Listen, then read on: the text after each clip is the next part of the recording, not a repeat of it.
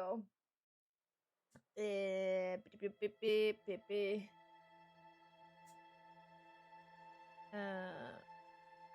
Right, let me actually check first, and then I will turn off the preview. Just want to make sure, because I have a feeling that every time when the Windows or anything on my PC is updating, then some stuff are like restarting, like setting wise.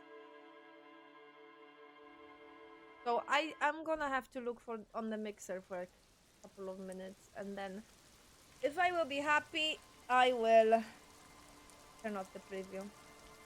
Right, so Pain Peko, it's time to get to the island, and that means that this is the end.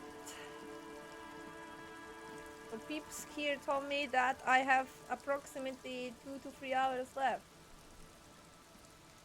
Our tenant, the policeman.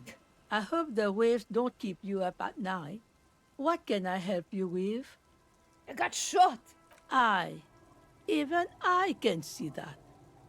I told you not to bring your trouble with you, policeman. We've got troubles of our own here. Though I suppose you took the worst of it. Turns out you were your own ill omen.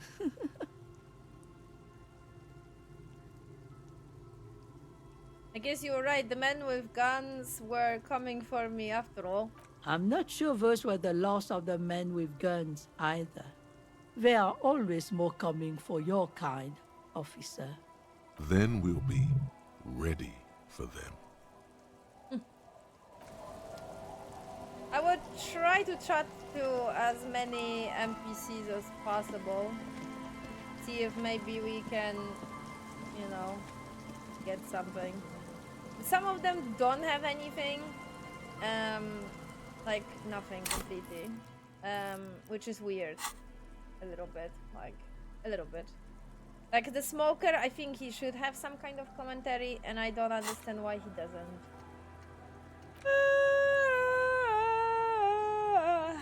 Yeah, that's impossible to do now. We are doing this. We're gonna do it. And this is the final. Let me check the map actually. I would love to do the. You know what I would love to do? Oh, recycling van. Why are you showing me this, considering that this is not possible anymore? Like, I don't understand the point of this map sometimes. Oh yeah, the technically, yeah, we can do that, but no. You can technically do the whole shenanigans with getting rid of the expression, but I don't. This is not my canon. To be honest with you. Same with getting rid of the beard. I don't know. No, just no. I would love to do the whole thing with a wall, but that I need to wait for the night to have a better chance. So that's sad.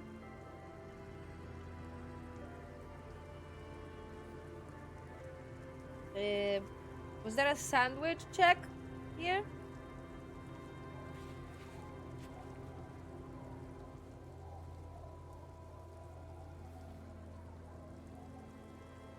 What's the dirty jacket doing? Because as far as I noticed, it's just like nothing too special. Oh yeah, and we can find out. Technically, you can find out more about. I already forgot her pronunciation of her name. Some of the names are difficult. We can find out about her past. I mean, she was actually quite a nice character. Maybe I should try. We'll see what type of check is this. The scruffy-haired little boy kicks a stone while the other watches him do it. Didn't mean to do that.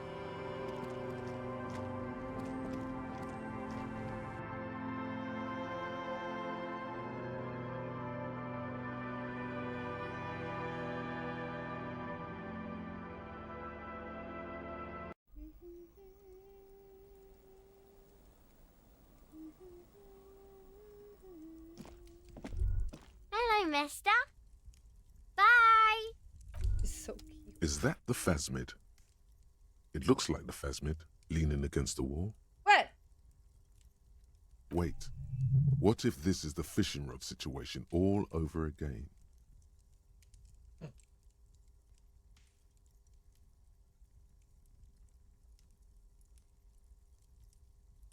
Try to sneak up. It's not the phasmid. It's not even organic. It's a fire iron. How disappointing.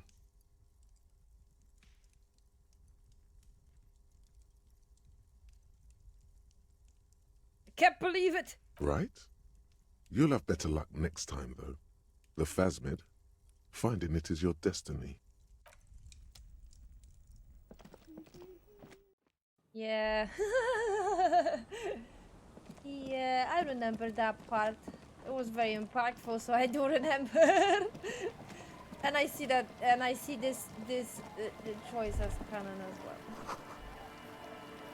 Just saying, no details, just saying. Church.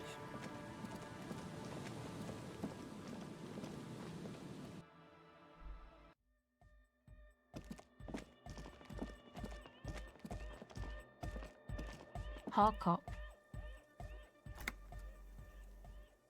What is it? Reaction speed. Oh god. I got shot in the leg. Ouch. I did notice you limping, but I thought maybe it was your thing or something. When I was 16, I used to date this guy who had a limp, but it only showed when he was sober. So I guess it wasn't real or something. I don't know. Anyway, shot in the leg? I'm sorry. Man, that must suck. Reaction speed. Do I have any clothes that could help me with reaction speed? Oh, reaction speed +1.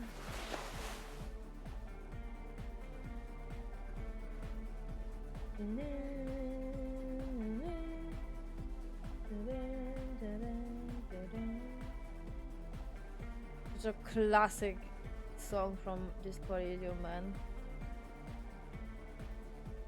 I feel nostalgic when I hear it, and it's not been even like, wow, 4 years I play it for the first time.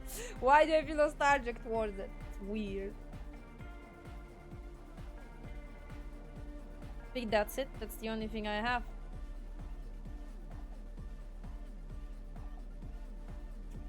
Ладно. Hardcop. So it's even worse now because what? Because I lost. What did I lost? My hat? Why is my Hardcop. hat giving me?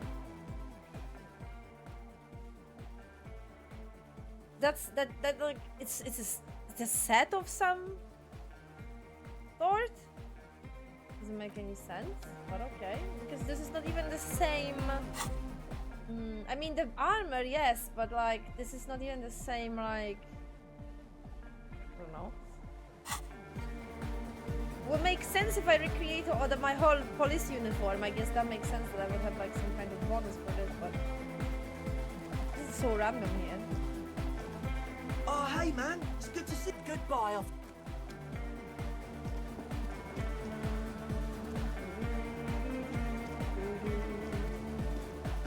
Yo, man. What's on your mind? Yes, what is it? Nothing. Okay, cool. Egg. Hardcore? Or that's it? Good morning. Yeah. Hardcore. Oh, hardcore. Okay, that's new. Right. Okay, Nick, give me an idea with that jacket or whatever that is. You give me an idea. I like that. I like that you don't didn't tell me exactly what I need to do. You just nudge me in the right direction. This is what I like. Like not backseating and like you need to do this and that and you need to do Someone it. has left an unidentifiable article of clothing on this railing. That's a very It good smells nudge. really bad. It's streaked with dried seagull shit and tangled with pieces of seaweed. A dangling arm suggests that there might be a jacket beneath the crust of filth. It seems likely that it was left in the surf until someone laid it out on this fence to dry out. Unfortunately, that just seems to have stiffened it into a shapeless mass. Please tell me you're not taking that with you. Why not? It's a guano-encrusted jacket, and you're already carrying around enough as it is. Fine. It's fine.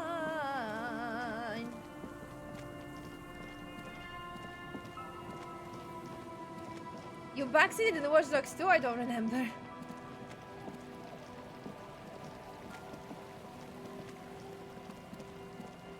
I don't remember.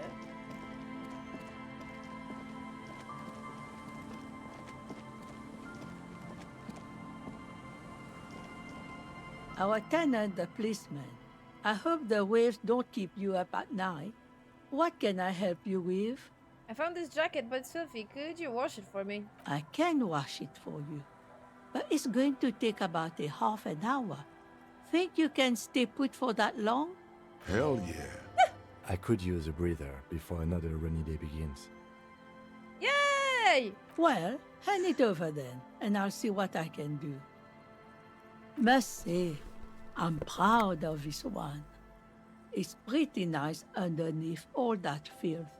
I hope you'll have an easier life in your hands. Oh man, that would be actually nice to. Where are you?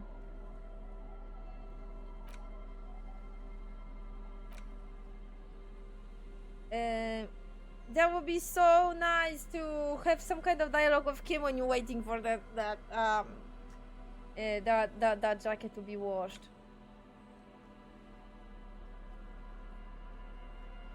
Pain threshold, half light, always hot.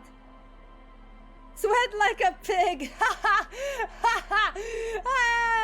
Yeah, I use that expression quite a lot, actually.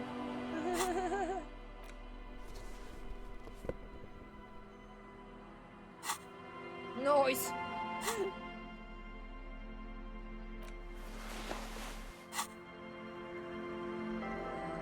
Oh man, I mean that was nice. That was nice. I wouldn't even thought at first, but logically that makes sense.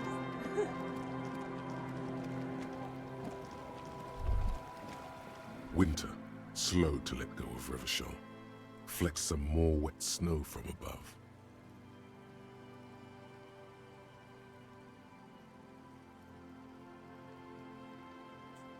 Look around. The snow falls lazily, making the beach sand paler still, mixing with the rust-colored sewage runoff. And to think, it seemed as though it were already spring. You're warm in your hat and your coat. Like a well-equipped explorer, you comfortably survey the white landscape. Yay, I'm warm. What's in the west? More winding coastlines lined with abandoned buildings, crumbling piers, salt water lapping at their dark piles, grey and red forgotten city blocks, what remains of the pre-revolutionary effort to gentrify the coast. The waters turn black, Coal City in the shadow of San Martin, a boomtown, back when coal extracted from countless shafts near the city was needed to power Revachol. No more. The coal was supplanted by petroleum from the ocean floor and hydropower from the Esperance. Everything crumbled. These days, only the weakest remain in Coal City. Their hopes of getting rich linger in the defunct shafts under their feet. What is there? Below the old mines, L'Océan Municipal, Revachol's underground cemetery. Le Petit Rat braved the underground passageways, trying to get to Le Royaume, What? Le Royaume? where the Philippian kings were interred, with their doctors and their admirals. Mausoleums, burial chambers, leaf gold still remains on the double door of the morning. What's with... that's where Kuno said he's gonna go. Yes, to peel the gold off with his fingernails. That's Petria... I have no clue how to read that. Children under 14, they go underground looking for artifacts to sell to foreign museums and for fabled relics. Their parents let them. They go deeper. Shit. Deeper. After rubies, melchiorite, lapis lazuli, plundered from Safle and Seol during the time of the suzerain. In the burial chambers of the kings, Grand Old Philip, Guillaume II, and even in the mausoleum of Philip the Opulent. 2 kilometers underground, in a winding shaft along whose walls mirrors have been placed, so that daylight may eternally fall upon the richest of all the kings. The mausoleum contains untold quantities of gold, and that special, purest of the pure magenta cocaine, favored by Revacholian royalty. How can it be pure if it's magenta? How can it be pure if it's magenta? Snow falls, and there is no answer. Some things are not for mortals to know. Wipe the snow from your shoulder. Few petits rats return from the shafts. Even fewer find what they're looking for. A small child steps out of the black tunnel with silver trinkets in her pockets. All around her, white snow on the extinguished coke furnaces and on the weather-worn shacks where fathers beat their sons after drinking. The snow melts on your fingers, turning to water. What's east? The canal you crossed to get here and beyond it. Martinez proper, the district the police forgot to police. There is laughter, lights, attempts at entrepreneurial activity, cynicism. Someone is scraping snow off their windshield at the roundabout, in the midst of which a statue of Philip III serves as a destination for grade school field trips and a fine perch for winter birds. That's all? Like all monuments, it's also a warning. 6-story ruins on the south side of the roundabout cast a long shadow over the profligate king. And further? A fenced-off yard. There's a truck belonging to a logistics company parked next to the gate. Bright light from a building behind the fence reflects off its hood. Clean white light coming from the windows of a clean cube-shaped office building hidden amidst ruins. A secret. What's in the north? An abandoned church that's being turned into a dance club. 4 youths are hard at work there, making it ever harder core.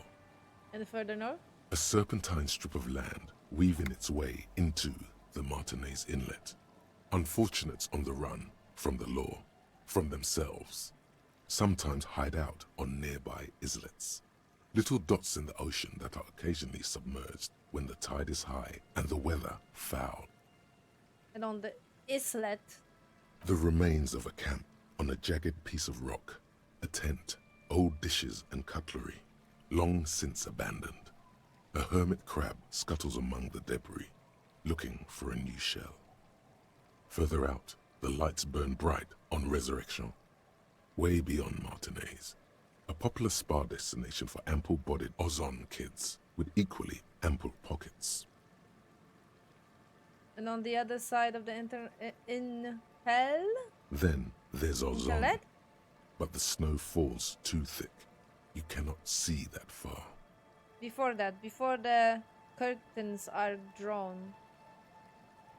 The Bay of Revachol, vastness, great depth, over 1,200 meters at its deepest. Water air-brinier than here.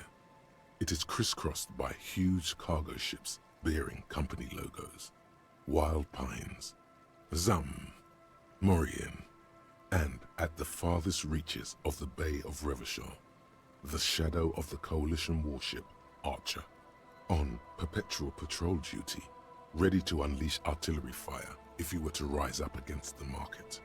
You shudder. What's in the south? The raised motorway, 881, separating Martinez from Jamrock. Vehicles whoosh past one another day and night, while those who reside in the labyrinthine alleyways beneath the motorway attempt to carry on with their lives in the snow and the slush. And south of the 881 is the Pox. The fox.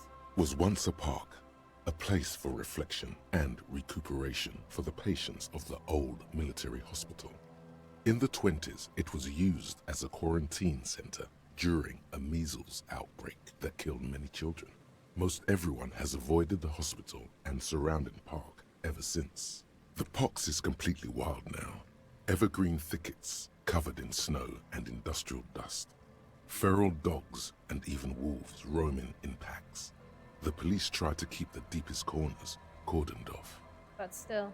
Heavy drug users do slip through and hole up in the old military hospital, hoping to find something to get high on among the hastily abandoned supplies, or just to overdose in peace. Further south. A line of motor garages with armored carapaces hunched in the cold. A mechanic is hard at work, patching up bullet holes in the side of a Capri 40. These are the garages of Precinct 41. Snow settles on the roof of the repurposed silk mill. It serves as your station. Shivering RCM personnel hurry in and out of the main entrance. Around you, the snow continues to fall. To the west, the ocean swells. No, it was home. I want more. The stairs descend to Central Jamrock. A man named Cooklove has a snow-covered stall there in the market across the bridge. He sells kebab infested with fly larvae to your colleagues who believe eating it will make them immune to food poisoning. Snow falls on the utility district, the library, the florist, the Sarah Mauritian restaurant that offers homemade wine, and also on the brothels and drug dens and the chop shops of the Zemlyaki. All of this built around a lake that formed in a meteorite strike. At the center of this lake, there is a little ship. There are lights at the bottom of its hull. They are lights directed toward the seafloor, looking for something, like whiskers. For what? A chill comes over you, crawling down your back. The sand under your feet is wet. Somewhere in the south, tarpaulin flap in the wind. What's below? Layer upon layer of sand, poisoned with industrial runoff. The storm drainage, hidden bunkers. Rats scuttle. We should keep moving. Who knows when the snow will let up?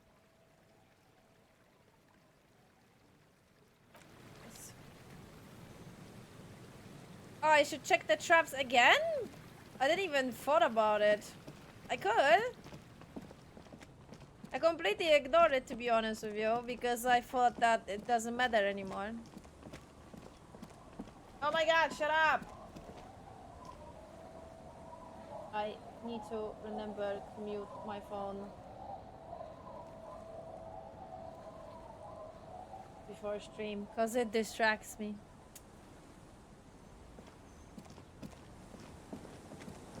Yay, welcome, hello. Right, we'll go back and check. That's completely fine. It's not that far away. Well, the first one is not.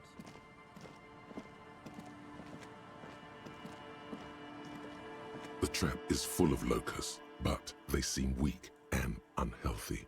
A few lie on their backs with their legs twitching. Still, no phasmid. Poor things.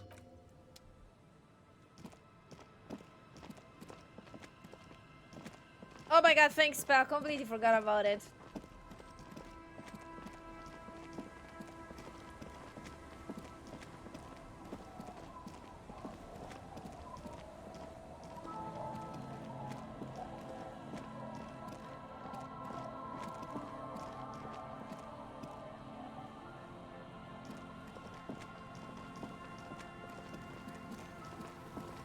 Right, so one is just here, and then the last one is at the end, like behind the church, if I remember correctly. A few locusts trudge along the wall of the trap. The rest are piled in a heap in the corner, dead. No phasmid anywhere. Poor things.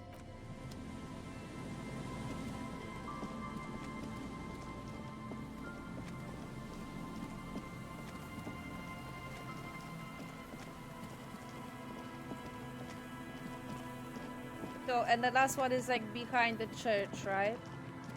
So it's like here.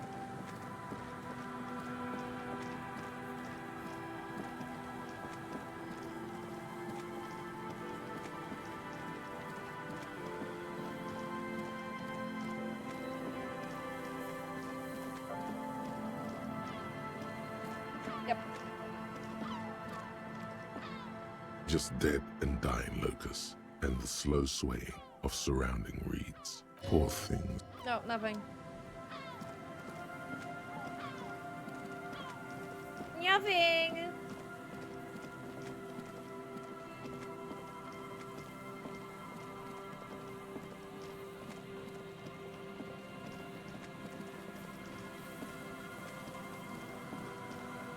And I'm guessing I can open this. An old door, worn by Oh. elements, guards the depot. Alright, yeah, it's fine. I don't care that much.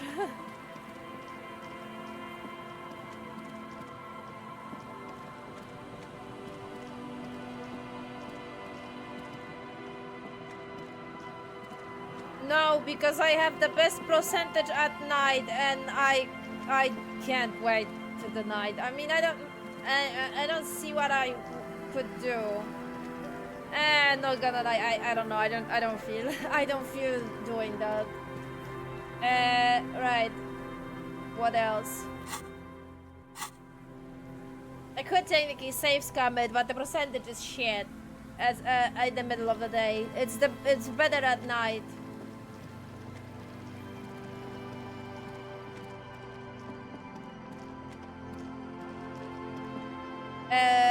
Right, what was I thinking?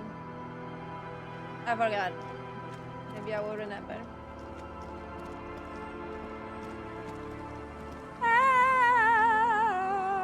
Sorry.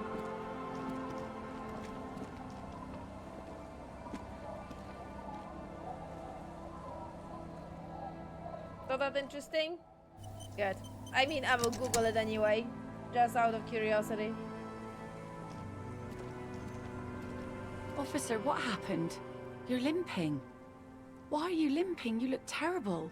She sounds almost disappointed with you, reprimanding you for falling and hurting your knee.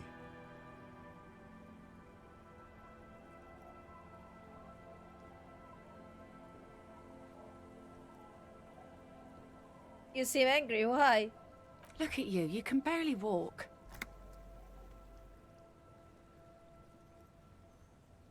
It's nothing. Doesn't look like nothing. Looks like you've got banged up real good. What happened to you anyway? We heard gunshots from the town. They were closer than usual. There was an exchange of fire on Rue de Saint-Guylaine. It's nothing to be worried about, madame.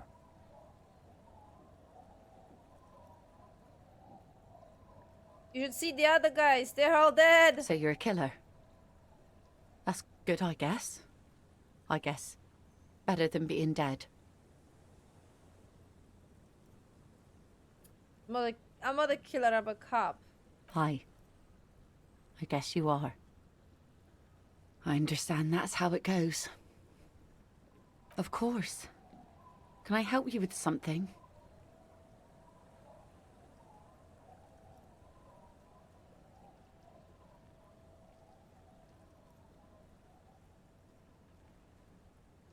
No, spell, she's hitting on me, not other way around. She's not hitting on Kim, she's hitting on me.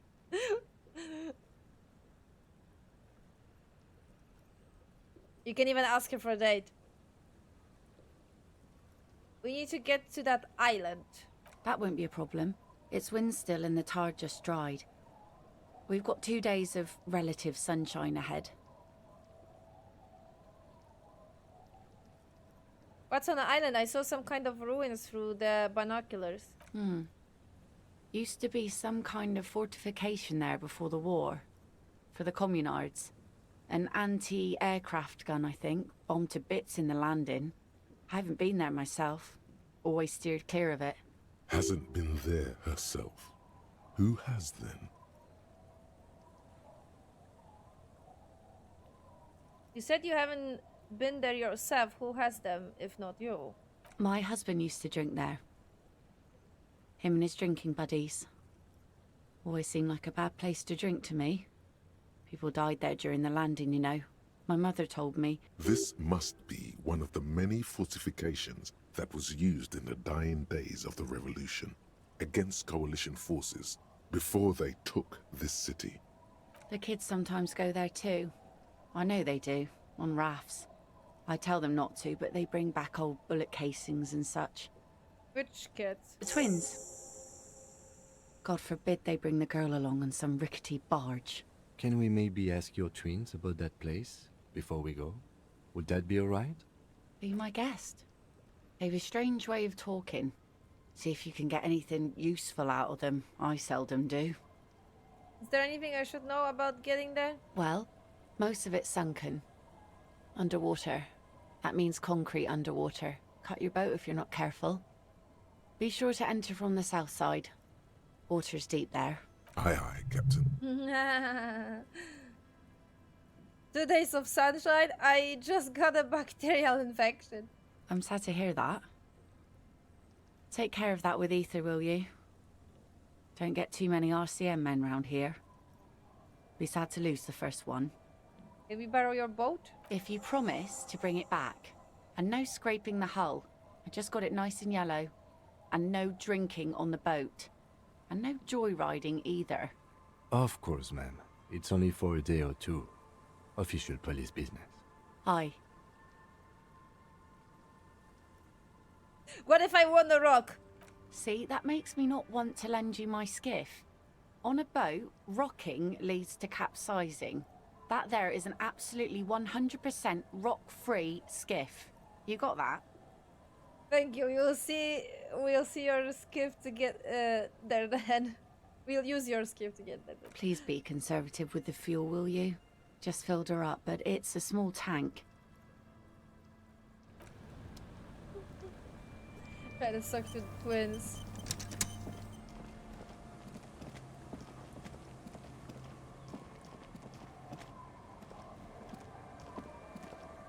The scruffy-haired little boy kicks a stone while the other watches him do it. Okay, kids, you have been to that island, right? On that island? The one who is busy kicking his stone points to the bay. Yes, that one. I need to know what's there. That's, nothing. It's just a seafort and some plants. You can take a raft there. It's great. And we make a fire. We make a fire. Mm-hmm. Gather the sticks for the fire. And bullets. Or not real bullets, empty bullets. Bullet shells. There are a lot of them left over from the war, but this could be important. What then? There are lights. The fire guy comes and asks us to put the fire out. They must mean a human being on that island, but it's cut off. Someone lives on the island? No. The boy answers, shaking his head. What's that word? Vehemently? What the fuck is this? Vehement? I have no clue. Yes. His father looks at him, then at you. Let's go with yes. The lieutenant raises his eyebrow and wipes out his notebook. Why is he the fire guy? Because he asks to put the fire out. Why does he ask you to put the fire out? I don't know. He doesn't like it. He don't like people to be there. You shouldn't go. Yes.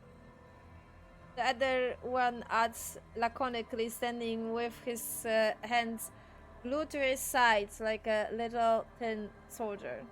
Because he doesn't want to be found. Smoke traces. You mentioned something about light. I don't know. Did you mean there are electrical lights? He points to the street lights. Yes. The boy looks at his toes. Is there anything else you can tell me about this guy age? Does he live there? Yeah, definitely asked 5-year-old that question. No, he doesn't live there. I don't think. No, he lives there. Been there twice, 2 times. He doesn't live there. He isn't there sometimes. I am curious who's voice acting them. Probably some like a daughter or a son of some of the like programmers of the game or developers. Someone that's part of the development, I think, 100%. So cute though. Anything else? What does this guy look like? I don't know. They say almost in unison. How come? We ran. He just yelled we shouldn't be there. Your father used to go to that island too, didn't he? Our father killed himself. Don't say that, he didn't. His brother punches him. The boy's eyes well up like he's about to start crying.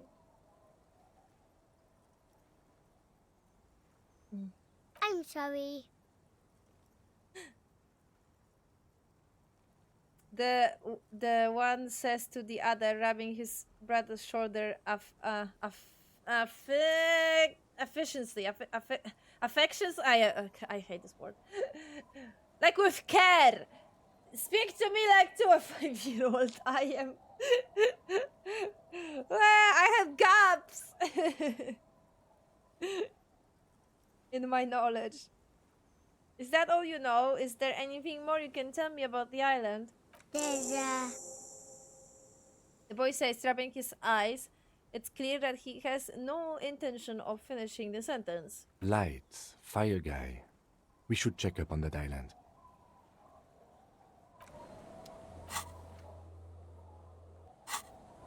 Cute.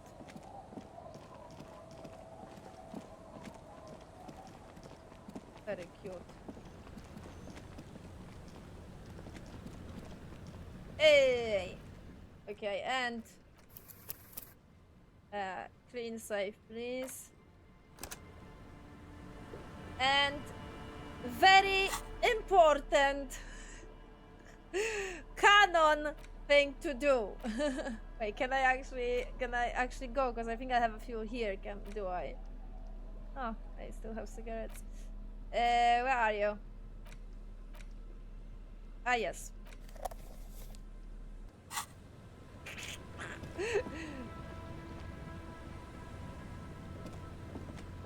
A skiff with a small steering engine in the back floats on the calm mirror of the sea. Its 2 seats are empty. Once you get in, that's it. One pull of the starter handle, and you're off into the bay. A strange trepidation comes over you. Are you sure you want to go now? I guess. Do I have any other choice?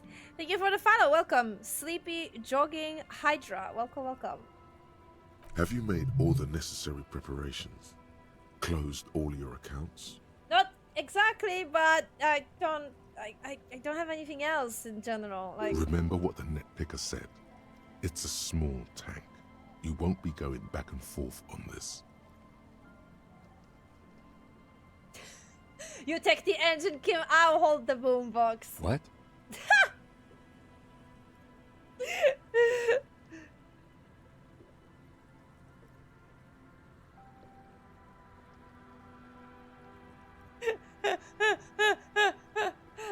What? How else do we blast South FM on our way to the island? Fine. Let's blast Sad FM. Sad FM is a radio station specializing in sad, slow rock songs. You seem to know its frequency by heart. Okay, game lets me, and I would like to try. What? You heard me. I don't make me repeat myself. Fine, why not? Very cool. Now tune it to Sad FM. You know you want to. Sad FM is a radio station specializing in sad, slow rock songs. You seem to know its frequency by heart. More or less the same. More or less the same. Right, Right, I have a clean save anyway. If I will remember about something, probably I wouldn't. And if I would remember about something, probably check on YouTube if I'm curious. Or if I will just leave it for the next 4 years and I will play the game again after next 4 years.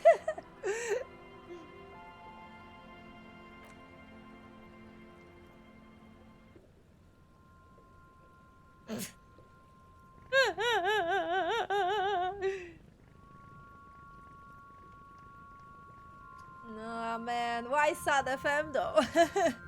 Wait, do you have to play Sad FM? Probably. No, I would like Speed FM.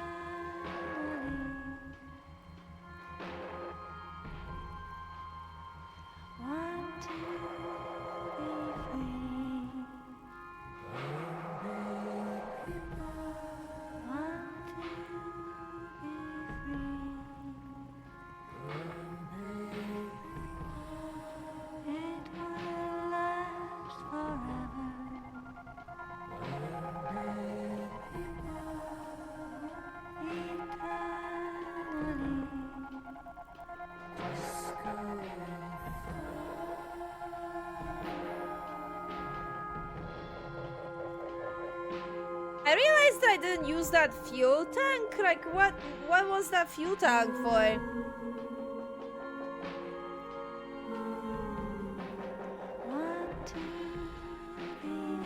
I thought it was for this, to be honest.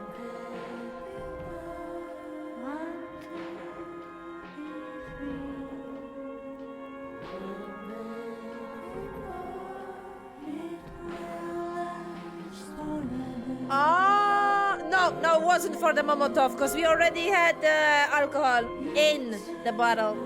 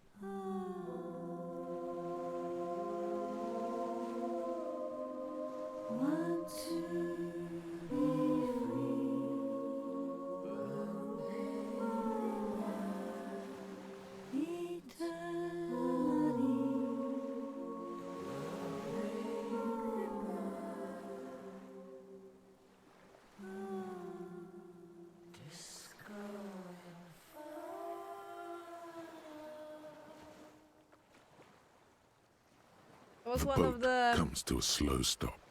The lieutenant turns the engine off. Then there's silence. There was one of the songs that actually plays as an instrumental normally, and they add, seems they have the lyrics for it. In the silence, a sputter of wings. A flock of quails takes off in the distance. Let's go. Level. Level.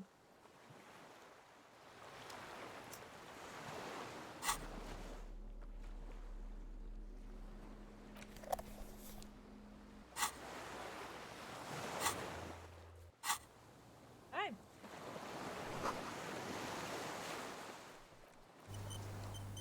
Just in case, you never know. Maybe the game is gonna crash or something.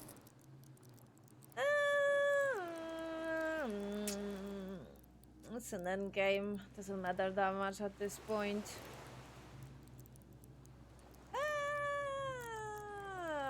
I like this because it adds a lot of more context to a lot of things.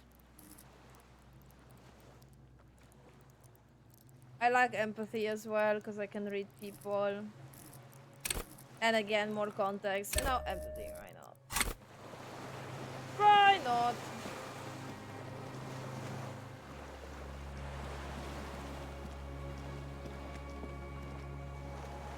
You will still use it, but it's kinda redundant. What do you mean? I mean, okay, don't tell me, don't tell me. If you're saying I will still use it. Attention, inflammable. Some fuel. Okay. What? It's dripping to the water. That's not good. Oh yeah, it's here.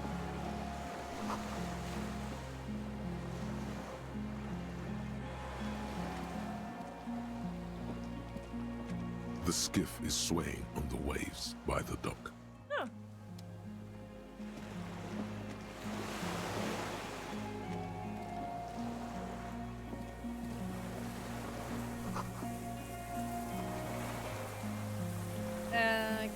Okay, this 50 years old.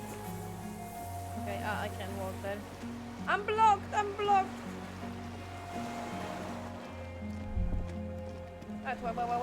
What? The chain trails off into the ocean, connecting the island to the supply depot on the coast. This leads to a depot in the Land's End. Ah, yes, so it seems. Antonio looks at the machine overhead. What do you think? What do you think it was used for?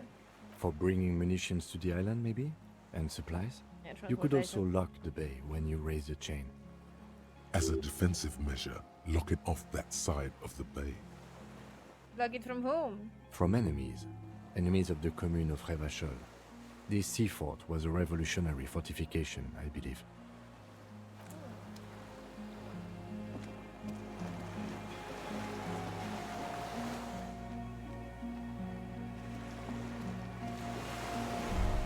The dry grass crackles under your feet as you stop. Far away, birds' wings touch the still surface of the sea. What is that? Flutter? The flock of quail departs, now more than 100 meters away, 102, 105. Underneath the flutter. On the islet, there is almost no wind, just the light movement of air through the reeds. Bulrushes swaying on the waterline, long dried leaves chafing against each other. Like a silent orchestra tuning at the beginning of some major work. Of great importance to the few who attend. To the west? A silent hiss, sea air moving through the needles of a pine tree. To the east? The faraway roar of the city, distant like today's dream. Before it, the sound of sand, the low tide filtered through its grains, a bird tending to its feathers. Ahead? A low hum. The air slowly moves through a concrete box, through its ancient slits and cracks, resonating, hollow. A big building. I need a drink. I need a drink. Right, beyond that, further north? Air flows out of a pillbox window. There is very little there. The air cossets flowers on a meadow. Absolute silence. Reeds motionless. Bulrushes motionless. Below the silence. Col de Mamadakwa. Jim? Yes? Stop it! Game! Mm-mm.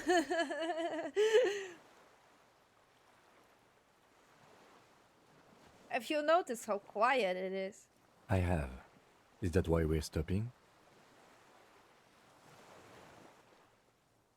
Wait, I have to listen to one more thing. The lieutenant nods in silence. Open your eyes. Eyes, okay. Oh, good.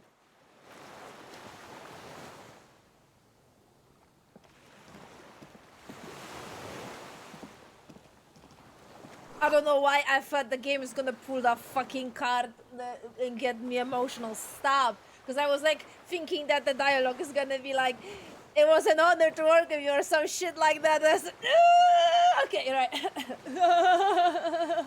I was preparing for that. That's why I need a drink, because I was like, no, we are not having this. We are not having this.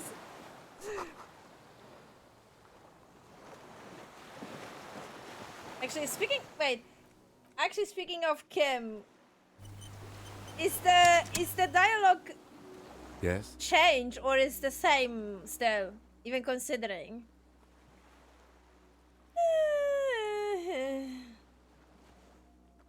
What about me?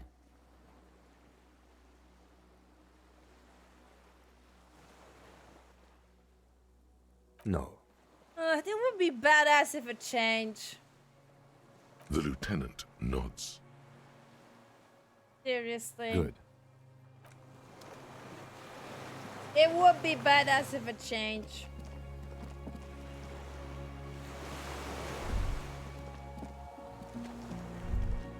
ICM? This feels familiar somehow. Kim, what is ICM? Insulindian Citizens Militia. It's the official name of the Communards Army, the black and white army of the revolution. Sounds an awful lot like. RCM? It sounds like RCM, Ravagel Citizens Police, yeah. It does. Major. Why? The RCM may descend from the ICM. May? It's impossible to say. It was chaos after the war. The name was good for getting people to join us. Revachol West was mostly workers and criminals. Nice political thoughts rush through your neocortex. A mediocre athlete would pant from dragging around his body on a busted crutch. But not you. You're thinking about politics with blood dripping down your thigh.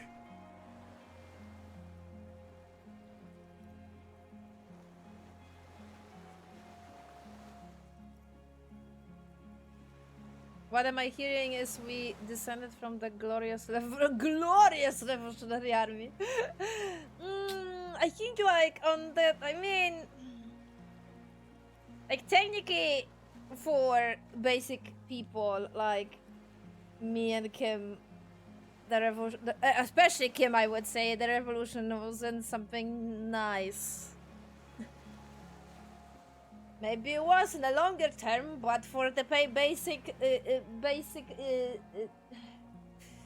paw on the board, not really. Just like with war. Just like with war, you know. War is never good though. But when you think about it in that category, like in technically in like a longer like global thinking, technically it's better for the other winning side, the quotes.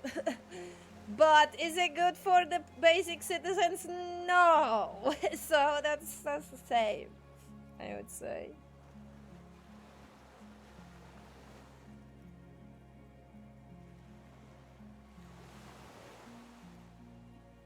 That's a bit embarrassing in 51, no? Maybe we need a rebrand? No one remembers the ICM. The connotation is less important each year. A white star. No, an upside-down star. With its horns in the sky, Communist. the symbol of the commune. Mm-hmm.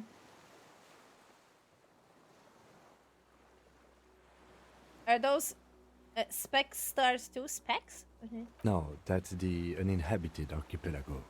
A DeLorean-era symbol of Insulinda, known as the face in the sea. Looks old. What's still doing here? After 44 years? That's not nearly enough to hide what happened here, Lieutenant Gefreiter. One of these barrels was still leaking fuel, as you saw. The city is full of things like this. Old bullets, guns, fuel. Mm-hmm. Oh. Entry here as well. Which one is correct and which one is not? I want to around first, actually.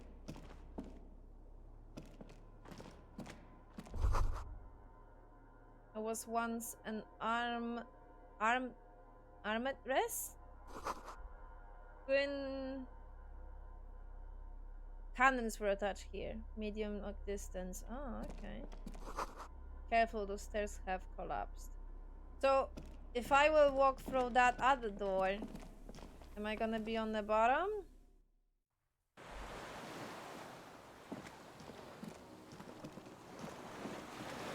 Can I even walk through that other door? No, wait a minute.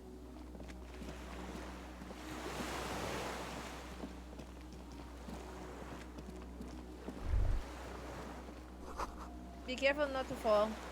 The cliff face looks step.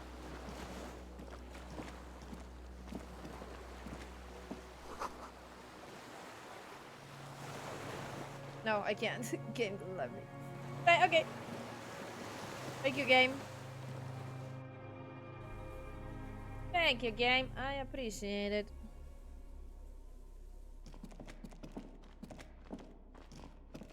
I go down here? It seems I can. One after the other. An old cylindrical generator is nested above the ammo lift, with makeshift electrical wiring running out of its side and across the floor. The cables disappear into the wall to your right. The lieutenant puts his hand on the metal barrel, checking for warmth. It's cold now, but someone has been maintaining it. The wiring has been repaired. Where do those wires lead? Downstairs, somewhere? He looks at the wall socket. What kind of generator is this? Liquid carbon. I would imagine it takes mazout. He points to the open fuel cap on the side of the dynamo. The kind that's favored by vagrants and fuel thieves. It's been a long winter, long and cold. If anyone stayed here, they'd need a generator. Up on the side? A hollow ring. The canister is empty. Dust falls from the generator and down into the ammo lift. What does this mean? A generator here? I don't know. I'm not a philosopher. I mean, why is it here? Someone with basic electrical skills has restored it in order to keep the room warm. Maybe it's the fire guy. The wind outside picks up suddenly.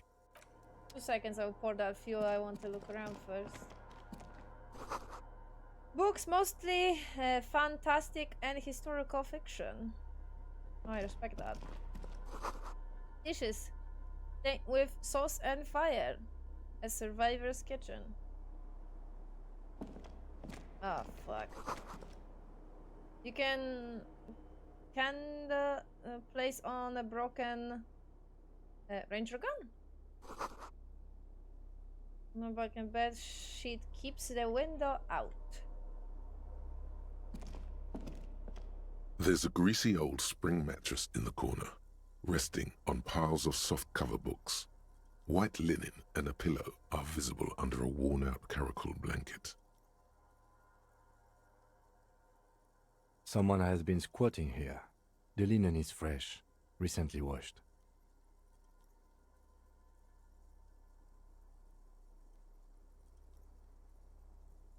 There are signs that someone lives. You force the rest of the sentence out through pain, thick as molasses, no longer able to hear yourself speak.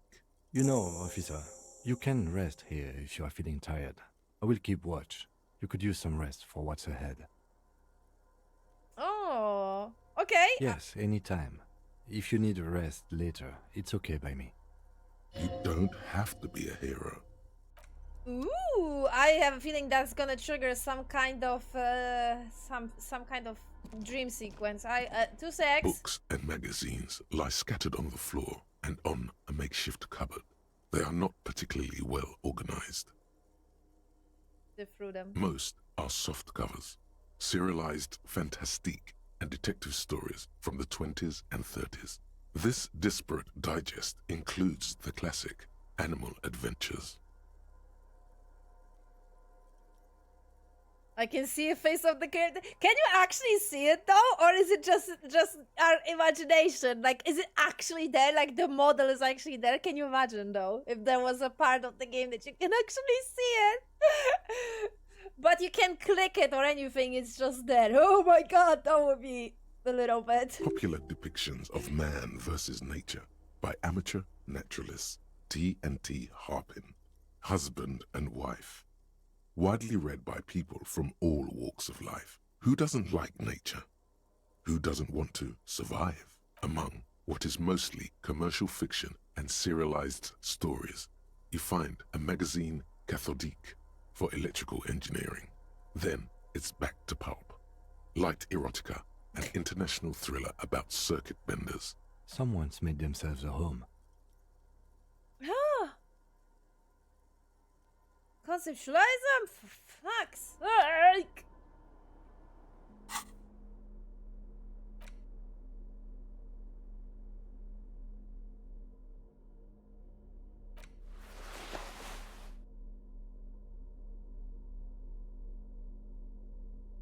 Uh, uh, uh.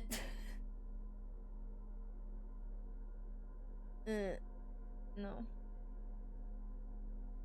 It's the same? No, it's different, okay.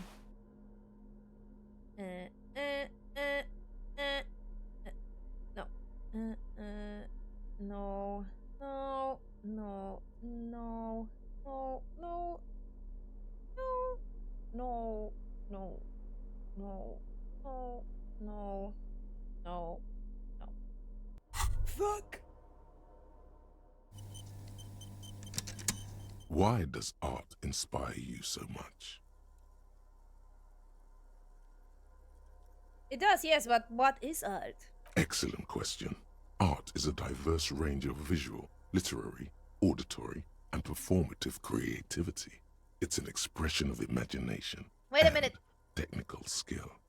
Additionally, it's history, criticism, and pure enjoyment.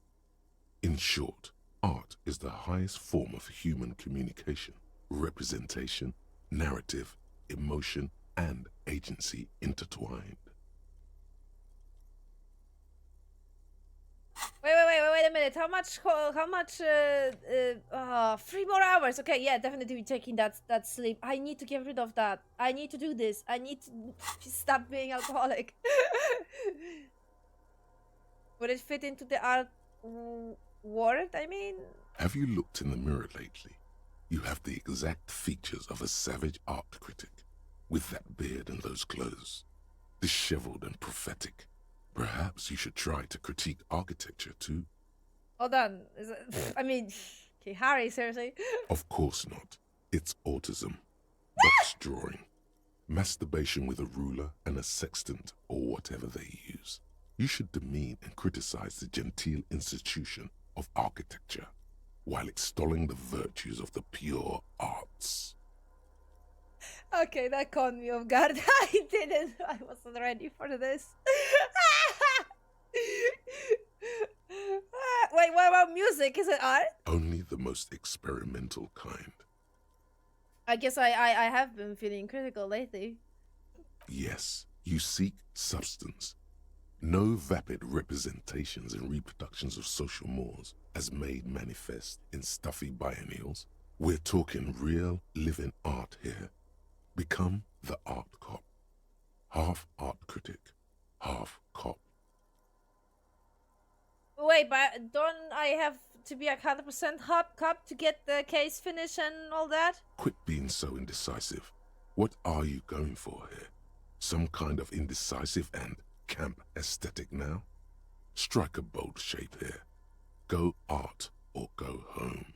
Sure, but I'm not gonna be able to do that. I am not planning to change any of my thoughts, so... Exactly. It's not only your duty to only catch the criminals off the street, you must also apprehend criminals of the printing press and the gallery, the trite and derivative artists and writers of the world. I'm guessing if I would do that one, I would Go get ahead some bonuses for that wall.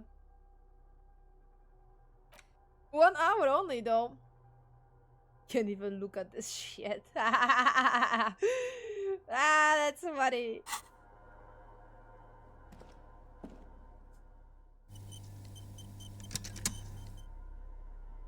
So I do have enough time to finish that thought. Okay, good.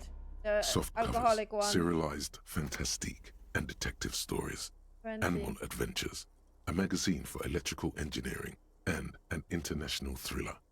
Also, light erotica and some historical novels from the century past. Let's save scum.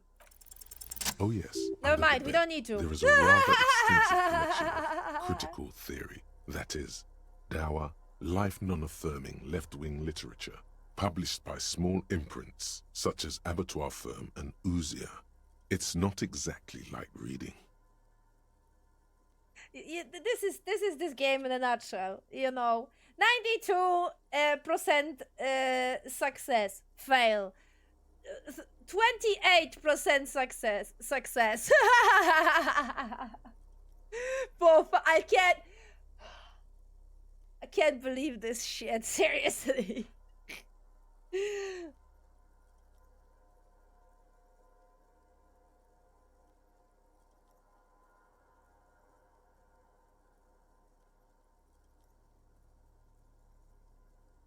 Look him, powerful communist theory. Rigorous and truthful. No, I'm not doing the whole communist thing.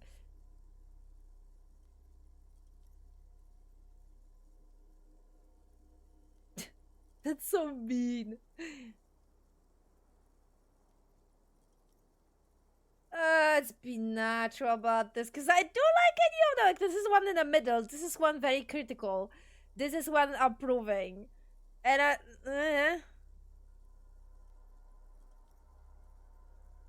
maybe middle, I guess. The range comment rating. Ooh, Sia. I agree. Humanitarian sciences. It stands out. Not a lot of critical theory around in Ravachol West. Your incendiary remark has failed to provoke him.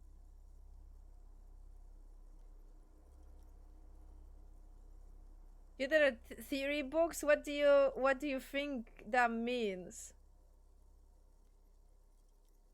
Again, I am not a philosopher, but whoever has lived here, they have some education and a certain set of interests. Interesting. Interesting. Oh, empathy.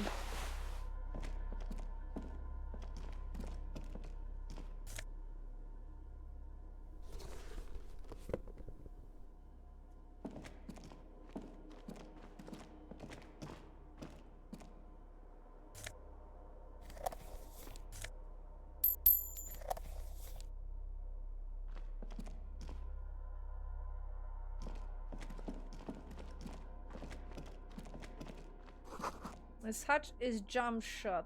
Oh, I can get here. Let's check everything. Green paint flecks off the monoblock aluminium cabinet. There are rows of switches on the front panel, a frequency band, and even a keyboard. Random fingers across the keyboard. The keys rattle like teeth. This keyboard hasn't been functional in decades. What is it then? The console of an anti-computation device. The generator upstairs, with wires coming out, they terminate here. What does the controller do? Urgence, ouvert, allumé, radiodiffusé. Sounds like this device was used to control the electronics here. Maybe it still does. This device was used to control the electronics in the room.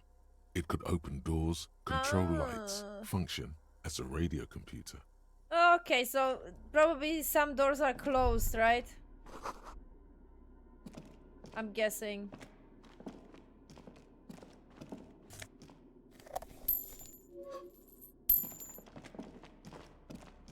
And this is how I can open them, by putting this door probably. Yeah, this door goes.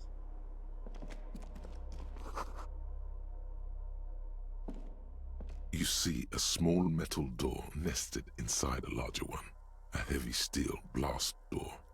There is a conventional keyhole above the handle. It's very small. That's on the other side. Another part of the island, probably. The lock looks like it could still be usable.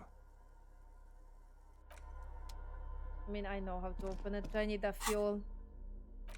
Get rid of that. It's gonna bother me. I don't want to progress. I want to do everything. Alright, so okay, so that's the entry. That door is... I'm not sure if it's optional or not. I would check. Alright, let me go back to my... this one. I like it. You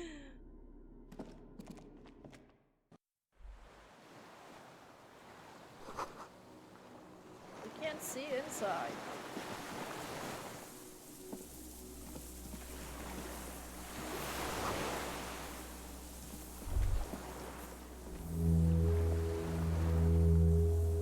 The distant sound of cargo ship.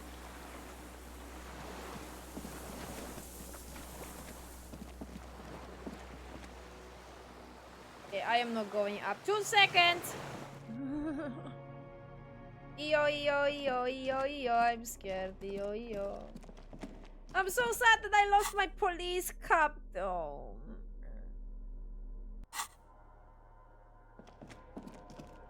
Right, let's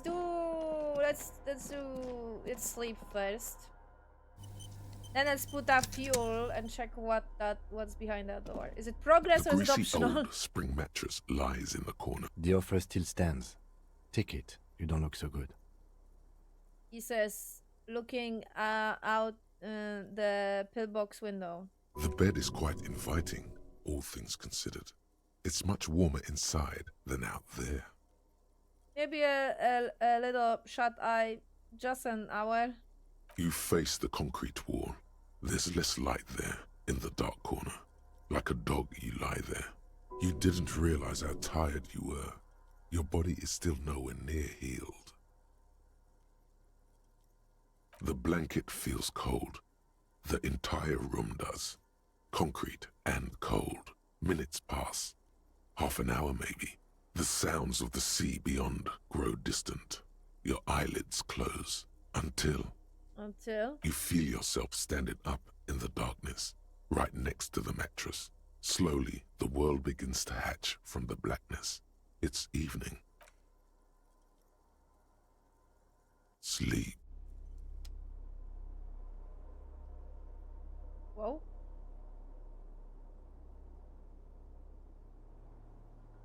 Wow.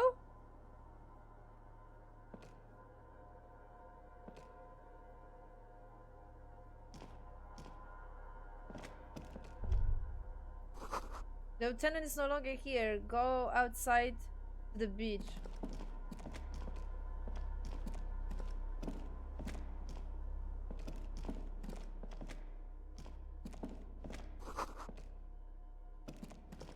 You're strange. Somehow you can't get in.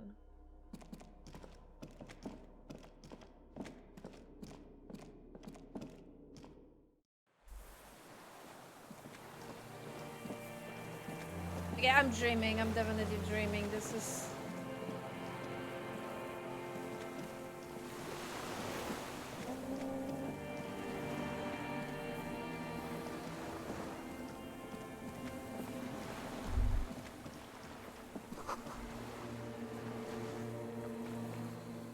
Oh, go down to the chain? Okay. So that's a... Ah, okay. Here? Okay. There's a chain here?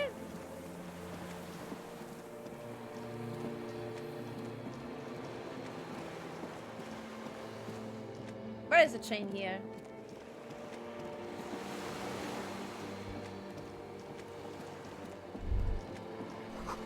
Walk into the water now.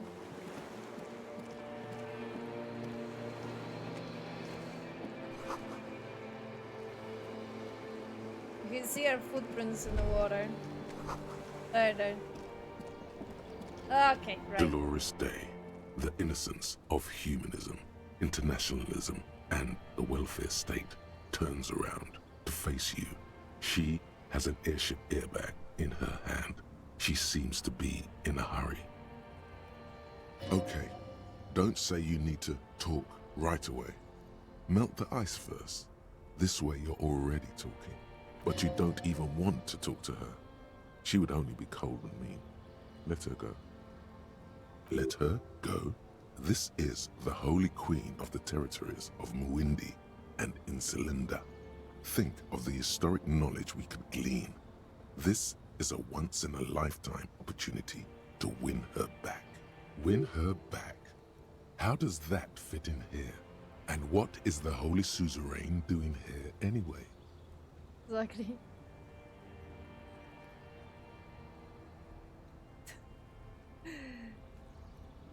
Something is off. I'm sorry. I was heading to the aerodrome. I just don't have time to... She stops mid-sentence, glance to her right, then looks at her bag. She means she doesn't have time to tend to your emotions. You don't have time to tend to my emotions. She sighs and looks over her shoulder. What are you doing? Stop saying things like that. Where are you going? I'm going to Morova. To live there, in Grad. It's 1 million kilometers away, Harry. Might as well be another lifetime. What's in the bag? Just my scepter, my globe cruciger, a spare silk gown, a toothbrush, travel documents, the crown of immortality. Crown of Immortality? Aren't you already wearing one? Oh, this. This is just a wreath. The crown of immortality is made of rarefied light, mana and raw palladium. It was passed on to me by the rulers of late antiquity. She looks at the suitcase, not knowing what more to say. Then, over her shoulder. Anyway. Okay. Hey.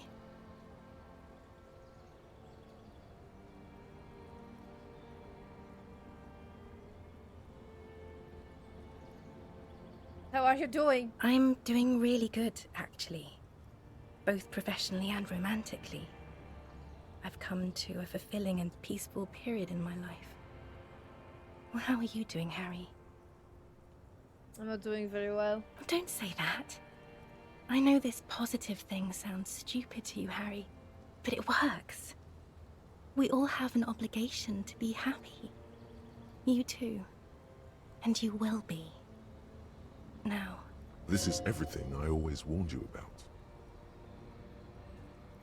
Can you stay for a moment? We need to talk. We need to have one more massive epic showdown. No, Harry. No. I don't want a massive epic showdown. I want to go to the aerodrome. I have tickets for the 10:20 flight to Morova. Really, we don't have anything to talk about anymore. Every combination of words has been played out. The atoms don't form us anymore. Us, our love, our unborn daughters, it's all gone. I have to go to the aerodrome. I have to leave Revachol and you. And you have to be alone. In hell, forever. That's just the way it is. Oh God, whatever you do, don't try to kiss her yet. Not after that. You're still reeling. You'll fall over if you try now.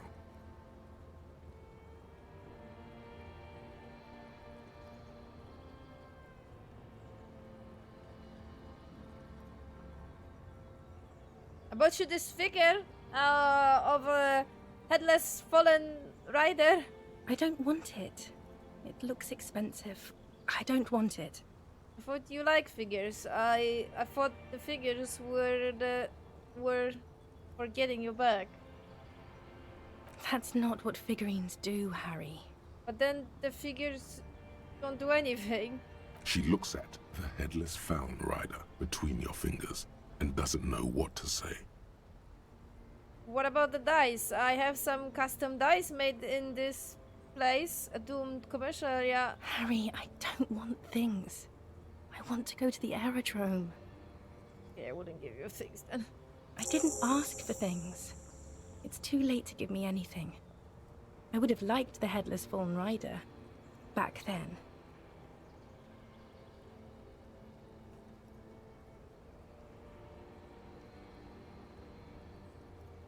Hmm. I get a feeling you're not really Dolores Dale. I don't know what you mean. Dolores Day?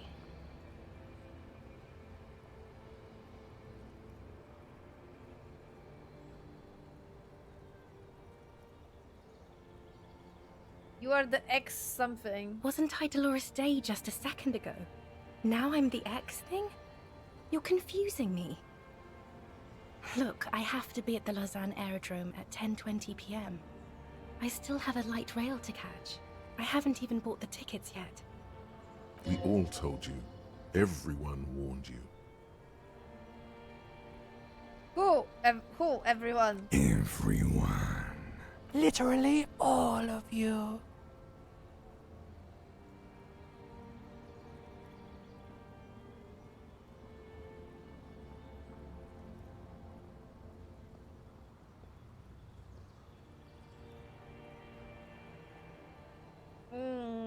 It's a place where I never met you.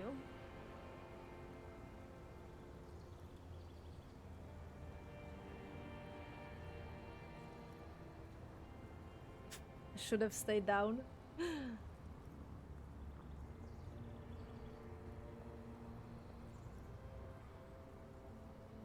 My friends are waiting for me on the platform. I can't let them wait. It's impolite. What?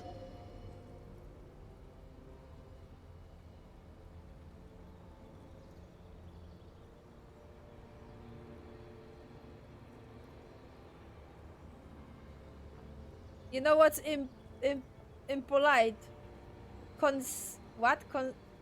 Conjugating a lieutenant detective of the Ravagers militia to eternal what? Damnation? I am impolite with you, Harry, because you are the past. Me and those friends will have good times together in the future. The evening wind blows in. The ground wraps around her like a white flag. She says, This is how human beings operate. I was wrong. You don't have power over her anymore. You shouldn't have said that. I am wrong about everything. You should go on without me. You are the morning. The morning? I don't understand. I mean, morning, I'm grieving, but you are not even dead. Oh my god, Harry, stop. I don't want to hear anything about the morning. Mourning someone who's still alive. Any of that. I can't do that anymore. I'm not 80 years old, I'm 32.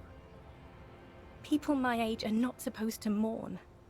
Breathes out, it sounds more angry than a sigh. I had you before, you are the voice on the phone. Oh, Harry, you shouldn't have done that. She shakes her head very slowly. Her white hair brushes her shoulder. Do what? Call me like that. You ruined it. There was still a chance. You should have waited longer. She would have called you instead.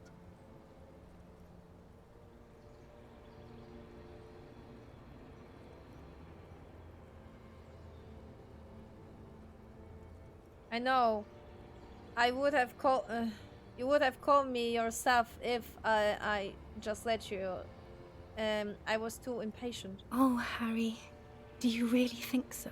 No. We haven't talked in years. I don't want to call you. I don't want to hear from you. I think of you less and less every year. Weeks go by without me remembering you. Months already. Soon it will be years. Every season that passes, the light gets less clear. I sit there in Morova, in the holy gratitude of my bliss. I put my hand on my belly and smile. The air gets cold around you. She looks down on her stomach, then up at you. Her eyes are full of tremendous distance and mystery. The death blow is coming. Black-eyed dogs wander the alleys. Apple trees hang their bony limbs low over the patchwork of roofs. Red and black. Revachol West, the evening sun. She's left and bloomed, far away from us, our vast soul. And I'm gonna fail this. It's Dora. That's what the voice said on the phone. Dora is short for Dolores. Dubois, yes. Dora Dubois. Ah. That's why I think of Dolores Day. Why what? Are you Dora? Oh no. No. We're not doing that again. That was not the death blow yet. You saved yourself. For now. Keep stumbling around, and it will happen. So that's why I thought they were related, but okay, I guess that makes sense. Because I thought it was the same. I thought that Dora was short for Dolores. That's why I thought it's the same person. But it's not. It's just his depiction of his ex-wife.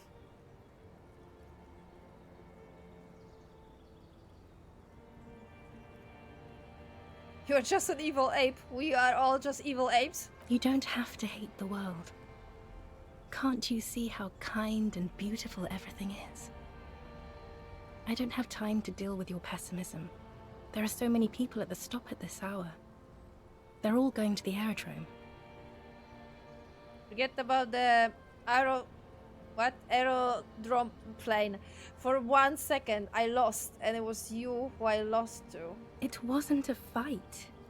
I was never fighting you.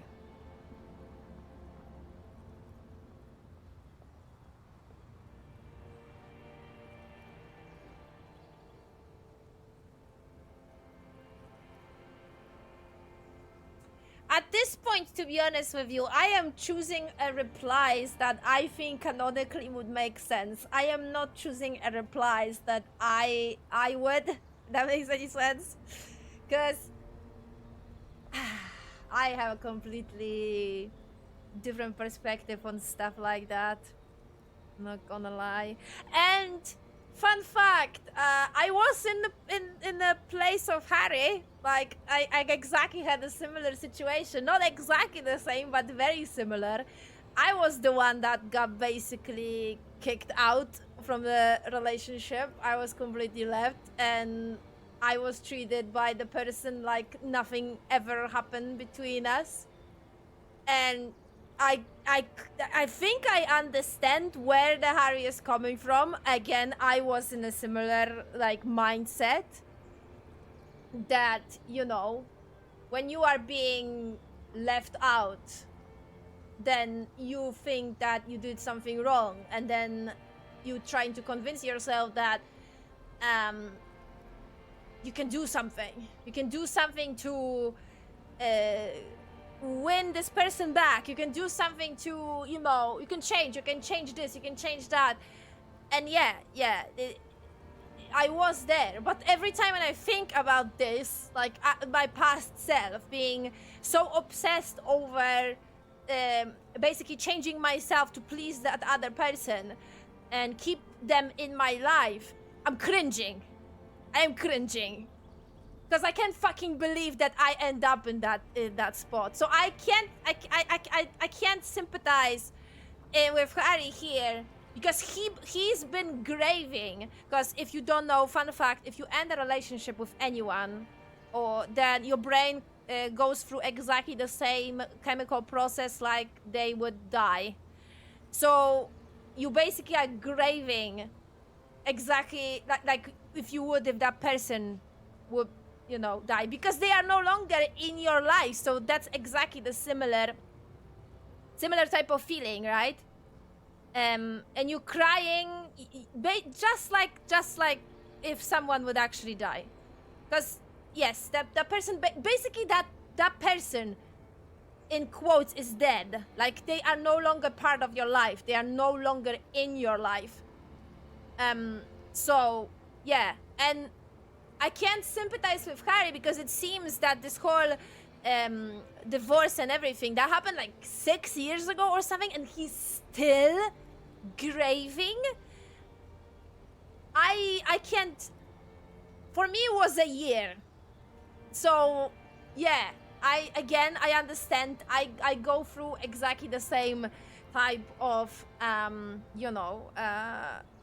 mind process in my head, but I can't believe that you can be in this state for that long.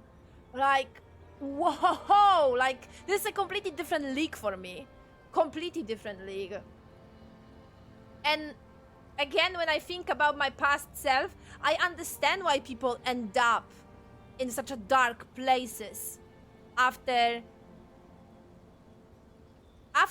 when it wasn't like a mutual agreement, because it's a completely different story with a mutual agreement. But when one side is pulling out and you still want to be in, that's a completely different story. So, you know, I understand why people end up in such a dark place in their own head, and then they turn into drugs, turn into alcohol, turn into any other addictions. And again, another thing, this is something that I connect with Harry. It's I am quite similar in that department, that I learned that about myself, but when I think about it in a different relationships as well, like not only like love relationship, but you know, like family relationships and friendship and etc. I have a very, just like Harry, very like obsessive type of personality. Like I worship that person, and I think that Harry is very similar with this. That's why he is graving that hard. Because for him, Dora was his whole life, and then she left, right? So I get that, I understand, I know where this is coming from because I am similar. But again, I just can't put myself in his shoes in the whole that I am graving for that long after my ex, that I end up as a wreck of a human being. Like, I just completely different level.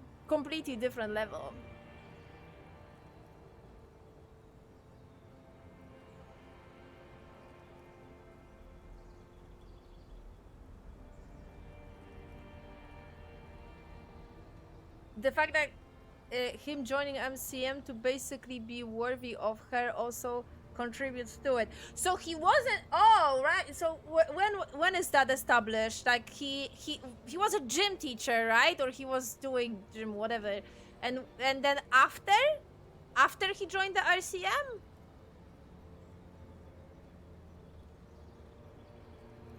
Wow. Okay. I need to watch some kind of YouTube video of like telling me all those different dialogue moments that I missed, and they give me more perspective.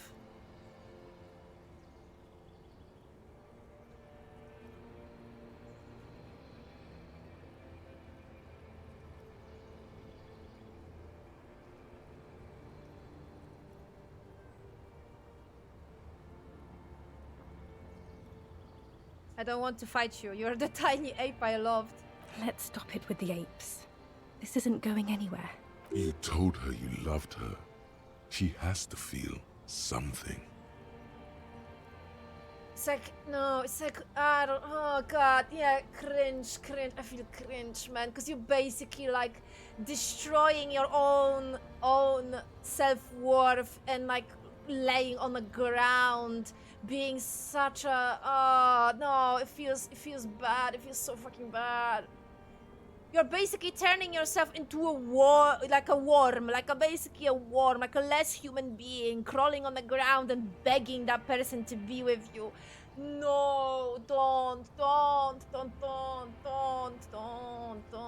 This is pain. No, you don't respect yourself whatsoever. On the second thought, you are Dolores Day, Queen. Wait. Seriously, I can end it like that? Yes, Harry. I am. Things have gotten much better for me, now that I am the ruler of the known world. Oh god, it's already so late.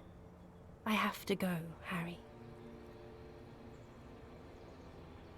Like it's, yeah, like She moved on with her own life and she doesn't even think about you whatsoever, and you are constantly you're living this scenario like life is like something's gonna change. Oh no, never again, man, never again. I know a lot of people like are crying when they hear this whole story. I cringe, like I am dying because I am reliving my old self. I'm like, oh god, I'm gonna puke. That's what I am feeling. And then it basically reminds me of my whole lesson learned after that experience is that fuck everyone. I don't need a relationship. I don't want this ever again, man. I don't want to. Fuck that. I'm not playing this game of life. I am not playing this game of life. Fuck that. I am not gonna put myself on a silver plate for someone and then be completely like blast to some kind of dark and depressing black hole. No. Never again. Never fucking again. A tiny golden watch with red straps around her bony little wrists. What things? But that's not very good way for things to be. It's not. But what? Tell me something good. Tell me there is something. I don't know why I said but. There is no but. That's it? That's it, yes. We've talked about it a million times. You will get over it, just like I did. People do. Things will get good for you again. The problem is he has a very obsessive type of personality. To the max, I would say, compared to me. If my level is, let's say, 6, Harry is like 100. So... Where in hell? Stop. You're only making it worse for him. You never help with anything. Good for me, where? In a fucking hell? Oh yes, she'll come around now. I made her love you again, Harry. Are you stupid? Exactly. She's about to say something. Here it comes. She's starting to love him again. And that's a fucking rhetoric saying that? Her innocence, Dolores Day, fiddles with the handle of her airport bag. She has a pained expression on her face. It's agonizing. See? She isn't saying anything. I don't understand. It was, she herself said. We were bad for each other, okay? I was bad for you. Can you not see? I'm bad. I had to stop. I couldn't just turn into a bad person.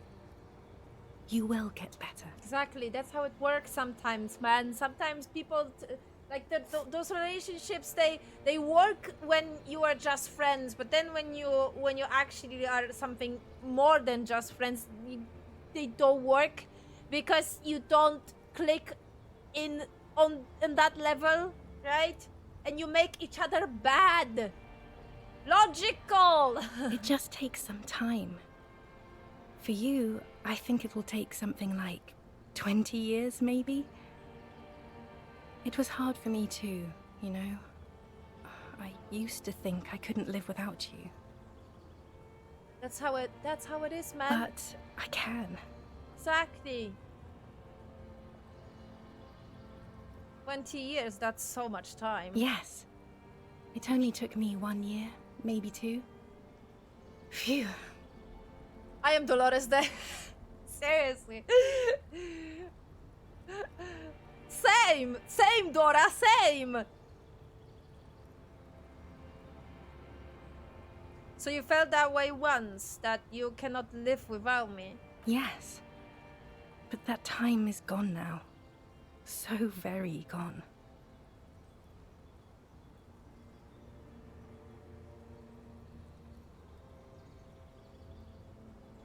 I don't know. Proceed with what? Harry, come on, man. Oh, I want him to get over this.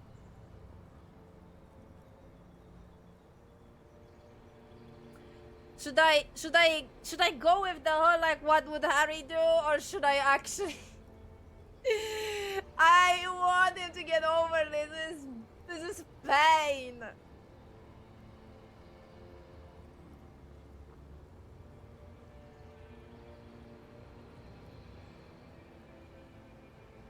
It's alright, Greyface. Thanks for stopping by. I'm sad that you can't see the ending.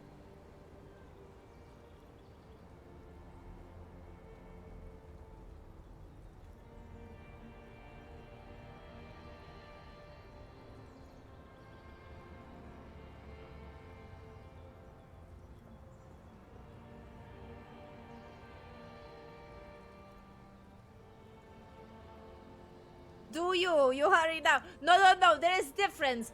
I can do what I think Harry would do, or I can do a thing that I would do. And what I would do is the 4, but I don't feel that Harry would say that.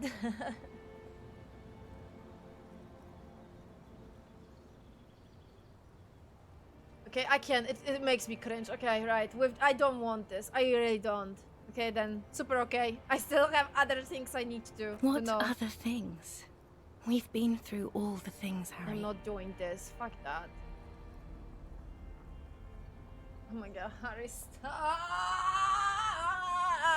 I can't. I'm dying. By the way, I'm making matte paper now. My net worth is insane. It's not about paper, Harry. Or anything like that. Like she's heard it before, 1,000,000 times.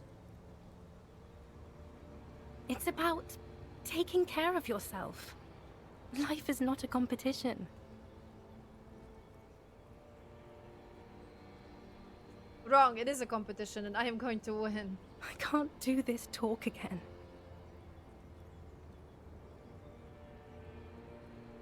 You have a new guy, right? He's fucking poor compared to me. I'm gonna... Oh my god, Harry, no! I have more money than any human being. It's scary how rich I am. I am richer than God. You're yelling, Harry. I can't do this.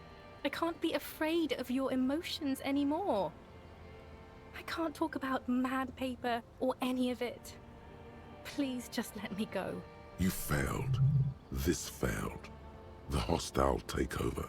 The Dawn Raid. Paper made out of broken, twisted trees. You're just insane. Insane and gone. Even 6 billion won't fix you if she's not there. But you said I have a vast soul and you will always come back to me. We both said a lot of things. We were very young. Exactly. It was her. I can feel it. I can see it in her tender, long fingers, in her wrists. Her hand wrote it, said those things. Actually, you didn't say it. You wrote it in a letter, a handwritten letter. I kept it in my paperwork. As Queen Regnant, I write a lot of letters. You need to recite it to her, for effect.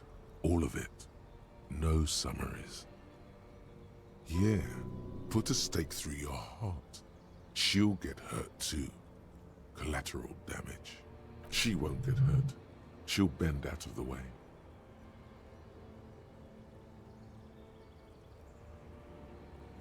I have it right here. Let me refresh your memory. Please, Harry. I just don't have time for this. I can't. I'm gonna fucking puke, seriously.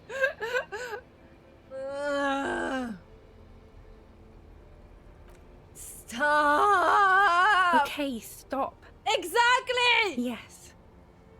Are you happy now? Stop!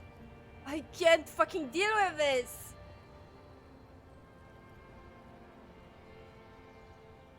No, I'm not happy. Then why are you doing this?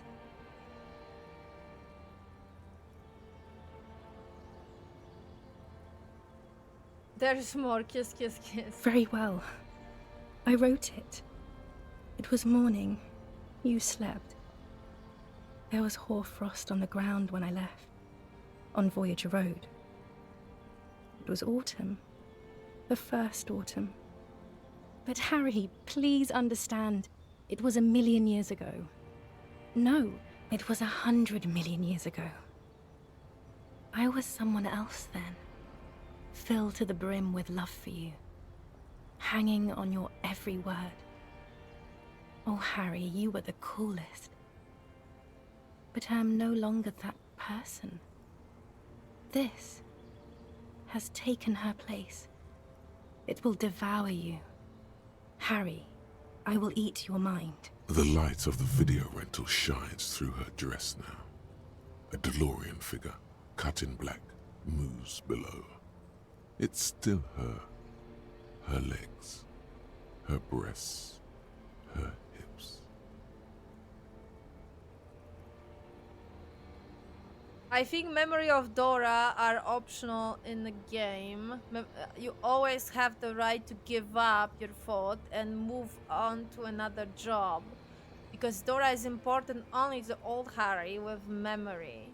And you are the new Harry without memory. But at the same time, I want to know, like, I want to understand, I want to know the context, you know what I mean? Like, me as a player, I would like to know more of a context, and I want to understand the whole, like, character better, but at the same time, I'm cringing, and I really don't want that. I don't want to know, you know what I mean? I was cool. The coolest. With your leather jacket and your boot-cut pants, smoking in the bus stop. I wanted you to be the rest of my life that day. And you were. Some of it, at least. You were my first. My first kiss. My first time to have sex. The first and worst time I fell in love. I will always have that with me. It's a fact. But that is all it is. It's like a ticket stub, Harry. It doesn't do anything anymore. 100% woman! 100%! The ticket stub. Yes, let's talk about that too. Let's bring it up, the zoo. In Le Jardin, the day we went east of the river, to the aquarium first, I was sad about my mother. I don't even know why. The shimmer of the fish tank on my face. The octopuses. It was just a day then, but to think. Were we there now, you could touch my hair, kiss me. Talk to me about anything, go virtually anywhere in the world. Not like now. Now our interactions are limited to pain and regret. Can't you turn back to a person you were? I can see here in you under the gown and that breath. And my crown of immortality. No. You scared her out of me. With your crying, the awful time we wound up having. And the cheap rental flats you could afford. So what, was he like too much for her because he was too emotional in general? Can't you see? I can never think you're cool again. I can only think that way about new people. So I at first thought that the reason why she left was because he ended up being alcoholic, but what, he started drinking after she left? So in that case, she left him because he was too much for her, like emotionally.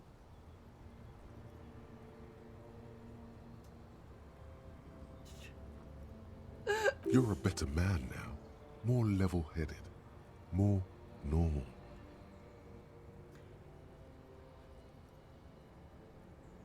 Well, I sympathize with Harry on that part. God damn it, I sympathize with Dora on once, and then I sympathize with Harry on the other. Stop it, game, okay? Jesus.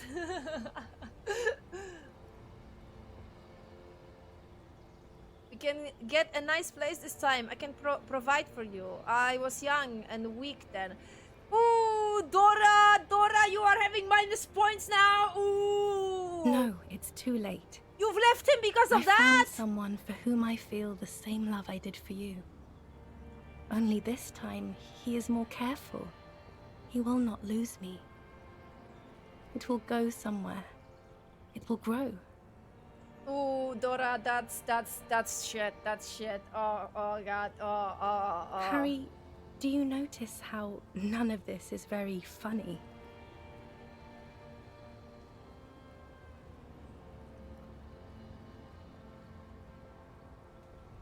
Yes, you are the last funny part about that. I hate being that. I don't want to be anything for you. I hope the decades it takes for you to get over me have already passed. Well, to be honest, I see a fucked up on your part as well, my lad, even considering that I agree with a lot of things that you're saying. Ugh. Oof.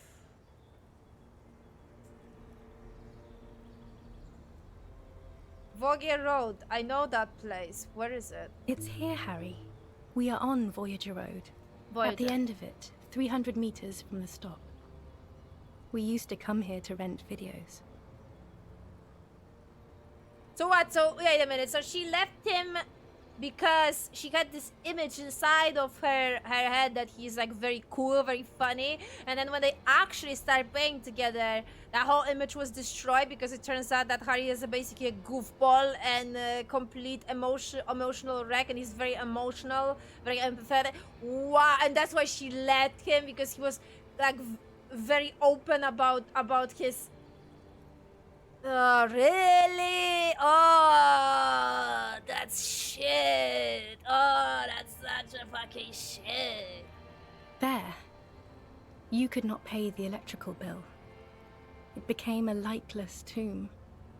The years you spent training for the militia, my parents' money, it was not good.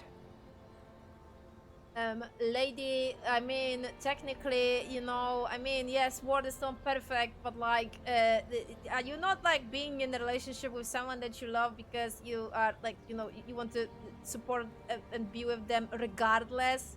Like, yes, life is tough, and yes, maybe he had some like financial problems, but like, really? Surely the alcohol didn't help either. Also, I was drinking.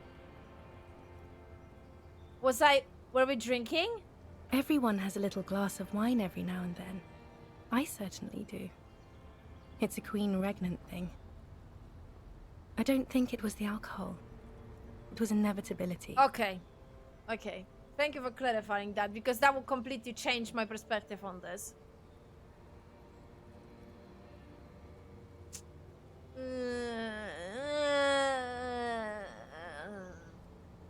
Yeah, that's my thoughts at the moment. When I think about shit like that, it's like... it's like... it gets me a wrong way.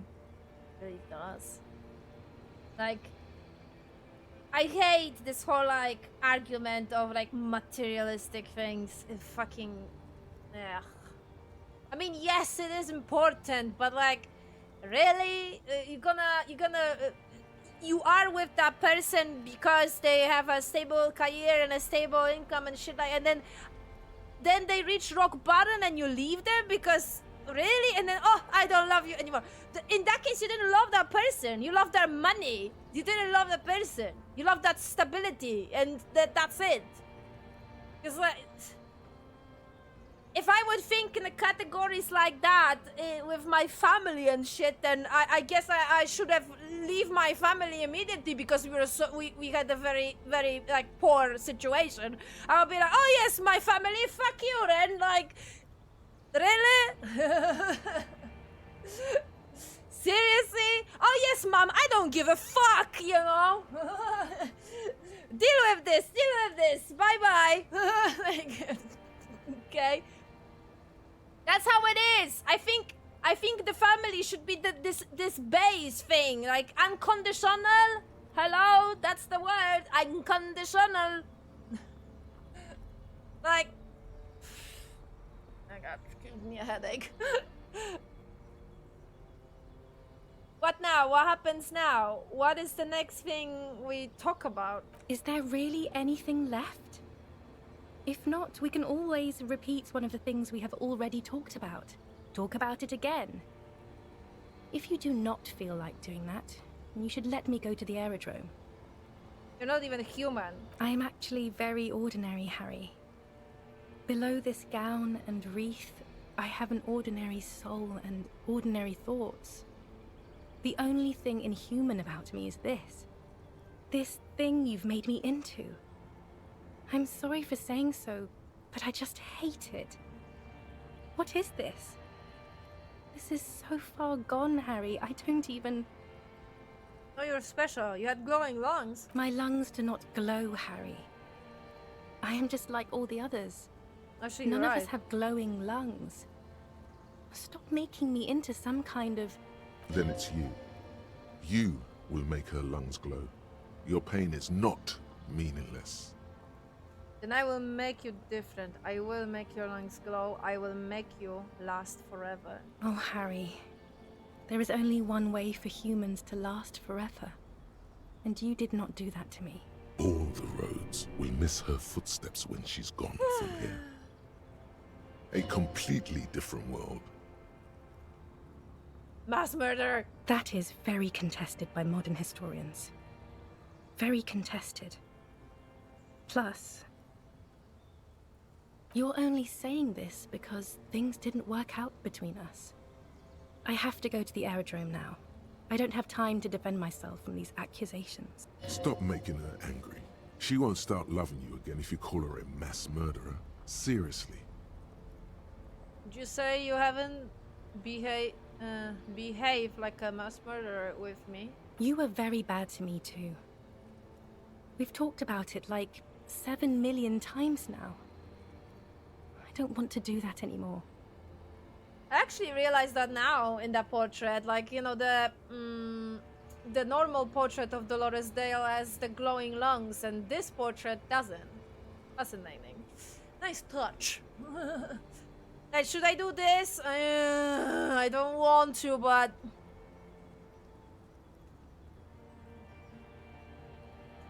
Harry, I want you to become better, you know? I want you to let go of this shit. I want you to not be alcoholic and actually, you know, live your life. If I want to accomplish this, should I do this choice? Maybe it's out of the character. I don't know. I don't care. See, this is the reason why I don't play RPGs with already created character, like established character. Because when I play RPG like that, I don't play like I want to play. I play as this established character. Like, for example, in Witcher, I wouldn't think in a category of what would I do. In Witcher, I would think what would Geralt do. And it's the same thing here. I wouldn't think in the category what I would do. I'm thinking category, okay, Harry, what makes sense narratively for you? So I would love to do that. Nick, you don't even know if that was possible.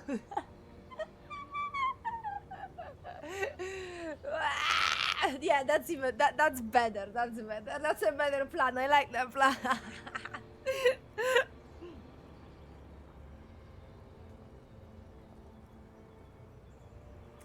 Right, let me know what you think I should do. Should I do the kiss or should I not do the kiss? I will have a toilet break.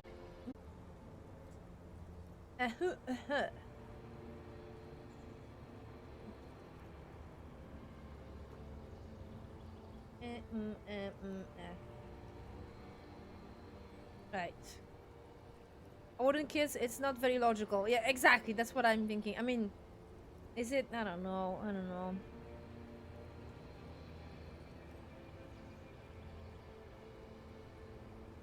On emotional level, she's just more like a no character for the player who just appeared. It's like an extra in the anime that dies, and you don't feel anything because you just don't have the opportunity to get that.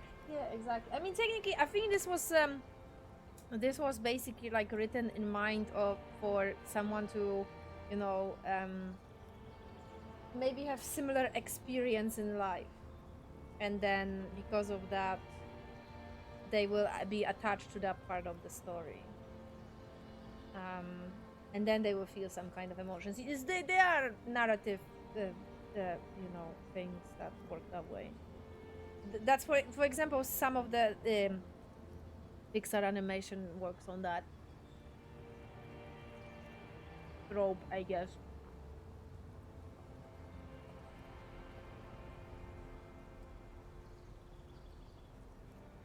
Ugh. I don't know.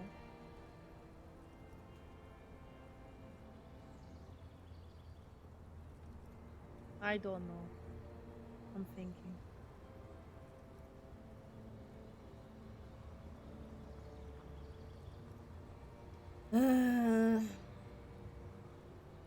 Don't go. I have to, Harry. Really, I've already missed the 8:30. I'm gonna go now. I was wrong. You don't have power over her anymore. You shouldn't have said that. I am wrong about everything. You should go on without me. The different dialogue here. She herself begged you to not let her go.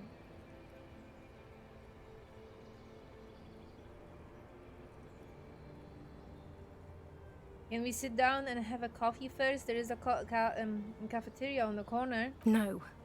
That would only be painful and dull.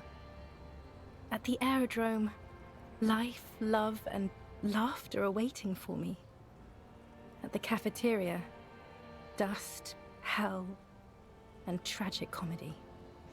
This is just his interpretation. This is not what she would probably think, but in his head, that's how it is. Hold on, what is there to do in Merova? Light, life, culture. It's so much better than here. Everything here reminds me of you, and the horrible times we had. The nights we stayed up fighting for our dying love. I have to wipe it all off me and be clean again. I want to be a good person again. Not this. Not what you made me into.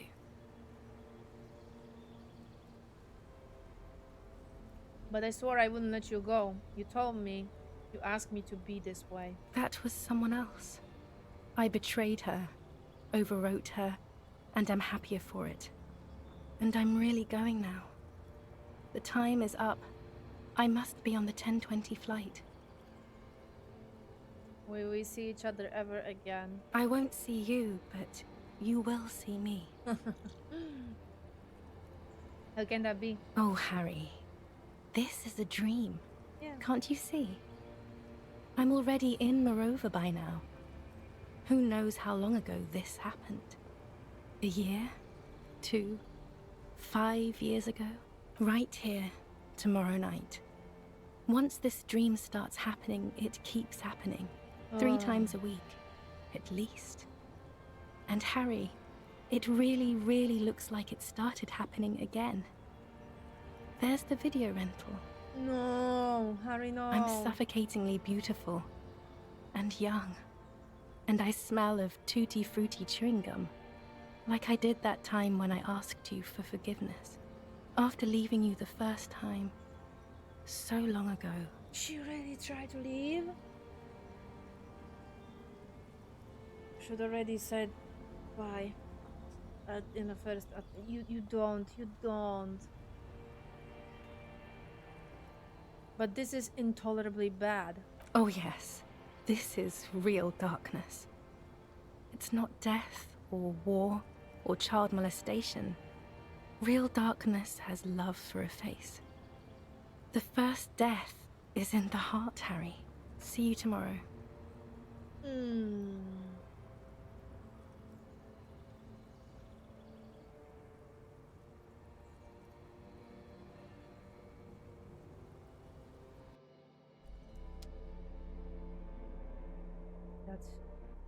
That's shit.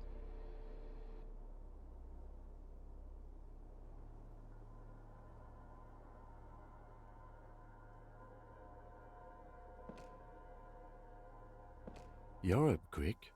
How was your sleep?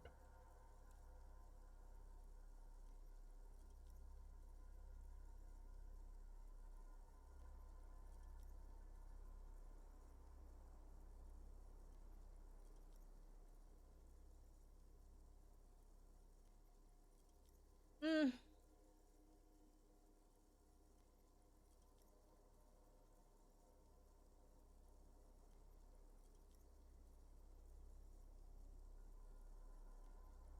What? Actually, it was total annihilation.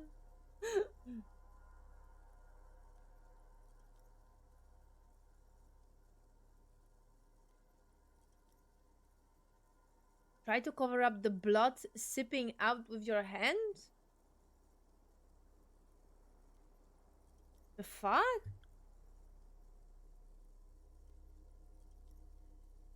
I did not want to wake you. Perhaps I should have? Was it a job dream? No, an ex-wife dream. The lieutenant nods solemnly. I understand. We've all been through similar things. It can be overcome.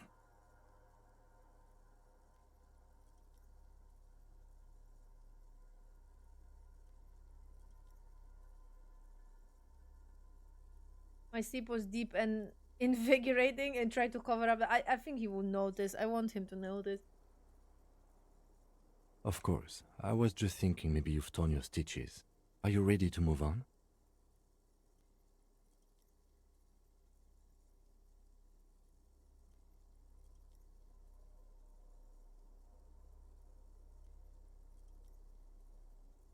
Just spit out the blood and get to the work. You heard badass like that.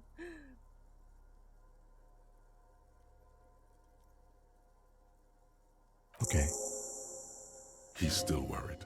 You must have really thrashed and squealed in your sleep.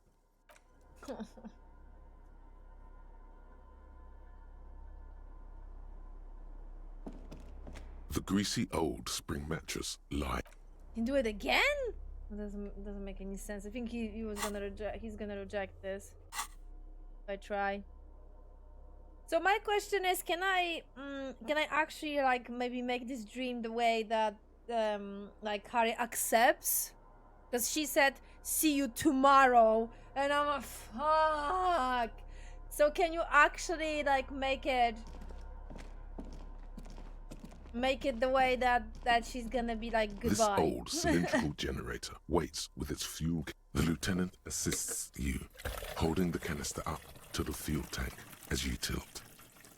Dark brown, viscous fluid pours out, and the room fills with a chemical smell. There's a red starter switch on the side of the cylinder and a start rope on the other side. The lieutenant flicks the switch. The recoil start wakes the old generator up. The machine sputters like an old warhorse before settling down to a rattle. That should do it.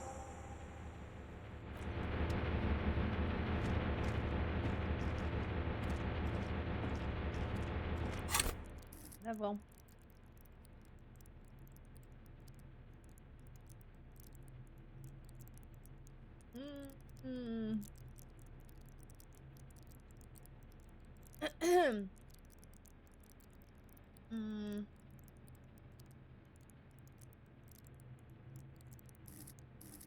So I can't make Harry like accept and move on.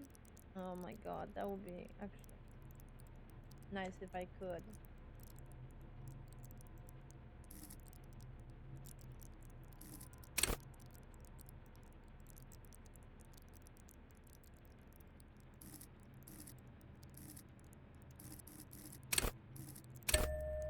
Ever like that?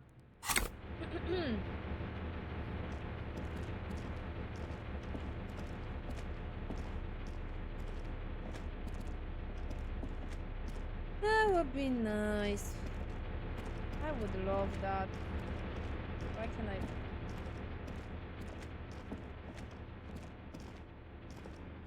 dim golden glow animates the console, faint, like a ghost light. Urgence ouvert reads one dial key. Allumer reads another. It's on. Turn emergency open. Automatic boot. Automatic boot. Just open the blast door. I think, yes. Let's see. That one. The emergency open.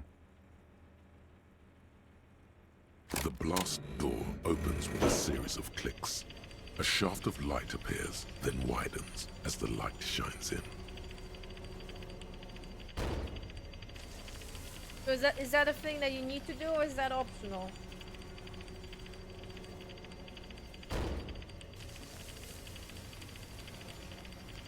Jesus.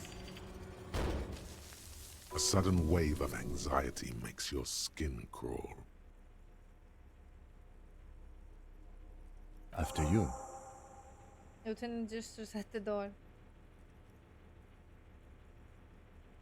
What's there? I don't know. A thin wisp of smoke rises from a charred black fire pit. The wind picks up, then dies down again. Don't be a wuss, Harry. Don't be a wuss. Let's go.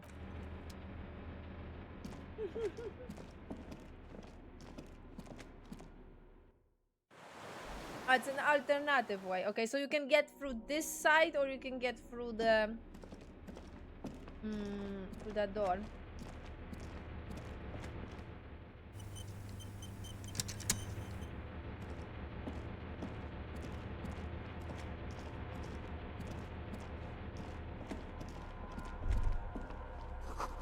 Walk slow, it might be dangerous. But he's automatically walking fast.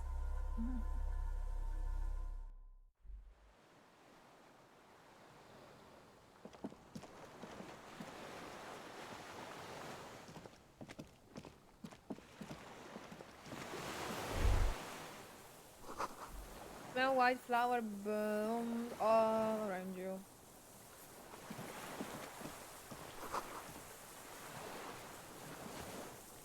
Rubber ding, what? It's deflated. Okay, right, yeah. What's the word? I can't even read that word. The what?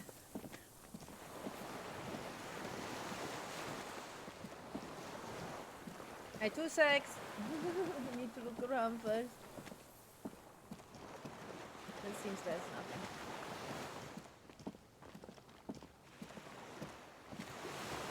What? Ah, done. I complete the quest to give her. Oh, hi.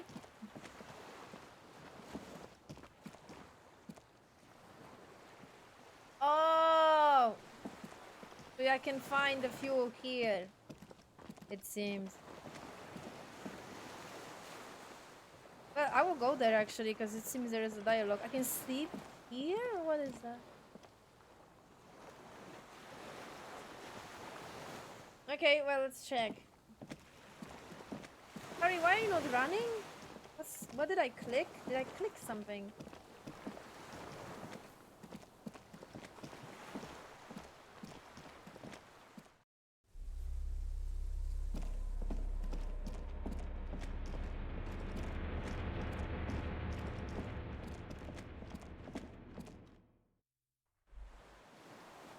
Oh,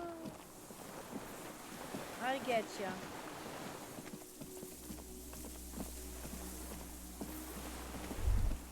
A strange feeling looking at the water. Maybe you should just wander off into the sea. Leave it all and walk in. In the still mirror of the bay, you see Martinez reflected. Tall edifices of ruins reach into the water, like shimmering towers. Islets and posts, like stepping stones, lead into the water in front of you. Go, step in. It's been too long. Why? Perhaps there's someone there, under the water, waiting for you. Where it has always been, smelling of tutti frutti and betrayal. Baby, you know it's going to hurt. What is it called? Yes, cold and still. But love is warm, like the inside of her mouth. No, no, no. Yes, yes, yes, yes. No, no. We're not starting with that. Not now. Not this time. This thought is over. Yes, yes, yes. Shut up.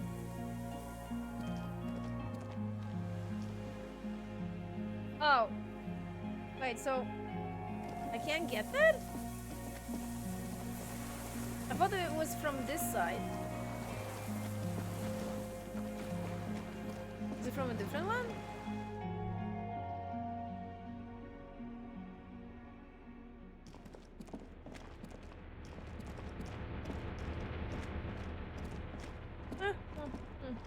Too bad, actually.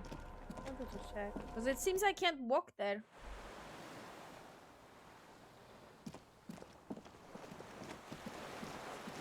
I don't know how, though.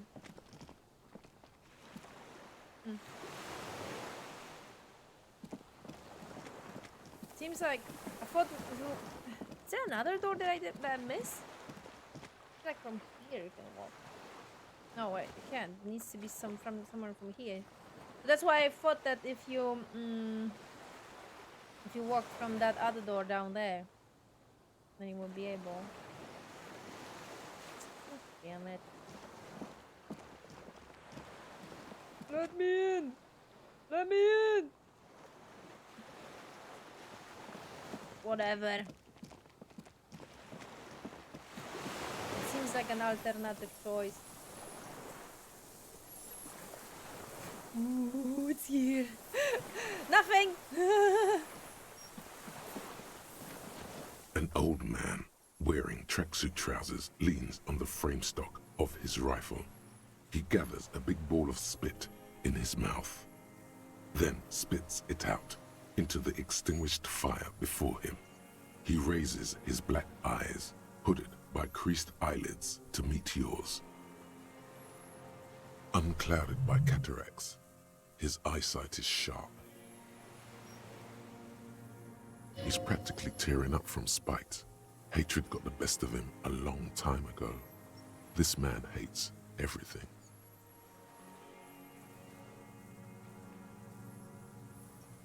Did you close the blast door?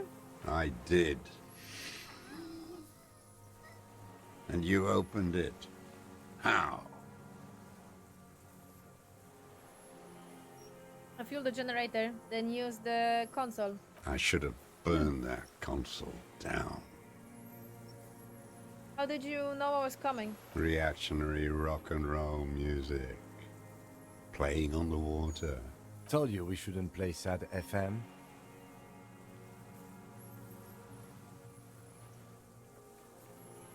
But you didn't say that, Kim. I did. We have entered a world where he said you shouldn't. It is the only world.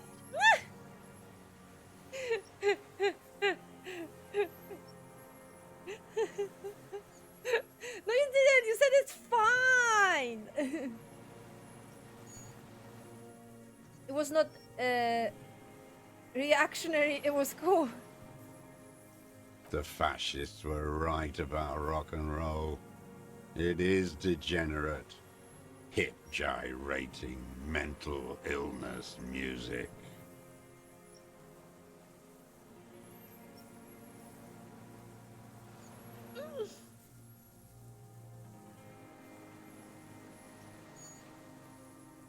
Are you the fire guy? The what now? Did you I recently? can't hear you.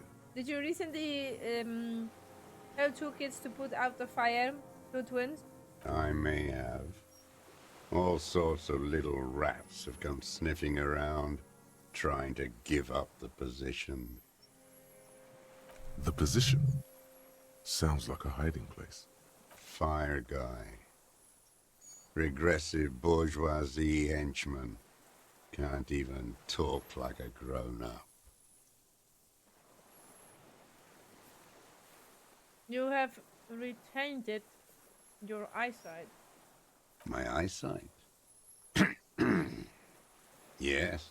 Helps me see all the shit. A shudder of disgust passes his right side. His left side remains motionless. Nice gun you got there. It's not nice. It's a piece of shit. But it gets the job done. Is that a Bell McGrave? It's a 3-Angong 446.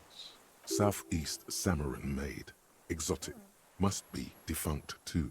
No modern rifle manufacturer of that name springs to mind. A Samaran rifle. How did you get hold of one? It was sent to us by our brothers in the Sinyao commune. Military aid. It has stayed true to him. He can still make it sing. His young commune? You heard me. It's good now. Like chalk, white from the ball.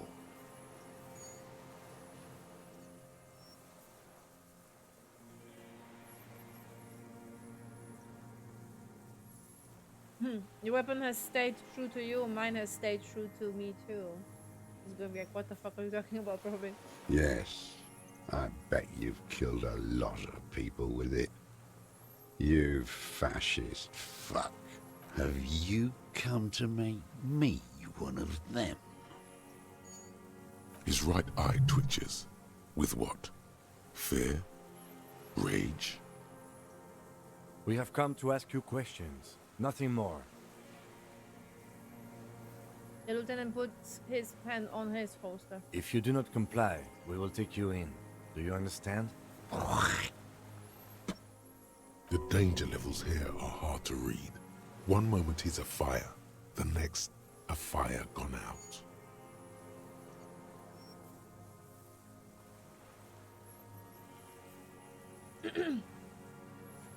Sir, I need you to put down the gun so I can talk further. We are with the police. The lieutenant pulls his pistol from the holster. You are a glorified night watchman. This is a service rifle. I can only lay it down before an enemy commander of corresponding rank. Him? The lieutenant aims his pistol square at the man's forehead. Put it down now, sir. Or you're gonna blow my brains out before you question me. To hell with it. It's a walking stick anyway. It's out of bullets. Like an amputated limb in the sand. His gaze follows your motions. The rifle feels surprisingly light in your hand. Frame stocked and patched in places with tape and wire. The rifle's in a shabby state, like a crutch that's seen too much travel. Hieroglyphs are embossed into the forearm, made of walnut. On the butt, you see Vespertine writing, burnt into the wood. Triangong, 4.46mm, made in Sinyao. It's like he said, it's Trangong made and he's young. Worn. Personalized even. Looks like this weapon has seen a lot of use, hasn't it, sir? No response from the old man. The plastic cape around his shoulders rustles in a small bout of wind. This use jacket ammunition 4.46. Jacketed. Military-grade ammunition. Stable in flight.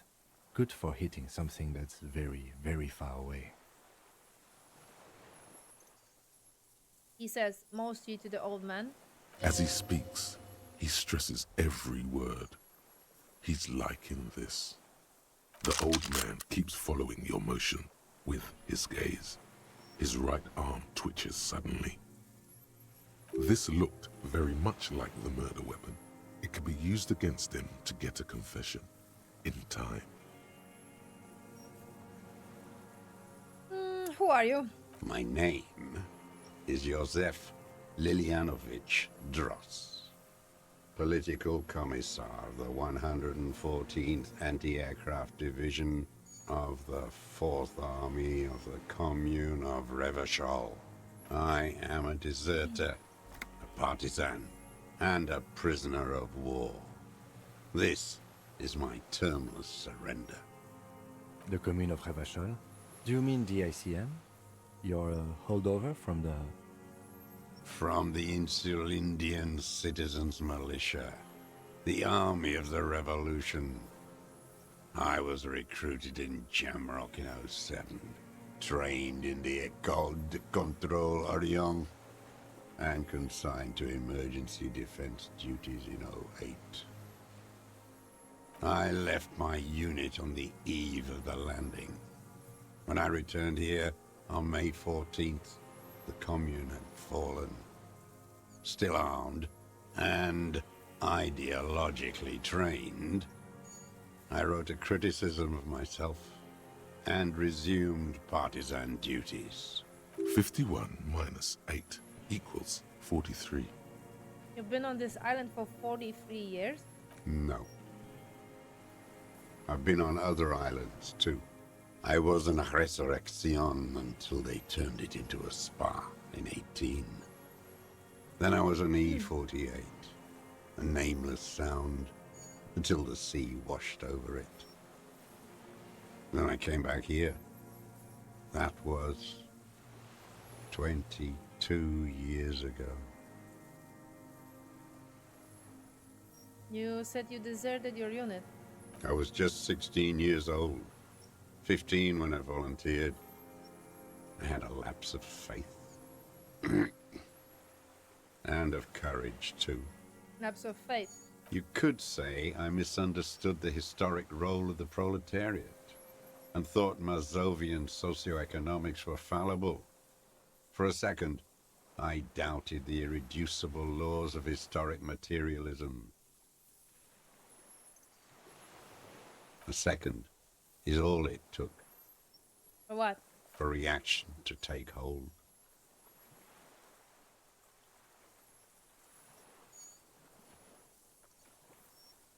It wasn't a reaction. You were just afraid. It's the same thing. You haven't seen it. Not really. Not naked.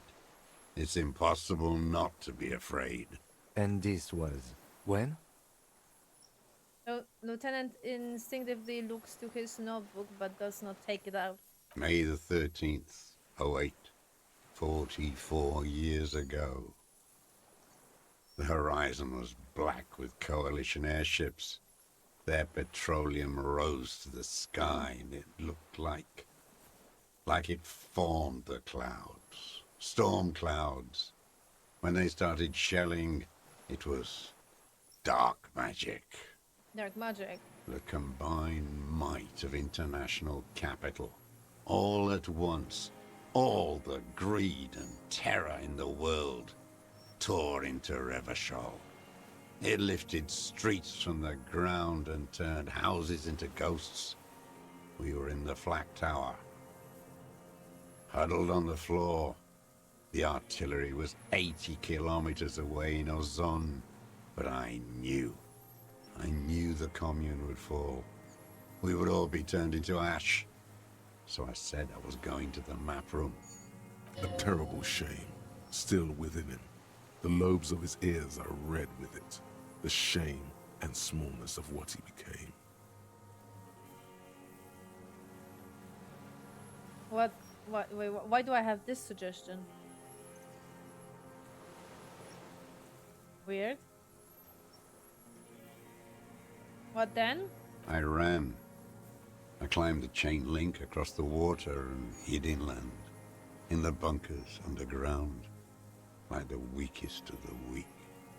A mouse, frightened of the ordnance all night and the sound of the rotors in the morning, whirring. What was that? Airships. I climbed out into hell.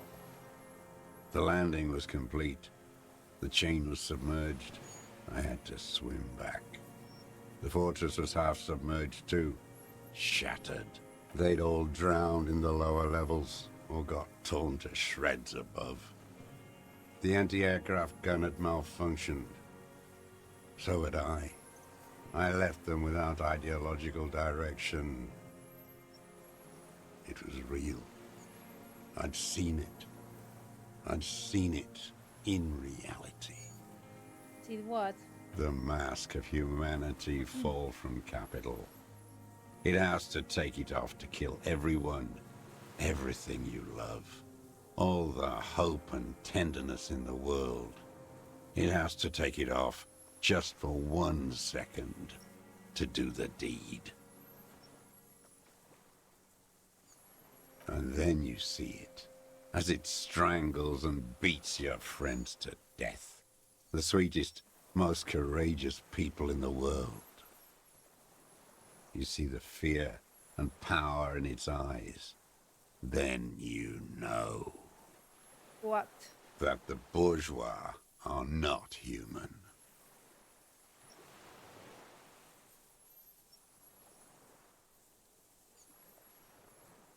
What do we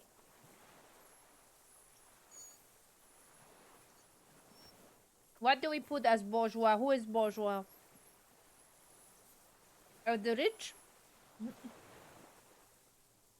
Ah! Sorry, I dropped my grape.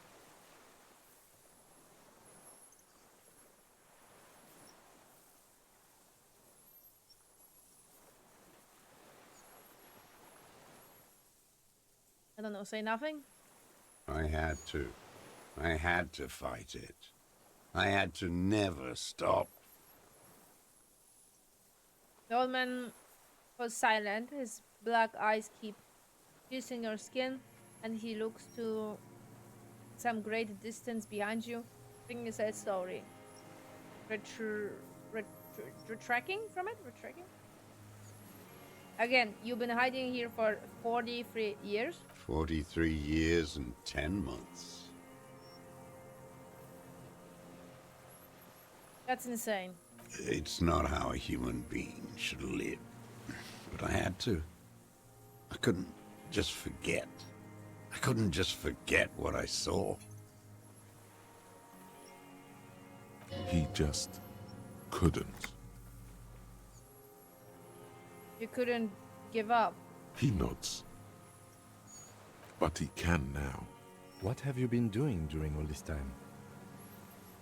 Hiding, fishing, waiting. Where the afternoon grows late, on Rue de Saint-Ghislain, people walk home. Street lights will soon be lit.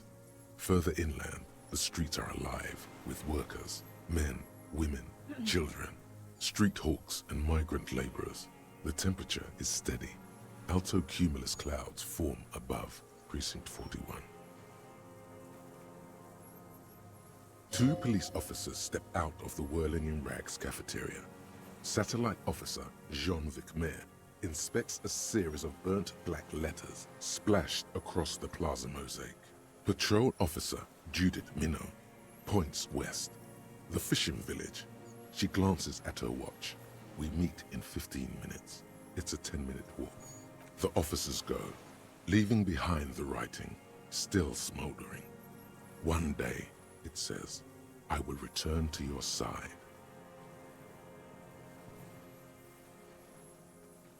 What?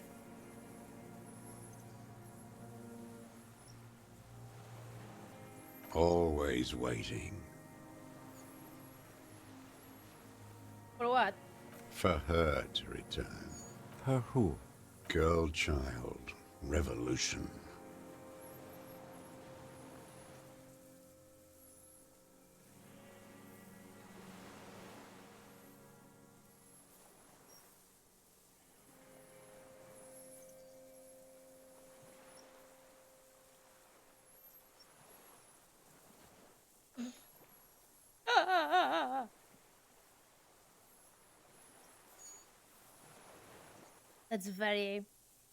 That's very in character.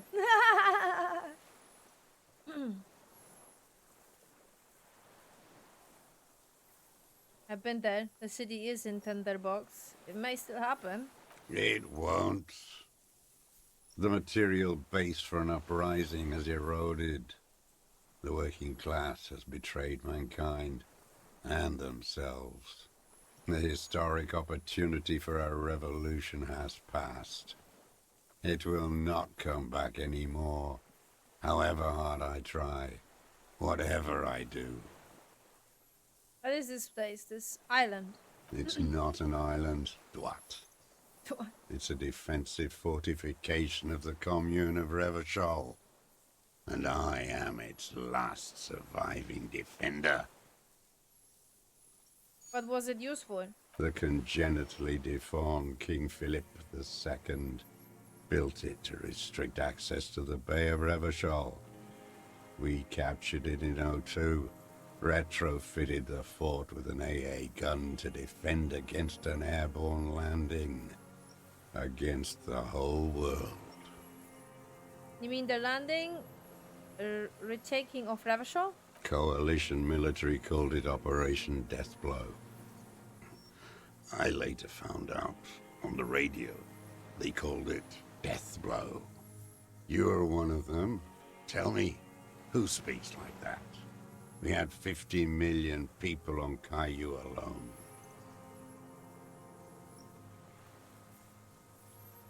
First, I'm not one of them. Sure you are. You're RCM. Answer me. Who calls an operation against 50 million people Deathblow?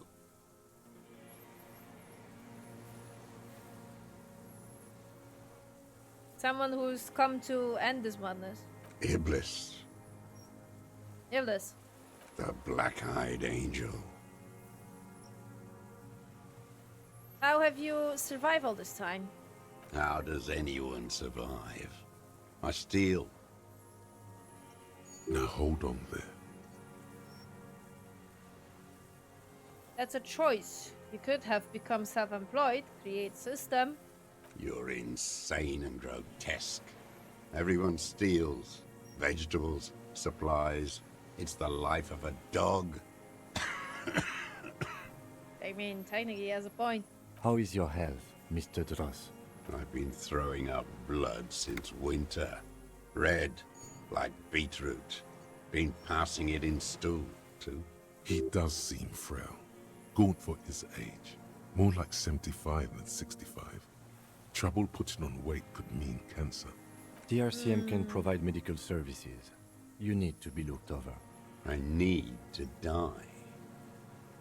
You don't have medical facilities. You have guns. That's all they give you. Toy guns. This is a serious situation. You need to be looked over and we can do it. There's nothing to look over. The triage is in, and it's black. Administer morphine. Moribund. How have you coped mentally? I haven't. I have holes in my brain. Years missing. Others filled with pain only. A decade of...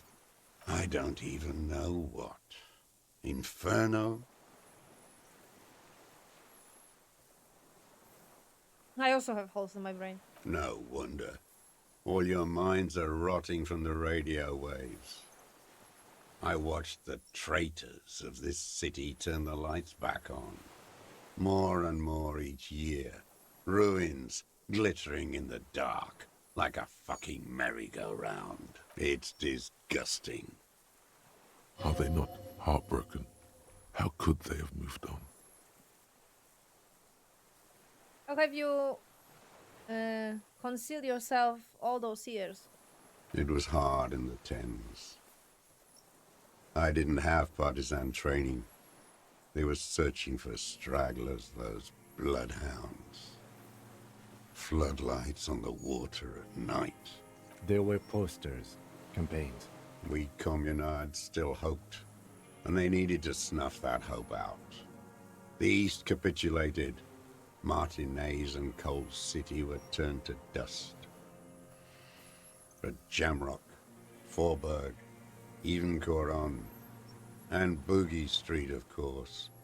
Those fucking kips had Marsov coursing through their veins. And others too. Some cordons of Revachol was still fighting. There were cells. I tried to contact them. Soon they all went silent. The frequency's dead. How did you get better between here and the main island? At night, I used a dinghy. I only went after dark then. When I got to the city, I stayed underground. Patrols, you lot, the commons too. They'd started snitching. In the city, you move underground? From bunker to bunker. Not anymore. No one cares now. I don't even have to hide. They think I'm another antisocial vagrant. I could walk straight into that town if I wanted. I just... He feels silent, gaze fixed on the shacks. Hold it together across the water. Hold it. Why don't you just walk there? I don't want to. They're all traitors. Pigs, rabbits, and dogs. Men without ideals are only animals. He does not want to see life moving on. People forgetting, drinking, laughing. The weapon catch under Saint Gaston be in the basement. Have you been there? So you finally found it. There must have been a small squadron's worth of arms in there.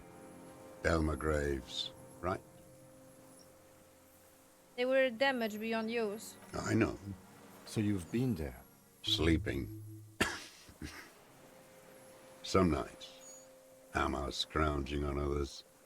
Those McGraves were shit, even before they corroded. Some had bullets in the chamber, however. You feel the dots connecting. Little dots on the map he's walked across. There's a small bunker under the field building. Have you stayed there? The propaganda bunker. I used to, but not anymore. Propaganda bunker? They stored leaflets there. Broadcasting equipment, too. Made broadcasts, I think. Propaganda officers. I buried them with their leaflets. They killed themselves. 2 young boys. Kill themselves. A lot of our boys did. I spent some winters there. Never liked it. Kept thinking of them. No need to go underground anymore. It's better in the ruins, on the ground. The old man looks across the water, at the city, the ruins, the motorways rising above it. You said there is your termless surrender. You're with the RCM, the coalition-appointed mob that enforces bourgeois morals in Revachol.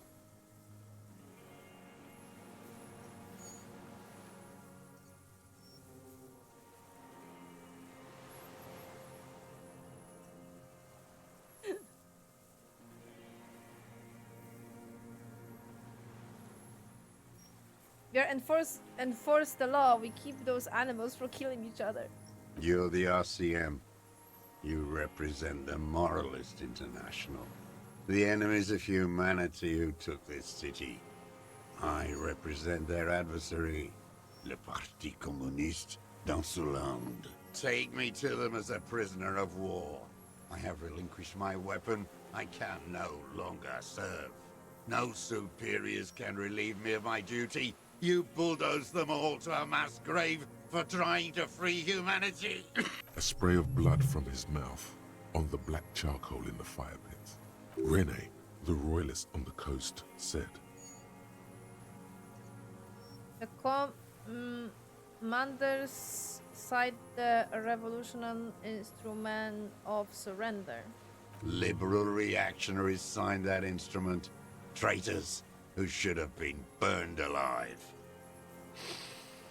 I answer to the Communist Party. Is that part of why you've been here all this time? Because the party didn't surrender? He just wipes the blood from his chin. Well, it is honorable. Like, still sticking to all your beliefs, even considering. Honor is a feudal atavism. My motive is class. So you're a communist soldier from the communist army. No, I am not a soldier. I am an ideological officer. I belong to the party, not the army. But you said you were trained and assigned to the defense corps. Trained in historical materialism, then assigned as a political commissar by the party. These things used to mean something.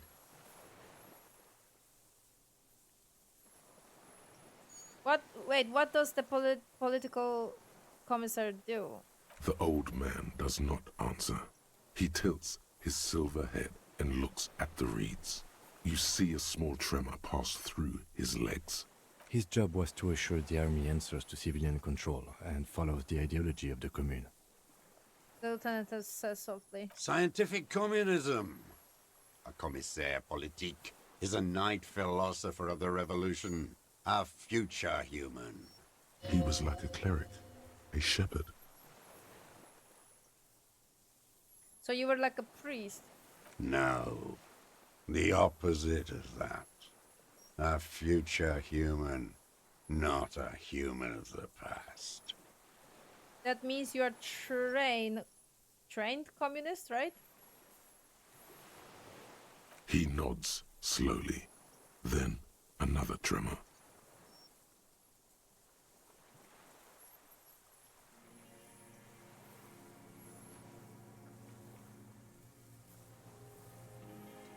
I am a revolutionary too. Today, the real revolutionizing is done by the entrepreneurs. You're part of the meat shield.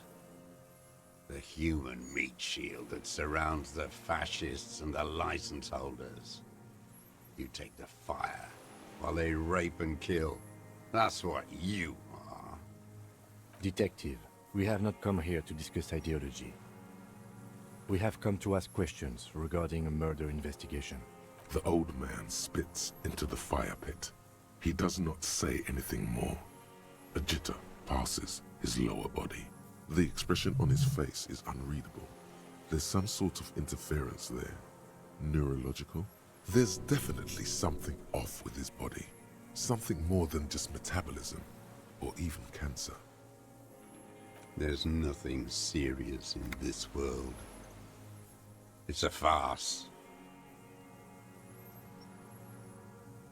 What have you been using this gun for? I've used it for killing people. Here we go. A trail of blood. The lieutenant smells it too. Killing people? It's a gun. That's what they're for. You want a moralist euphemism? Defending your family and your property. I haven't done that. I've used it to kill people. Interesting. During or after the war? There is no after the war. Class war is never over. So he's continued killing after hostilities ended. Okay. Go in straight. No euphemisms. He doesn't like those. No. Be careful now. Slow and steady does it. Make him repeat it first. Don't mess this up. Remember, he wants to tell you. Get personal.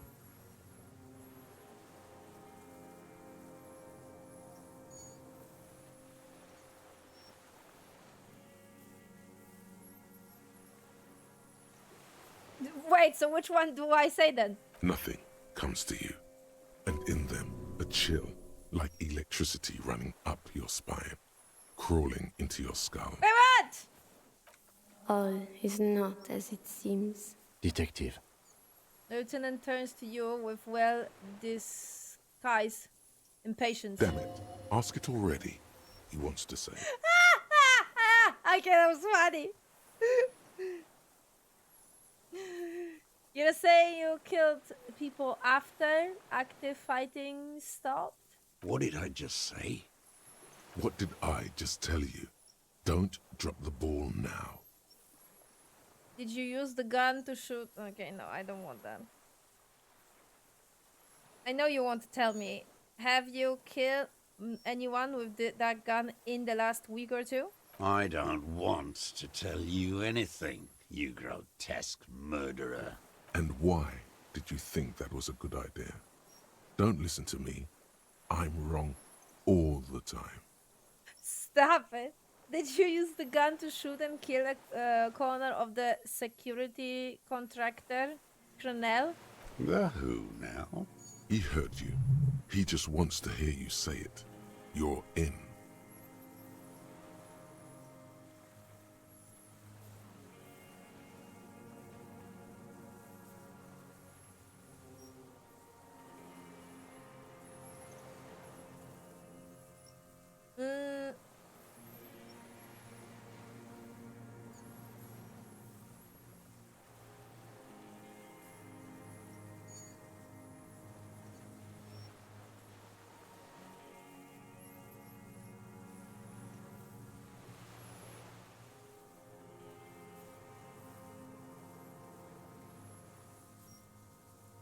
Let's maybe say this, because I don't know. I don't think he's gonna react to this. I don't think he's gonna react to that as well. The fascist... The fascist? Is it fascist? Fascist, yeah. Death squad who took a bullet in the mouth on the night of March 4. Oh, yes. That one. Ugly piece of work, that boy. Did you kill him? The lieutenant takes a sudden step toward him. I am a son of a welder and an officer of the commune of Revachol. I do not collaborate with murderers and pederasts of the liberal regime. Exhaust him with proof. Pile it all on him. Get a confession. The gun. The murder weapon is the perfect opener. The scent of blood in the air. But what else? There was something you can't remember. Something about the tracks. Suddenly, all those tracks are so confusing. Go with something else first. Come on, what am I forgetting? Wait, here it comes. The goddamn Maybells. The dried Maybells on Clausia's roof. Wait, did he slap himself, yeah? Hit yourself on the side of your head, I can't see now. Oh, yes! There were Maybells in the grass when you got here, and Maybells on Clausia's balcony. And nowhere else. Nowhere in all of Martinez have you seen them. Wait, don't forget the footprints. The diagonal prints in the dust in the secret space behind Clausia's bedroom. Now, they're gonna come up. Of course, thank you, Head, thank you. You got it. Remember, the boot prints were like no modern soul. Maybe don't beat yourself anymore, though. You're not immortal. Nothing else comes up. You see the lieutenant watch you. Try to stimulate thought processes by hitting yourself. I'm sorry, this didn't do anything. Usually hurting yourself does. Officer, a word? He just used to talk to you on the side. No, I'm almost there. Just let me have a few more punches. Almost where? Almost ready to bleed to death. No, come on. A word. Let's go. He looks at the bloster on your leg. Okay. I think we may have this. You think? Do you think he did it? From nothing to this in a day. This is good, Lieutenant Gefreiter. We just need a confession first, and then maybe a solid motive later. I'm slapping myself to get ideas. I can see that, yes. I'm not judging. I'm trying to get him to confess. Yes, good going. That should be our first priority. But do you think the questioning is going? Good. We are doing very good. He wants to confess, I can see that. We just need to pile it on a little more. The more we have on him, the closer he is. You hear that? He thinks you're this close. Woo-hoo! What am I missing? What I haven't done? Ballistics. Let him cook here for a minute or two. We can have another look around the island for a sniper's nest. I think we should check out the post. It doesn't have to hold in court. Just establish a line of sight and he'll do the rest himself. Remember, he wants to tell us, but he doesn't want to help us. It needs to look like we already have everything. There is palpable excitement in his tone. He likes him for this. A lot. But there's something more, too. He thinks the deserter has more than just this case in him. 44 years here.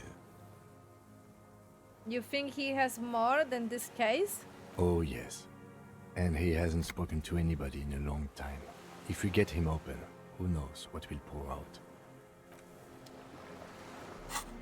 Maybe I can I examine the gun? No, I can't.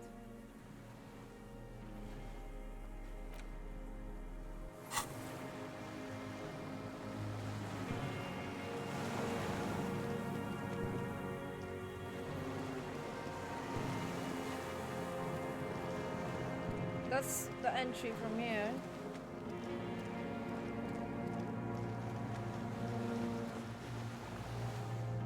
I want to get here!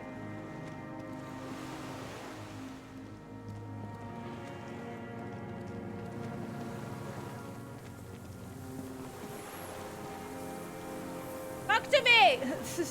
If you don't see it, don't look.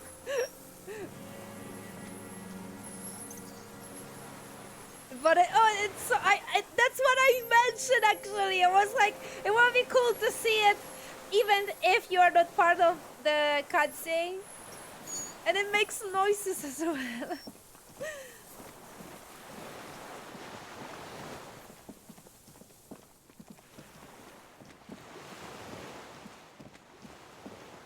Talk to me! Come on, talk to me. I want to talk.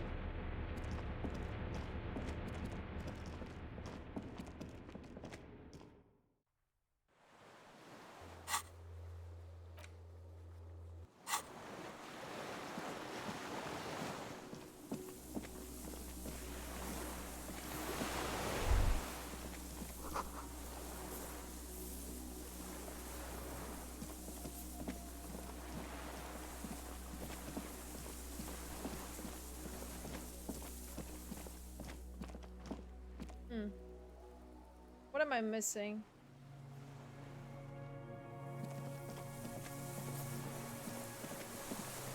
Oh, there's a thing here.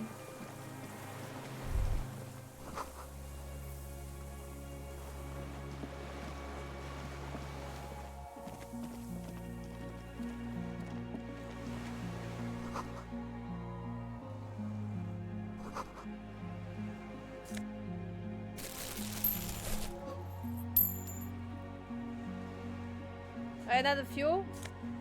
Oh, okay. There's a rain-soaked mattress on a concrete slab, only half covered by the crumbling roof. At the head of it, double embrasures, firing slits like two eyes in the wall. B triple prime. This looks like a good place to shoot from. A single-person mattress, modern, civilian use. Brand name, Marjorie. There's a fuel stain on the cover, along with cigarette burns. It is actually quite hard because there's so many invisible walls that it's annoying as frick. And an empty can of beans on the ground next to it, filled to the brim with cigarette butts. The silhouette of a tobacco picker adorns the paper filter. The brand, Tio Moteri. Contemporary Revacholians prefer Druan, a local blend from the southern islands, or Astra, the legendary cigarette from Grad. Tio Moteri is favored by older men for its paper filter tips, sweet smell, and added tar. Emoteri, like the one we found at the Land's End, remember? Yes, this guy gets around. There's a firing slit in the wall in front of you, like a little window. Quite old and grimy from years without cleaning by anything other than the rain. The springs screech as you lean on the mattress and crane your neck to look out. Trepidation, a tingling feeling in your stomach. A small piece of Martinez coastline opens up in the square in front of you. like a tiny landscape painting. 1 kilometer across the water, the ruins look familiar. A towering skyscraper, its top floors shaved off by artillery fire. Capeside apartments. Rue de Saint-Ghislain, 33A and 33B. The red chimney and collapsed back of the 4-story tenement in front of the whirling in rags. Rue de Saint-Ghislain, 10. The doomed commercial area. And between them. The box-shaped silhouette of the whirling in rags. Its sloped roof, a tiny fleck of light catches your eye on the rooftop. Sunlight reflecting off the upstairs window of Clausia's room. Motherfucker. What does that mean? Do you have line of sight to the window? More than that.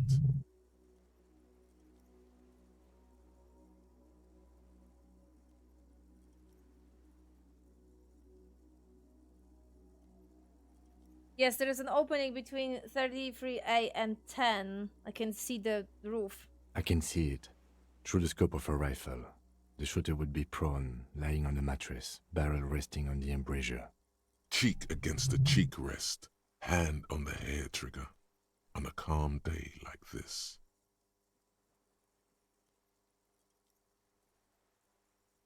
Kim, I could make it. I could make the shot. Good. I think we have it, Detective. The origin of the shot. This is the sniper's nest. Affirmative.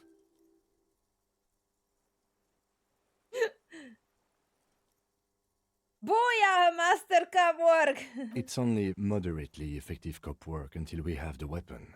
It will not be, how do you say it, booyah, until we have that. I have it though, I have it!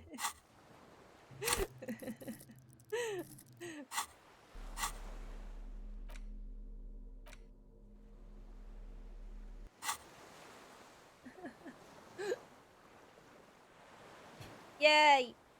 Sorry, I hit my desk.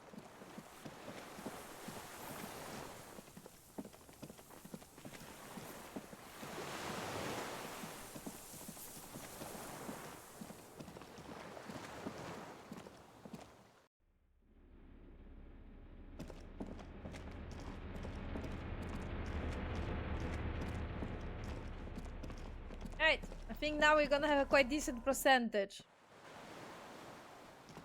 But that doesn't change shit, because this game likes to fuck me over.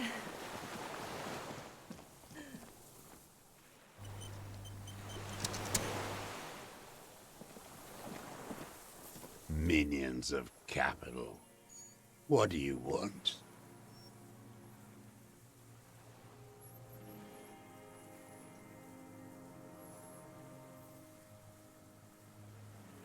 One more time, Mr. Dross, the colonial. We need to talk about your killing him. Petty bourgeois law. This is all you care about, right? The only thing in the world for you types. A drop of blood in the saliva. Tear into him again. Pile it on him.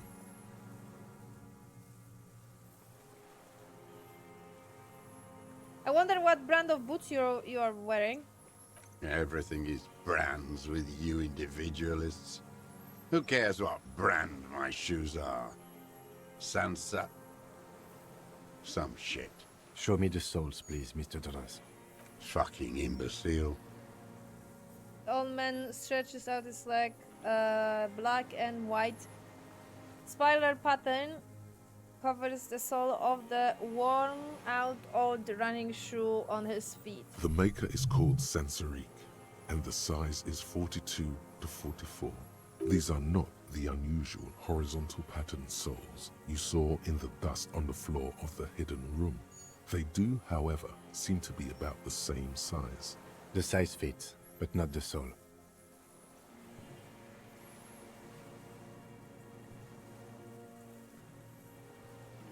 I'm gonna get fucked over, am I? Simpler? No. This is another loose thread you will never connect.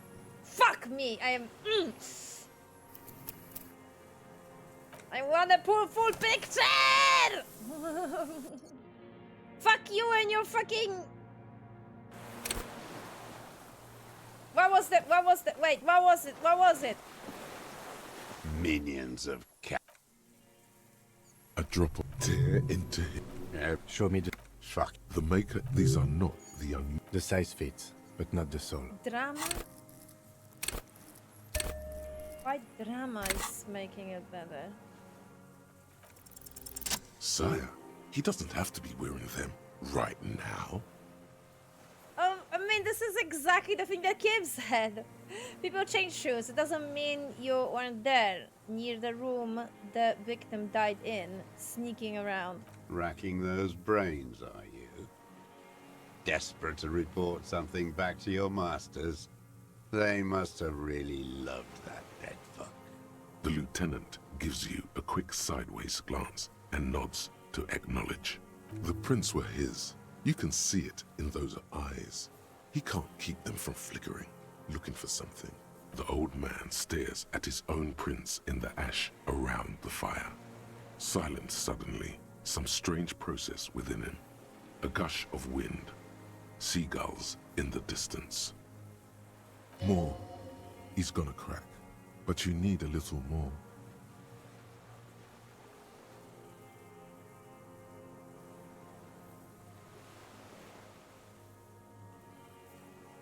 We done the ballistics. The shot come from this island. I saw you poking around there, looking for evidence. You're damn diligent when it comes to dead fascies. Did you like the view? You had direct visibility. There are embrasures in the concrete, specifically meant for a top follower to use. And you had a long-range rifle in your possession.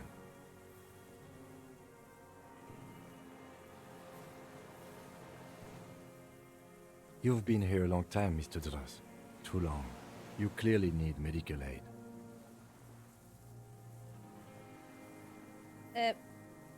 Val, welcome. Hello. Yes, I did. I did took the sleep nap, and it made me cringe because it reminded me of my past, and I didn't know what I want to do. I didn't know if I want to do choices that are more true to me or choices that I think Harry would do. That's the problem with RPGs like that. I'm ready to die. I've done my part. He's practically admitting to it. Dead fascists for fascists. Done his part. Just one thing remains unclear. The rifle does not seem to have a scope.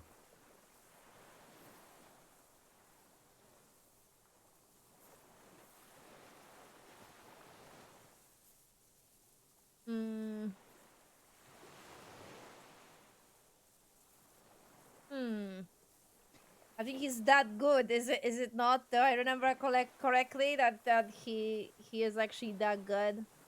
Should I admit that I don't know where is the scope? Oh god.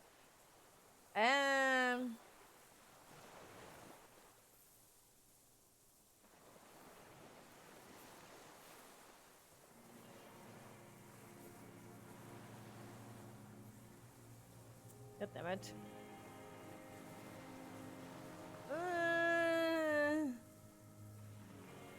The view was perfect. With a pair of binoculars I could have seen in a room. Because it's a sniper's nest, you stupid fuck. Radio Gosh is right. You have worms in your brain. Another sudden twitch. The one more wants his right eye. Almost. He almost burst out there. Keep piling arguments. Anything. I don't need your cooperation. I got this. Not a lot of guns around that use military-grade ammunition, are there? It's a real gun. Not like your little musketeer pistols. I've seen you prance around with those. Jumping hoops for the liberals. You look like imbeciles. Why don't you ask them to give you real weapons, eh? Going against automatic rifles with a flame bomb. Of course you got all those boys killed. Damn, he saw you. He's watched it happen. He would have a good view of the tribunal from here.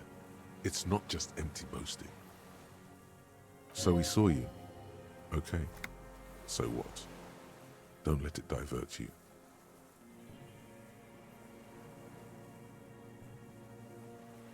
No, don't let him. Stop changing the subject. We have the murder weapon. You know what? You're right. I'm convinced this made the shot. Should we call it? Lieutenant looks at the weapon demonstratively.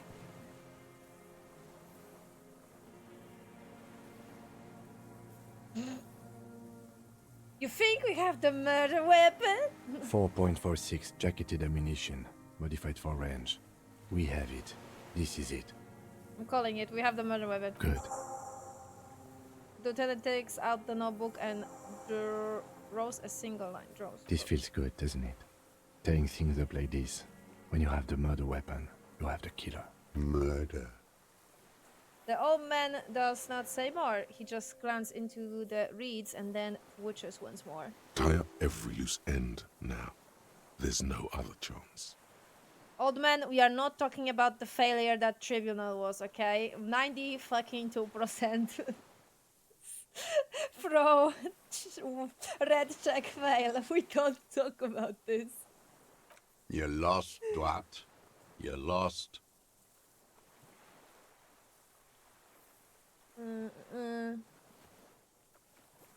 You're under arrest? Oh god, we can arrest him, but I want more.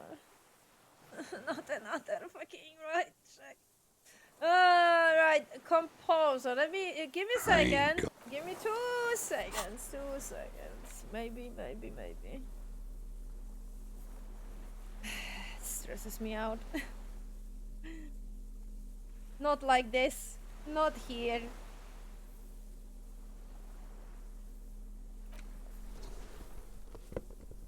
I can't handle this anymore. I can't. No.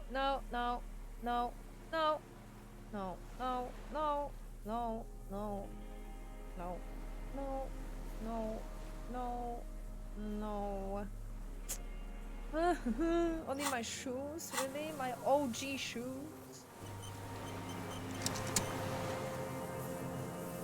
Minions of capital. What do you want? For a 60-year-old man with stomach trouble, who spent his entire life alone on an uninhabited island, he seems surprisingly fit. Do I care at this point? Not really. I stopped caring after the game fucked me over in a 92 success percentage. Fuck this game. Minions of capital. What strikes you about this gaunt man is not the stomach pain, or the cough, or the malnutrition. For a man who's spent 44 years hidden in the urban wild. He's surprisingly okay? Indeed. He speaks fluidly. His movements are rapid, if erratic. His voice, despite the cough, is there. It is capable of expressing complicated ideas. Above all, he seems animated. Animated by what? It's a mystery.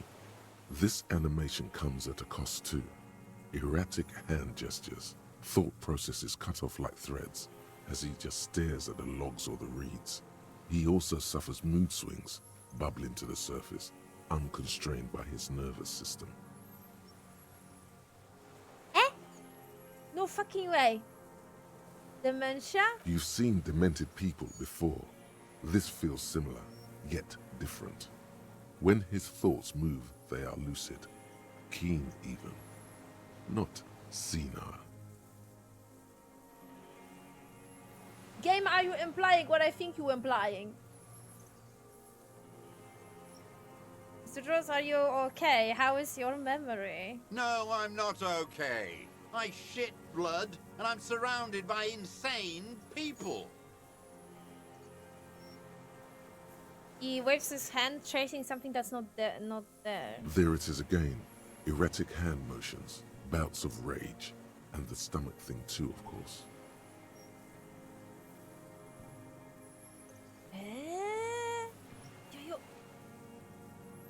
Is the game implying that the Phasmid is controlling him?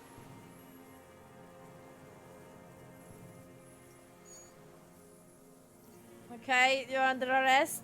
Is what you plan to say. Before you can get past, you're under. The lieutenant interrupts you. Officer, are we sure? We could maybe get more.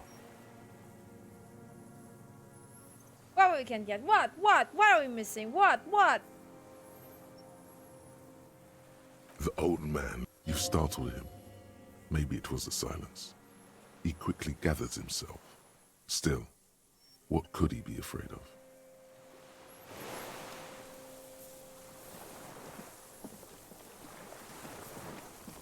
Hello? Talk to me. Hi. Hey. Wake up! Wake up and talk! About communism. If I remember correctly. I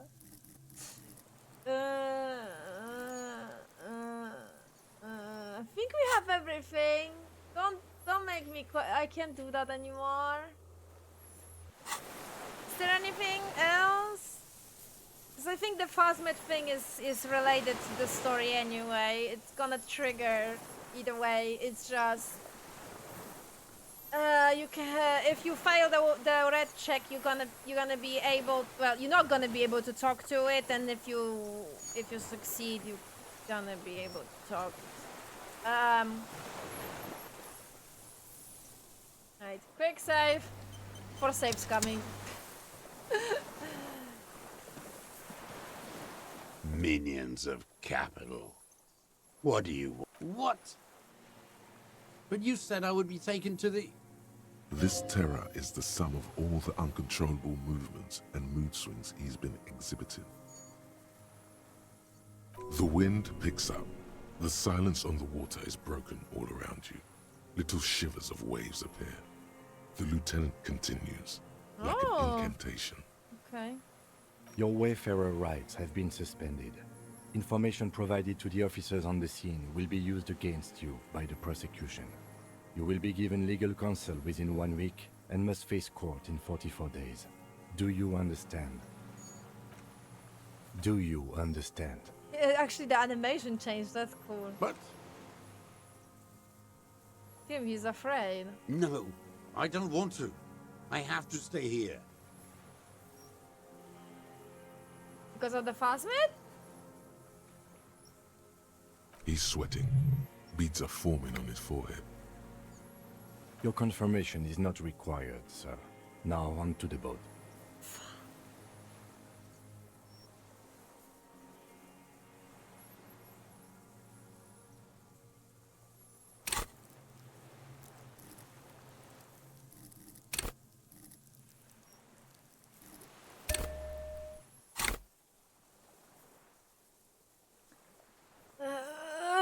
Fuck you, game. Fuck you.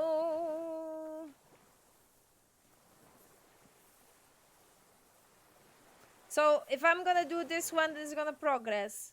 Then if I'm... Well, safe's coming all the way. Fuck you too. I'm never gonna forgive that 92 fail, seriously. I'm never gonna forget. I'm never gonna forget. I'm never gonna forget. Minions of capital. What? But you said I... The wind... But who said, actually? Do you? But... No. He's sweating. Your confirmation is not required, sir. Now on to the boat. Probably save after leveling up. And probably, maybe I have something for perception, actually. You thought... Oh, check. I I will check.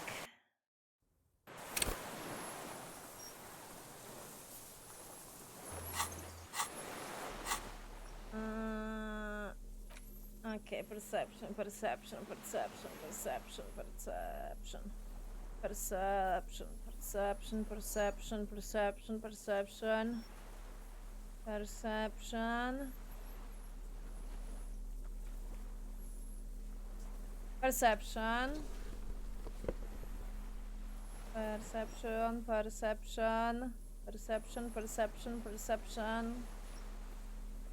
No.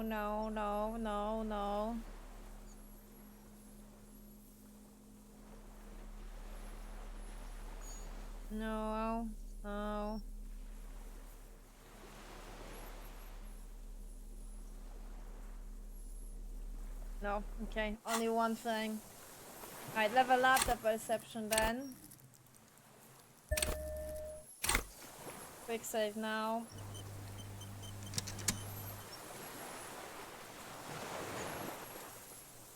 What was the 92 file on? It was a fiasco, bratan. Fucking Momoto throw, and it was 92. I can't fucking comprehend this, but I took it like a champ. I didn't save scum. I hope everyone is happy and proud of me. I actually accept it as my failure. Half of the Titus squad died, but it... Yeah. At least Kim is with me. Minions of capital. What do you want? Because if something happened to Kim, that would be an instant reload. That would be like, no. Reload. Not happening. What? But you said I would be taken to the... This terror, the wind... Your wayfarer... Do you? But... No. He's sweating. Your confirmation is not required, sir. Now onto the boat.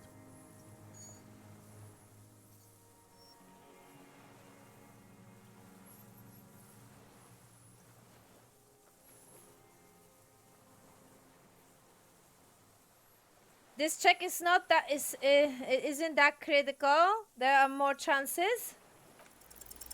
There it is again. To your north, as it has been since you came to the coast. The reeds whisper, stalks rubbing against each other.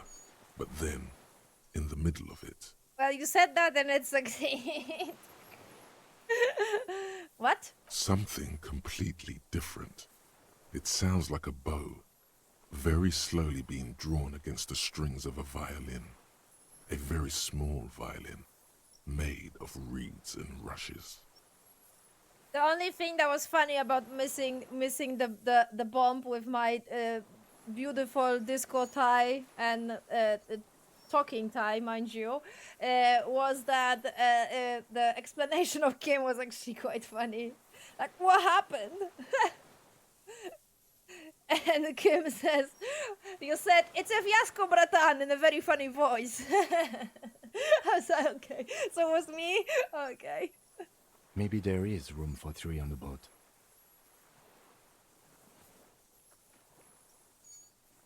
Shh, Kim, do you hear that? What? What are you talking about? Is this That means really okay. us? The old main voice drowns in a sudden gust of wind. Your skin crawls.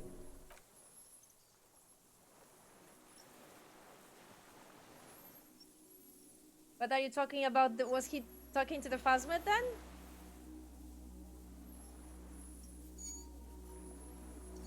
Oh god.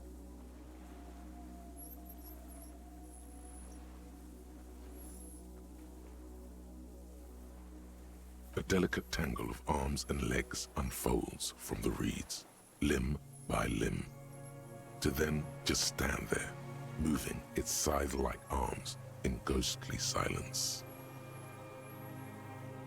What is that? What are you talking about? The giant stick insect. There's nothing there. The stick insect is over 3 meters tall. It looks straight at you, with its tiny pinprick eyes and its grotesquely small head. You feel your legs shaking under you and your gun hand moved to your holster to grab the gun.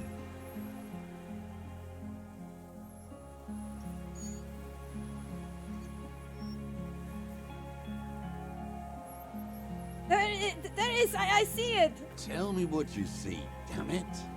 I can't make out one small thing in the reeds. Kim, can you see it? I can see it. 4 simple words, thank God. If he can see, then you're not insane. But that means it's really there, spinning slowly, in absolute silence. Its limbs long and slender. Be very, very careful. Lieutenant Whisper then takes a step towards the giant what the frick is that word? Arthrope? Jesus, save me.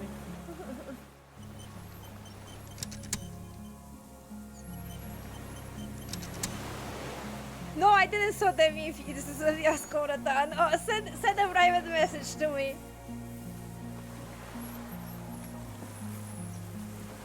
The creature stands on long stilt-like legs, antennae hanging from his head like a woman's hair, white and curled at the tips. It is no more than 5 steps away from you. I love the model for the phasmid. Reed-like tufts stick out of its joints. As the insect moves its forearms, it produces a faint hiss, like a reel-to-reel machine spinning after the tape breaks. Oh, God damn it. Okay, ads are gonna play. I'll wait patiently. I will wait patiently. I am very patient. I'm not.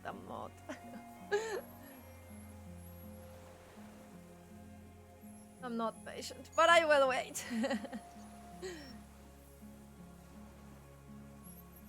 I will admire the phasmid.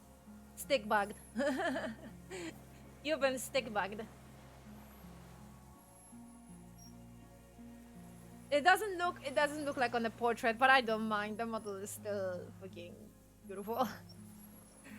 And you can hear the noise that the phasmid is making somewhere at the background every time when you are here on this island, like constantly. Beautiful. It's a fiasco, Bratan. That was funny. That was funny but painful at the same time. I couldn't, man. You know what? I will use this opportunity to use a toilet, actually. Be right back.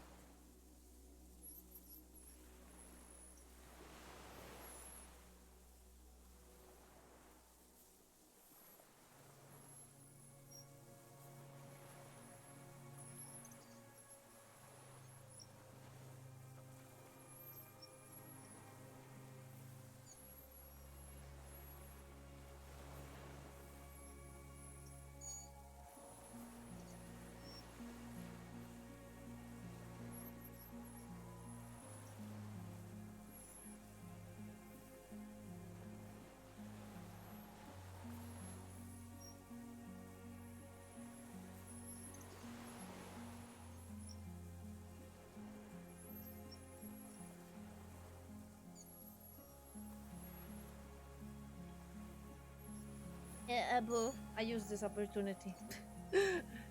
I used this opportunity to run to the toilet very fast.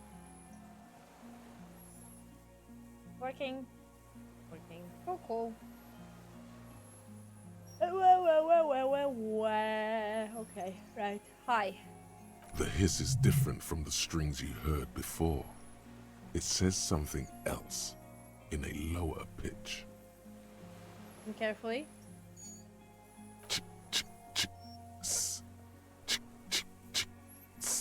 Be afraid. You smell wrong. I smell wrong? Why do I smell wrong? I don't smell wrong. This is Insulinian phasmid. It is. Oh. The lieutenant whispers behind you. You hear the familiar ring of his jacket unzipping slowly. Stop. Brain, no. Pain. What pains? What the? Game sometimes. Painstakingly so. You glance over your shoulder. The lieutenant holds a piece of milled aluminium. He begins to pull it open, extremely carefully. It's the camera.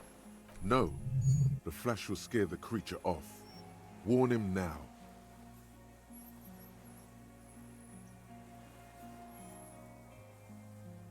Kim, the flash is loud. It wouldn't like it.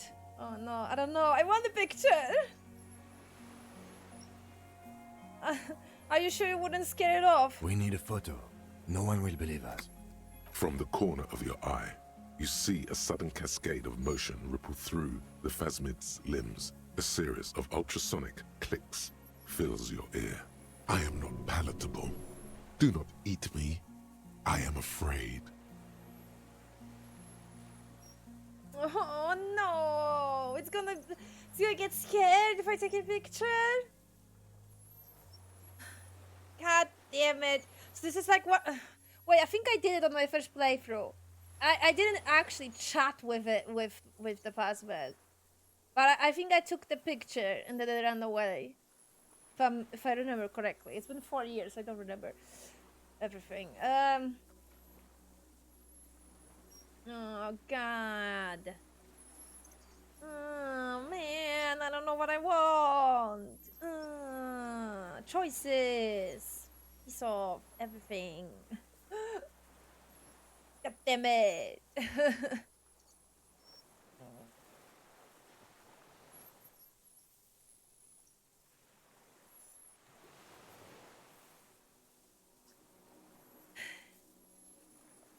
Okay. I want to chat. Give me that conversation.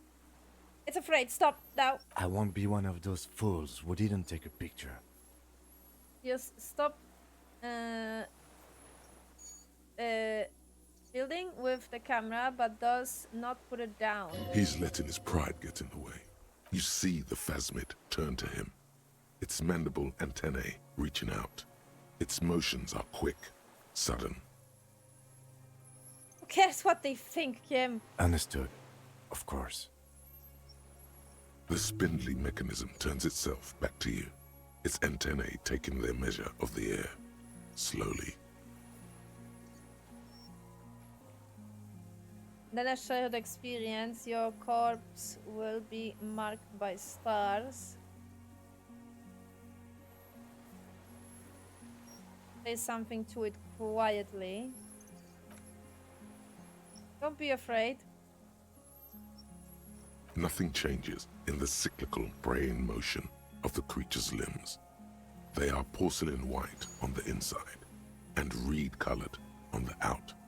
Beige, light brown, and striped. You are unsure if it is scared or not. Its insect mind is impenetrable to your reasoning.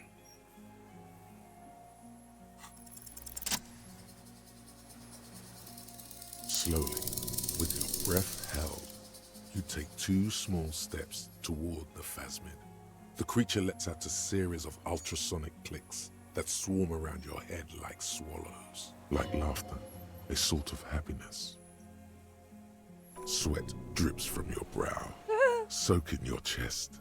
You reek of it, your chemicals. The tracheal system on the creature's abdomen expands in front of you to take in and expel air. It's smelling you. Hissing and clicking, it extends its mandible-like antennae to greet you. You're right below it now, looking up at the colossal chitin of its white limbs. The head of the creature is crowned by reeds, and its eyes are like small droplets of water. Hello, Sambilor. Thank you for lurking then. smelling me. Maybe it is real, the pheromone. Ah, that thing. About now, he is ready to believe in anything. The insect's head is crowned with reed-like scales, the shape of seed heads. They rustle as the air moves. The ventricles at its abdomen continue expanding, like lunglets, breathing you in, your sour, greasy semiochemicals on the breeze.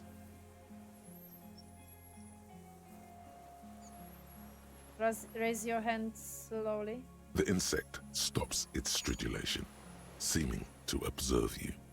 Below its crown of reeds, little pinprick eyes detect motion, glittering. The world stands still around you. Suddenly, there is silence. No, stop. Be afraid. Oh God. Don't. As you do, the invertebrate comes to life, its limbs moving independent of each other, as if each has a mind of its own. They are white, like stalks of porcelain, knitting above you, praying to you.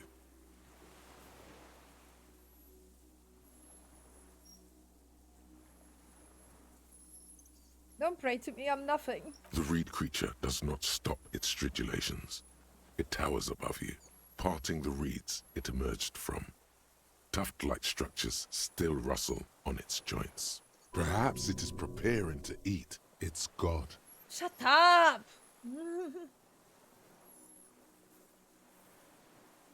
Hello, I'm Harry. I don't really know who I am. No reply. A total ancient silence comes from its mouth, along with what appears to be some kind of foam. The stridulations of its limbs continue all around you. You were right. Little bubbles form on the mouth parts of the creature, on its segmented lower lip. It looks to be foaming, slowly. The foam is white, then yellowish. The faintest smell, like you've never felt before, like burnt roses.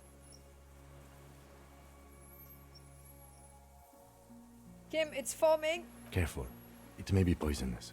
The foam slowly turns a darker shade, like burnt caramel, as the insect moves its mouth parts, masticating. The little bubbles begin to burst, one by one, letting out that same smell, like summer burning. It seriously looks like he's trying to eat me.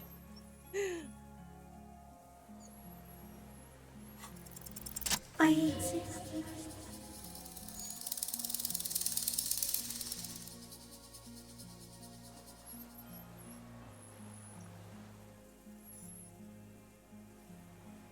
I exist too. Tell me what it's like for you.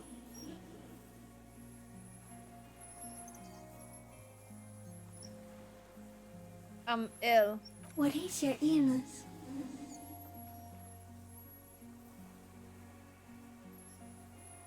In my heart, for me, it's sadness. Impute after impute. For me, it is not like that.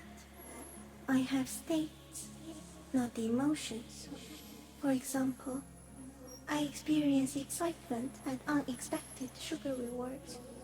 But that is not important. Now I will tell you how it is for me. For me, it is a series of half-lit images, a kind of darkness, being intruded upon, transient, dim, moist. Me too, actually. I was so scared that I'm gonna fail that. Can you imagine? Oh my god, my desk would break. 97 fail. That would be a new record. That would be a new record, man.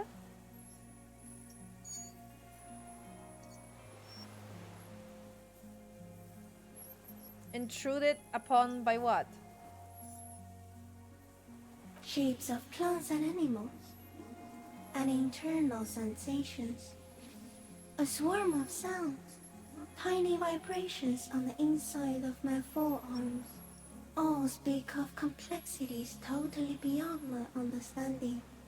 I am at the end of a narrow funnel, weightless, So light, it only feels like something to be me. In truth, perhaps I'm nothing. I certainly do not have a soul. And if I did, it would never ache. You're the type of animal I would like to be. Are you sure?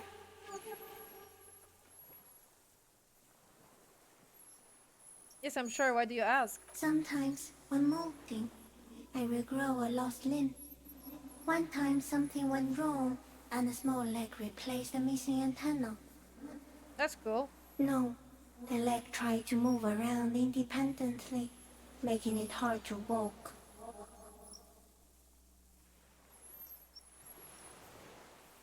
You don't have a food there now? Yes. Thankfully someone ate it. The next time I molded, I grew an antenna again. I'm a detective. So am I. I was born to detect sucrose rewards and semiochemicals. What were you born to detect? The killer. He's in a bad state, deteriorating fast now. He thinks I am beneficial to him, but I am not. Oh. I only quicken his deterioration. Oh. You are destroying him? Very slowly, and only because he won't go away. It is meant to keep them from noticing me, to interfere with the pictures in their heads. But he has looked at me for too long, and I'm destroying him. Oh, what? The fuzzbird has that type of effect?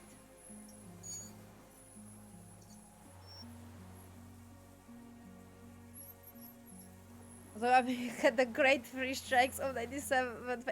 Me too. Mine were 92. All of them were 92, and all three were failed. That was fun. Is this a dream? What is happening? No, you're awake. I am real. Light is forming me. This is real. Where does this come from? All this around us, the word. Not even the birds know that. Not even the water lily.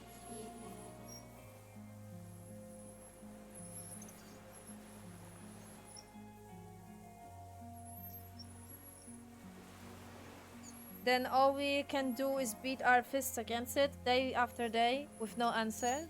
You can also eat it. If it's a leaf, you can put it in your mouth. Yum yum. Or read. Okay, that was cute. What exactly are you? I am an unknown species of the order Phantasmodia, endemic to the Insulandian Insula. For the last 350 years, I have hidden in plain sight, masquerading as the reeds, molding, cloning myself, unfolding at night to play with trash bins and boys. It may have unknown, dangerous biochemical characteristics that help it maintain its camouflage. No one unnoticed by the first settlers and the land surveyors of the suzerain. Also, by the soldiers of the revolution and officials of the occupation. Even the Seminese islanders who came here first, but did not stay, have not seen me.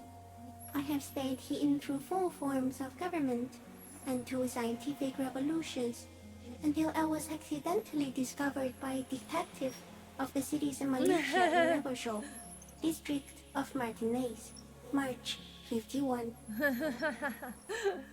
Are you poisonous?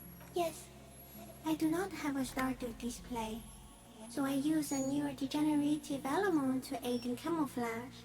Do not worry, it is only destructive over long periods of time. That's why the old man is like that. The deserter.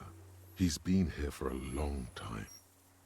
That's insane. No, you are. The moral of our encounter is, I am a relatively medium life form, while it is you who are a total extreme madness. A volatile senior nerve system, ominously new to the planet. The Pale too came with you. No one remembers it before you. The Nidarians do not. The radially symmetrics do not. There is an almost unanimous agreement between the birds and the plants that you are going to destroy us all. Wait, the pale is human-made? It is a nervous shadow cast into the world by you, eating away at reality. A great, unnatural territory.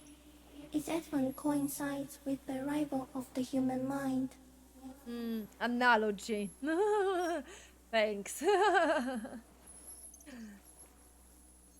I don't have that kind of power. You're a violent and irrepressible miracle. The vacuum of cosmos and the stars burning in it are afraid of you.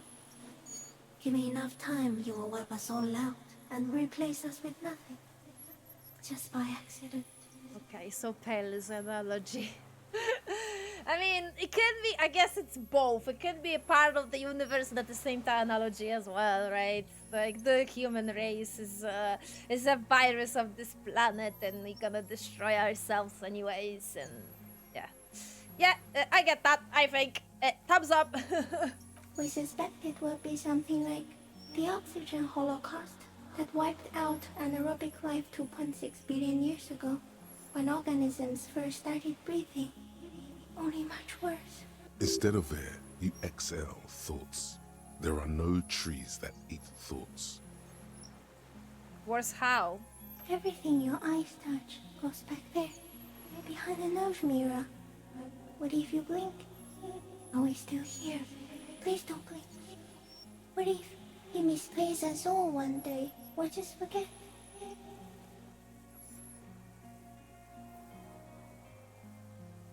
Have I always think this way?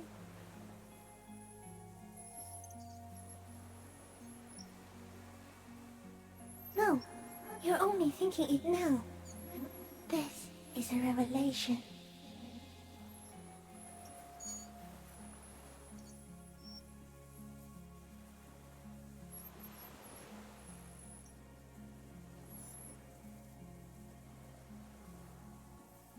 I already forgot the whole word once when I drank too much. So it is already happening. Soon, one of you will close your eyes and open them to see that none of this ever existed.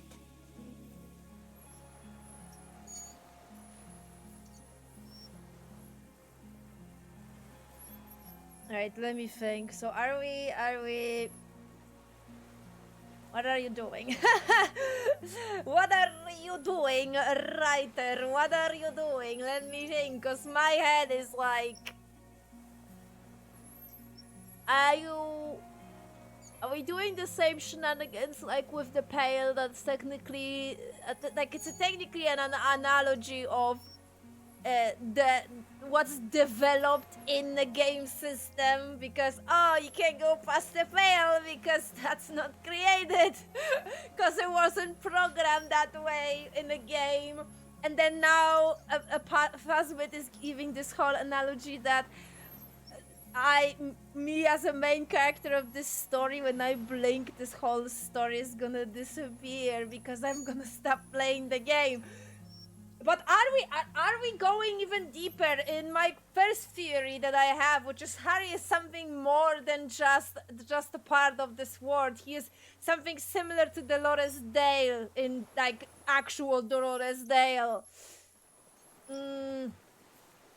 Not the analogy of his ex-wife, because the way he imagines his ex-wife is not actually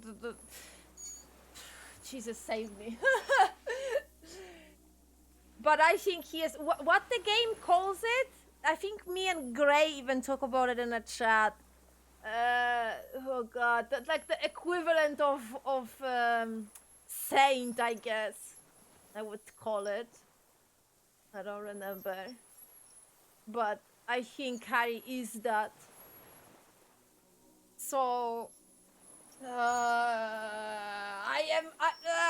game, stop mixing stuff because I don't know how to interpret them.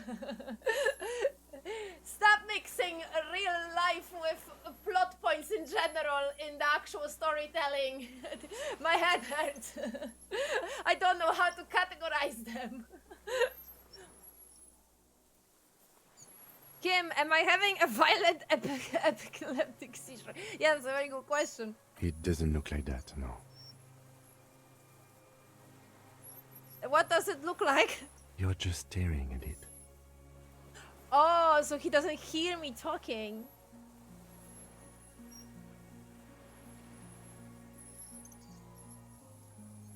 Then I think I'm having a vision about the final fate of a mankind. Okay. Is it somehow related to the case? Ha ha!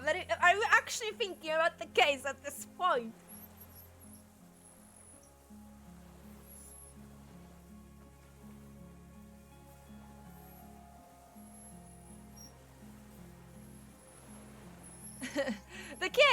The case is meaningless compared to this. I have totally transcended the case. I think we should take the picture, and then you should back away from the unstudied species.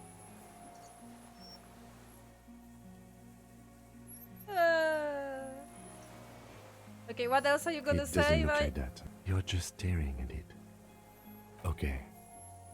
Is it somehow related to the case? No, I told you what's about our fate.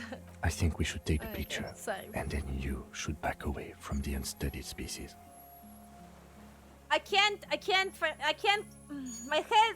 my head can't comprehend how much you can actually, like how much the actual mechanics of the game are ingrained in the narrative as well. It's insane. Like, you know what the Phasmid said, that if you blink, the whole the world is gonna end, which you can interpret as, well, you're gonna turn off the game, then this whole universe doesn't exist, right? And then you're gonna stop playing it, and you know it's gone. And then you're starting a new game, so that would be, you know, restart of the universe, right? And then the Phasmid said that it already started, the universe already restarted, which is that you start a new game. Fuck! Oh, goodness gracious, okay. No, there is one more. What? What's one more? Bring back the communism, that's what you... Get that?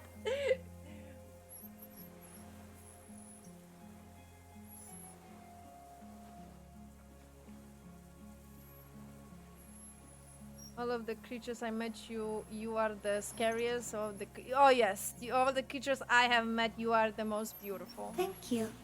I also have one more thing to say to you before you go. That woman, turn from the ruin. Turn and go forward. For all mankind.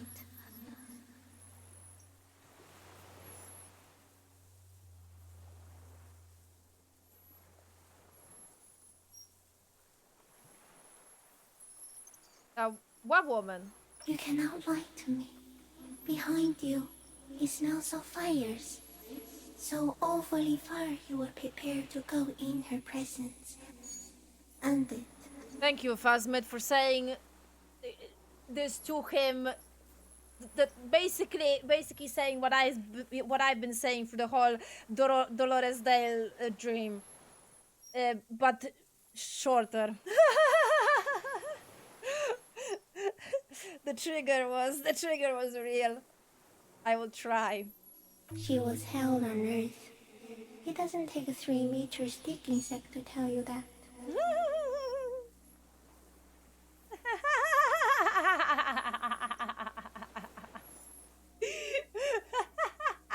Sorry.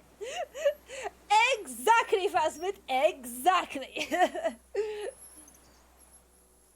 Okay, Kim, take a picture. Okay.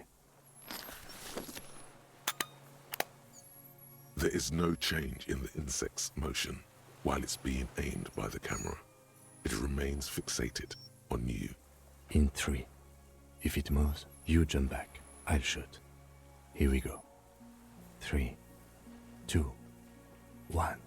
The shrill flash of the camera cuts the air like the blade of a sword. The Phasmid freezes in its bright light.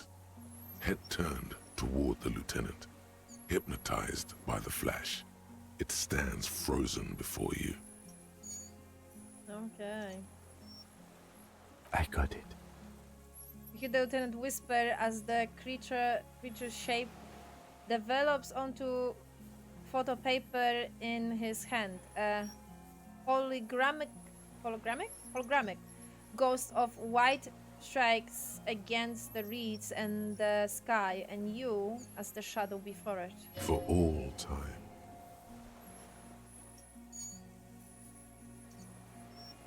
I carefully pat it. The limb before you is incredibly light, like eggshell. It's much lighter than a reed. You feel a soft push could tip the creature over. Its hollow exoskeleton collapsing.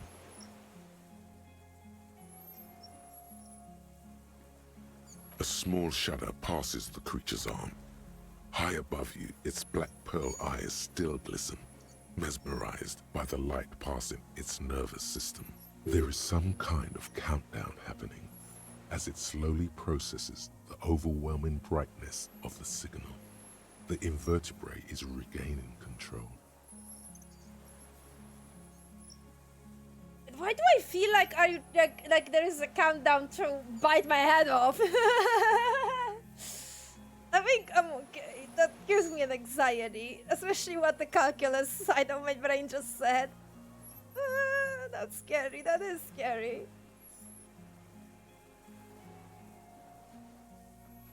I think I'm alright. Don't say it. Are you sure?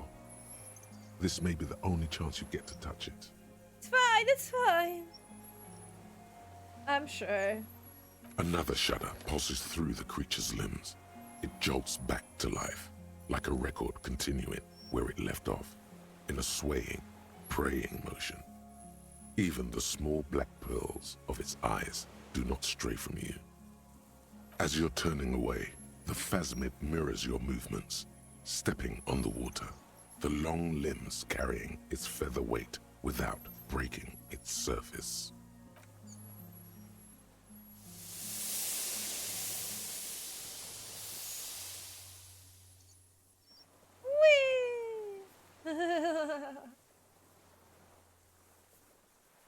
It's fine. It's And fine. just like that, it's gone, skating away across the sea's calm mirror like a skipping stone, leaving nothing but circles on the water. And something under it, in the place it stood, bobbing there, among the reeds, a collection of items. It's gone. The lieutenant looks north with his hand raised to his brow. Can walk on water? Apparently, yes. Like a water strider. Only, I've never seen anything like that in my life. He shakes his head with amazement. What's that in the reeds? Looks like a nest of some sort. We should have a look. What now? What now? In some kind of strange, semi-catatonic state. Our suspect is not looking so good. We need to check on him.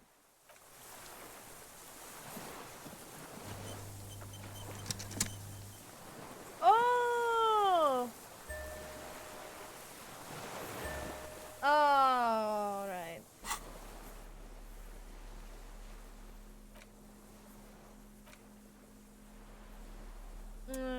Okay. Okay, you are not that good then. You are not that good. I thought you were. I thought you were.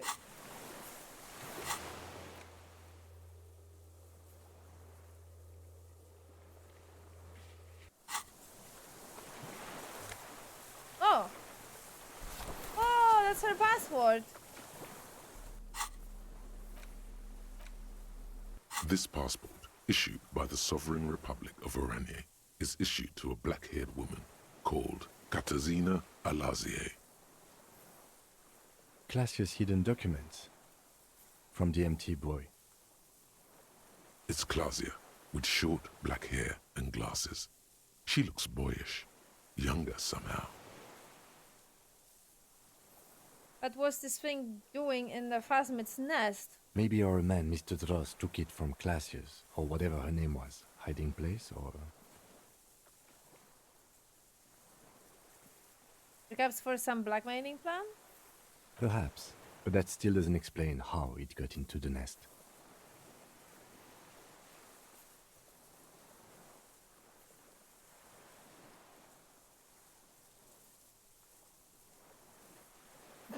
The Phasmid took it, and I sense it to do so. I saw something open up the void with spinning legs. Like a magpie? What a coincidence. Then it would also have collected the other objects, which would be highly unusual. By now, the lieutenant has accepted your unusual methods. I can see how the helmet could wash up on the island. And the scope. Maybe Mr. Dross lost it. But to seek this out would be very unusual behavior for an arthropod. It says Kadjin less whatever. She said it would be for Anouk Meyer-Smith. Anouk Meyer-Smith. Katarzyna Alazia was supposed to be her real name, where Klazia comes from. Remember? God damn it. I told you she kept lying to you. She's probably lying to someone else right now, in another city. Okay, because it was supposed to be her real name, she lied to us. Yes, somehow she managed to lie to us one more time. In a way, she's still lying to us right now. What's her real name then? I don't know, but it's not Katarzyna Alasia or Klasia or Anouk Meyer-Smith. We didn't even scratch the surface with her, detective. Perhaps it's better that we didn't arrest her. Who knows what hell she'd be raising in my district by now.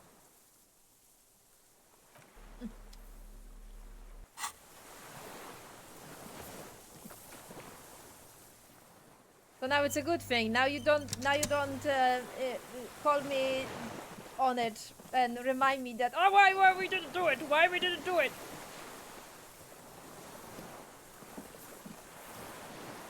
What is it? What do you want from me? I can't go. Something is very wrong with him now. Sir, how could you not see the Phasmid? See? Mr. Dross? The man does not respond. He keeps staring, black eyes glazed over and bulging from their sockets. His gap-toothed mouth shaking. A light shiver passes him, followed by nothing. His hands are trembling, and he breathes slowly. He's going into some kind of psychomotor immobility. The good news is, this solves our transportation problem, doesn't it, Mr. Dross? The trembling mouth appears to sigh. Between this and the broken tire he's used for a boat, I think it's safe to leave him here, while we go and get help. It will need to be medical first, I'm afraid. So, doesn't that mean that the Phasmid actually was doing something? Because he was mobile and capable, and now then the Phasmid left. He completely switched. What has happened to this man? Old age and shock. I think it's the Phasmid. Yes, the arrest and the appearance of the Phasmid, the combined stress. But you think it's something more than that, don't you? There's much. Yep. Remember what it said when it spoke? Quite a few things about that health check you did on him make sense now.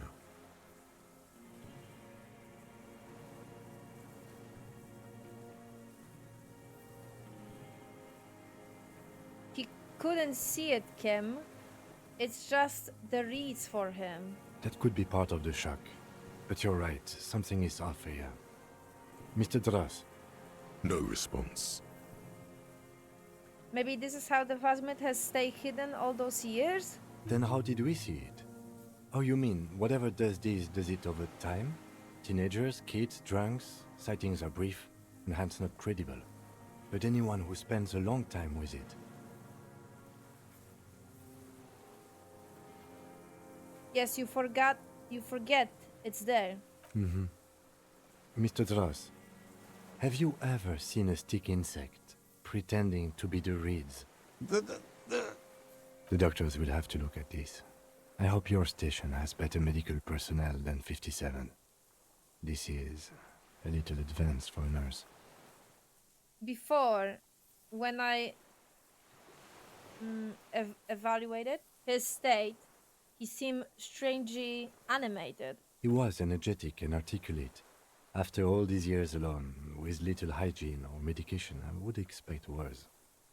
Perhaps this animation is inducted by something in the Phasmid. It does not seem to be animated now it's left. Exactly. Honestly, I'm ready to believe anything at this point. Maybe it is psychoactive. I mean, why not? It's 3 meters tall. Hmm. Could it be there is something hormonal in his relationship to the phasmid? You mean pheromonal? He seemed a little off for a man his age. Randy. Humans are humans. Do you need neurological tampering for the glands to work? I don't know. I talked to the phasmid, it said it's destroying him. You should be more careful, detective. Are you sure it wasn't having an effect on you? Maybe. Anyway, it's only trying to remain unseen. The degradation is a side effect. A valid hunch. Long-term exposure to something like that could be neurodegenerative. Also, please be careful when approaching unknown species in the future, detective. Yes, I know you care about me, I know. He's been here for a long time. Who knows how much of it in its company. He did seem distressed when it finally came to arresting him, like he didn't want to leave this place, and the insect maybe. I have absolutely forgotten to take notes. I hope I remember all of this. This will be one hell of a report. Thank God we have the photo. No one would believe you without it. We found some things in the phasmid's nest, Mr. Dross. He stares into the reeds. Your words don't stir anything in him. Perhaps you should. Show him a passport. No reaction. His breathing is slow, and he appears very old all of a sudden. Around 80.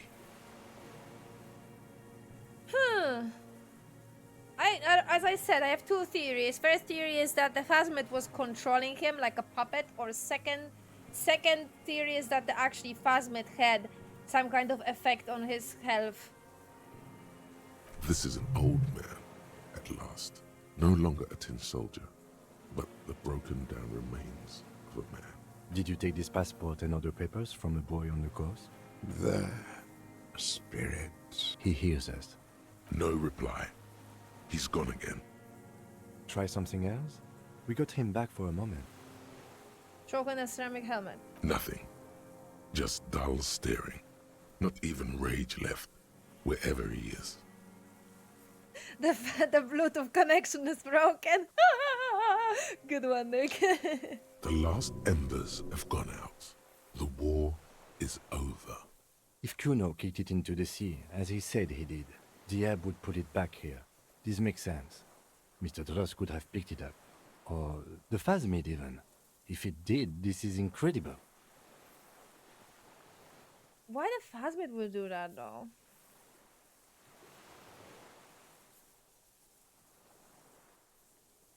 Show him the detached scope.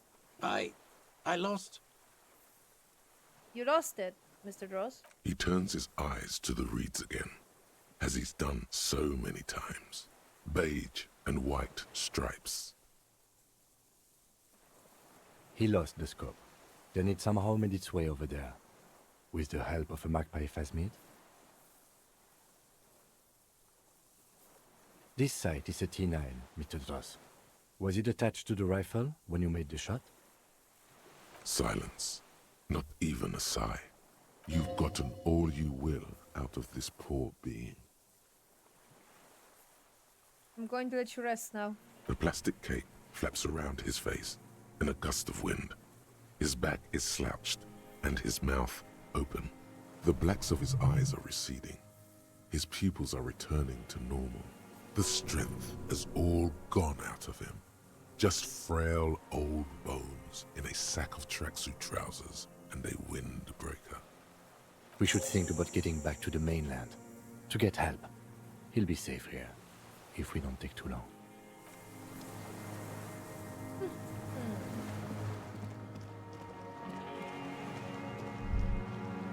Oh.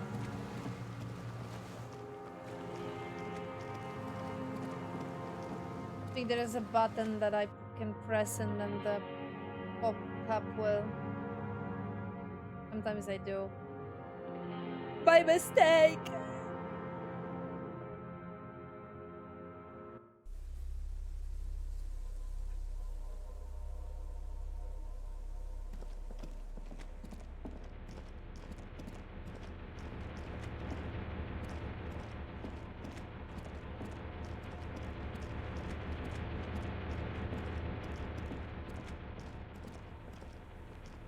No, come on.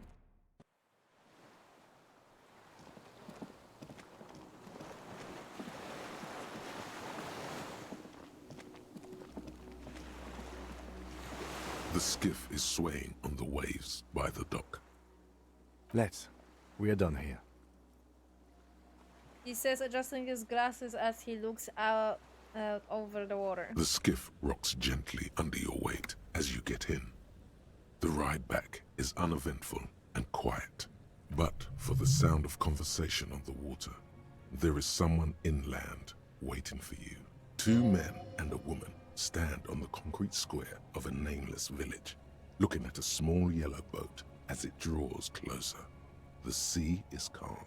You reach the jetty and climb out of the skiff. I'm still not sure what's the motive, though. It's just like. Look what the tide brought him. Just like political? Is that only the motive? That's why he killed him? Says the man without sunglasses. Suddenly his expression changes and he tilts his head. I want to call you a teapot, but I'm honestly kind of impressed. No idea where you got all that gear, but there's no doubt in my mind that some bad people are looking for it. Also, you look like a fucking idiot. Whatever this is, it is completely unimportant compared to what you've just seen. This is the man with sunglasses from the Whirling in Rags. But where are his sunglasses?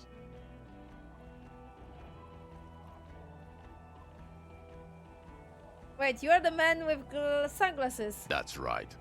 And you're some kind of murder machine. The armor? No one else seems bothered by it. Oh, really? They don't seem bothered by it? That's because you're a cop in an exoskeleton. Yeah, I am a cop in the goddamn exoskeleton. Actually, are you? Are you still a cop? There's so much disco going on, it's hard to tell. Vic, calm down. Who are you people? Hello, I'm Trent Heilerstam. I believe we've met on several occasions. Oh, so that's why my brain was detecting you as like half-brother, is that the case? I'm your goddamn partner, Jean-Vic Kumar, and this is your special task force. Or what's left of it. Special Consultant Trent Heilerstam, Patrol Officer Judith Minot. Hi. We've come to scrape what's left of you off the pavement. Lieutenant Kim Kisuragi, Prison 57. We've just come from the island, where our investigation led us. The scene is making even him feel as though he has to justify your actions. We might need your help with something later. He adds, suddenly regaining his confidence. As if he recalled that he's in fact a decorated police lieutenant and not a naughty boy. But this is clearly a departmental matter, so I'm going to leave you to discuss it among yourselves.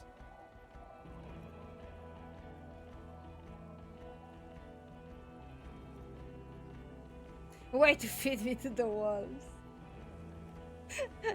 No, Kim! You have gotten my back! Let's destroy them! It's good to meet you, Lieutenant Kitsuhagi. Letting the lieutenant know he shouldn't feel embarrassed over the shitstorm that's about to befall you.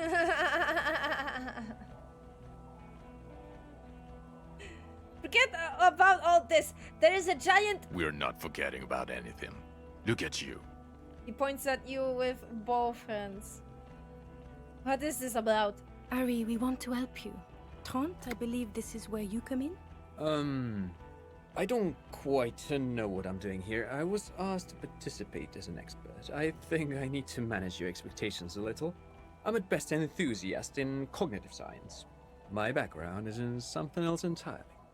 I engage in neurology on a merely theoretical level. In fact, I should probably get going. No, Trant, it's too late. You're part of this shit now. What have you got to say for yourself, shit kid? What does he have to say for himself? He left you to catch the bullets. Shit, kid. What an interesting moniker.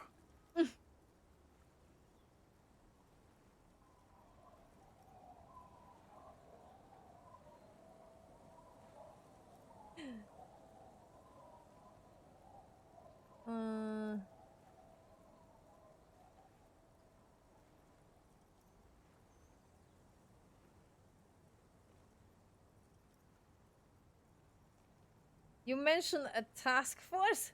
Yeah, Major Crimes Unit, under Lieutenant Dubois and Vicomar. Ring any bells? Refresh my memory. Who else is in it?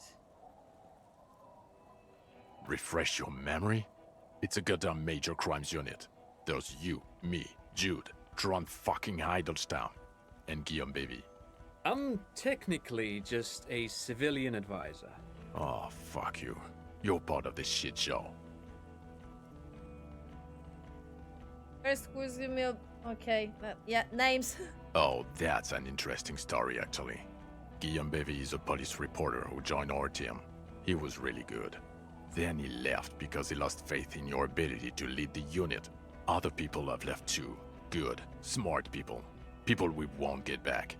Only me and this really patient patrol officer are still here. And Tron because I'm forcing him to stay. Is this Guillaume Bevy blonde and partial to sunglasses? Is this DM, yeah, blonde with sunglasses like you were? Yeah, like you were? See? There. He's getting it. I was impersonating him. Look at me, I'm G-Bevy. It was going to be funny, but then you really did have brain damage. So not so much anymore. He sincerely thought it was going to be amusing for both of you. Okay, so what does the unit do? Do? It's a major crimes unit. We clear the desk of cases so Precinct 41 doesn't look like the worst station in town. We are shit tier now, Harry. Because of you. They're your posse, or what remains of it. Hand-picked, hand-lost. The 41st isn't... He trails off, not wishing to finish the sentence.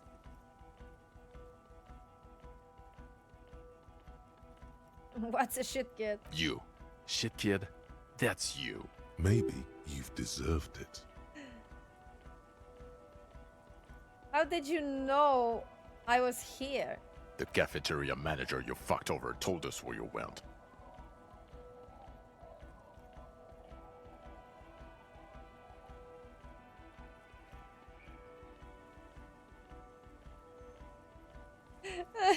Damn you, cafeteria manager, betrayed me for the last time! Speaking of which, the giant aerograffito in front of the building.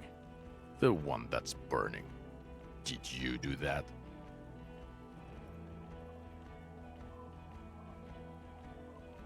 Yeah, I lit it on fire. It was a poetic gesture.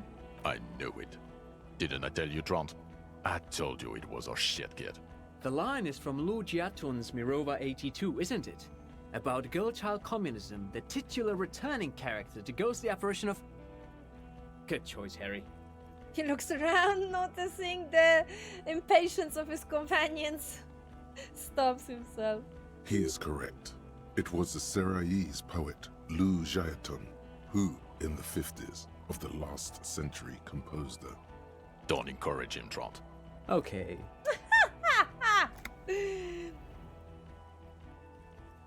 You aren't the man with the sunglasses at all. You're not even blonde. Guilty as charged.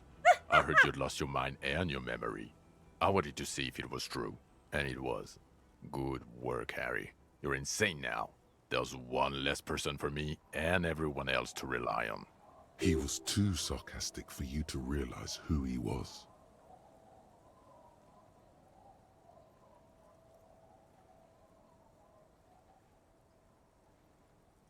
Maybe if you haven't been so sarcastic, I would have realized I knew you. I'm clinically depressed, Harry. Sorry if I wasn't in the mood to batter you up after you told us to fuck off. Wait, are you like serious or are you joking? Actually, I suspect something was off. Did you? Or did you literally not recognize my face? We've been partners for how long, Harry? Don't answer that. You don't remember. He's right. Don't start guessing. Now's not a good time. You never told me you are not the horse-faced woman? What? Lieutenant, my name is not horse-faced woman. It's Judith Minot. I was assigned to your unit 2 months ago. I thought we were friends.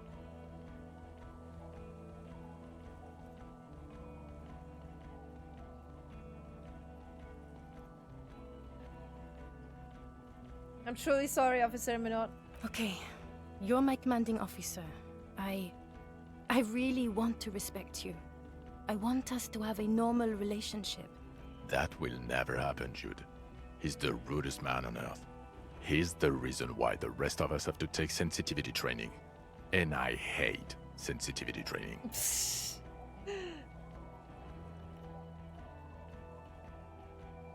So, Tran turns out to be special consultant, Tran? Yes, I'm Tran Heilestam.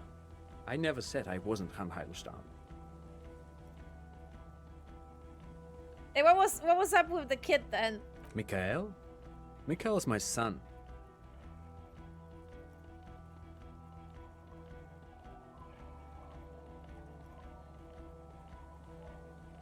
Oh yeah, what was up with all the interesting history spinning on me? No, I was just interested in the Feld building and the Martinez beachhead. And Mikhail wanted to see Martinez. It was a coincidence. So what are you, special consulting here? What indeed? I was asked to share my take on some of the more obscure theories developed in Königstein in the 30s. Like partial psychotraumatic amnesia, group personality theory. He's here to see if you're insane. He is smart. Let's move on.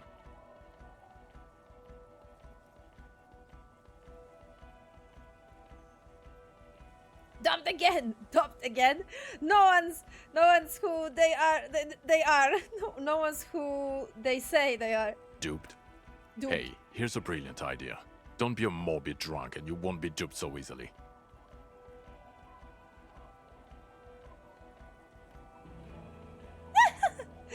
Gardener, sub leader, this. Tell me at least you are who you said you were.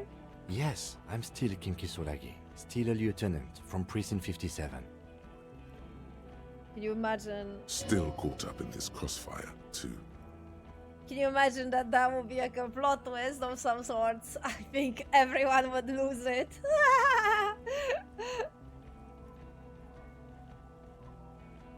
Where have you been all this time? There was a mercenary tribunal. God damn it, Harry. He shifts his weight, crossing his arms, and looks you in the eye. You told us to fuck off. You said we're cramping your style. Your detective god. Fuck everything. All we burn. Detect or die.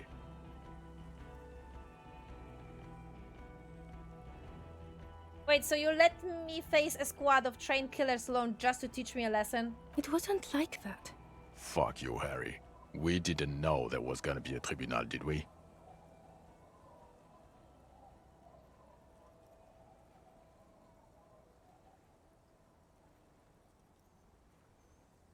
Hmm.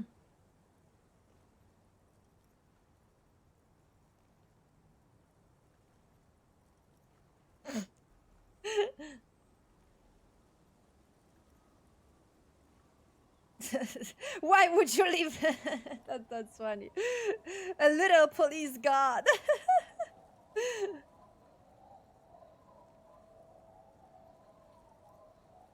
You were crying hysterically. You were drunk, breaking things, being emotionally abusive. You said we were going into the abyss. None of us wanted to see the abyss. So we fucked off. Like you told us to. So again, Harry's like over emotionalness is coming to a picture, just like with his ex-wife. Like extreme over emotionalness. Oof. None of this is ringing any bells. The bells aren't ringing because you have brain damage, Detective God. Trant, this is where you come in. How bad is it?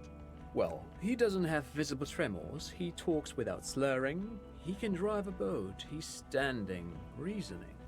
All good signs, but complete retrograde amnesia, episodic and semantic.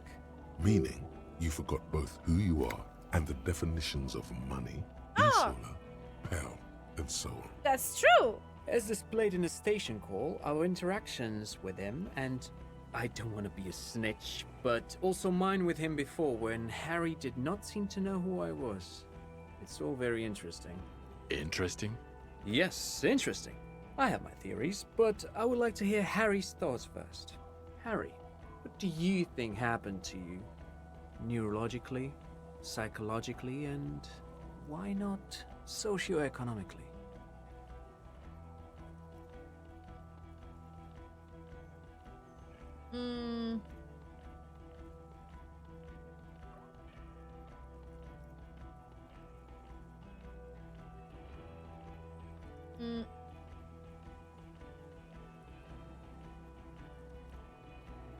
Something so sad happened to me that I couldn't be me anymore. It was a defense mechanism. Psychotraumatic amnesia, Trant? I can go for that. Shit kid is a broken man. Always has been. Who isn't? I know I am. But you know what? Why do you call me a shit kid? Consider I think I am older than you. I keep my shit together. Also, I know a person can't wipe their own mind, however traumatic it gets. That doesn't happen. You're lying, or insane, or both. But Detective Vigmer, he has blanked out before. I have? Yes, a couple of times. After some of the more serious benders. One was after the two drunks case, the other when we looked into that mural. Interesting. So at first he dipped his toes into it, prepared. That's where he would have gotten the idea, yes. Practice. And then he used alcohol to get there, so to speak. What do you mean? Well, here's my theory. What if this is an absolutely normal reaction to the world we're living in? What if this is not a significant anomaly at all? Something to be explained, approached as a defect? Look at the sensory input here. He gestures towards the scenery. Look at the ruins, the neon. Listen to the radio, the multitudes, the people. Live here for 40 years. As a police detective, he's like a magnetic reader on the world tape, to borrow a known metaphor. Harry's been pushed flat against it. Total input. Ads are gonna play. Okay, I will wait. As far as I remember, this is just the ending. Like, this part is just the ending. I will wait. I'm patient. There's not much left. And it actually is quite long. I wouldn't see. I'm so glad that we split this. Oh my god, I am so glad. Because definitely I wouldn't be able to do it on Tuesday, man. Definitely not. It's too long.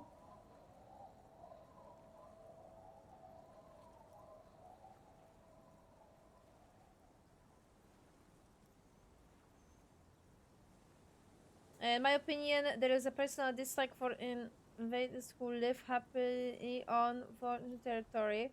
But in general, this is a dislike of political attachment and a refusal to adapt to change in the world. So that was the motive. That was just it. That was the political, I guess, motive. That like he didn't have any grudge against the guy in particular.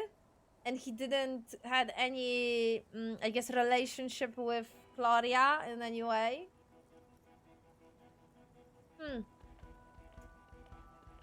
Maybe, you know what? Maybe that's why I didn't remember the ending that well.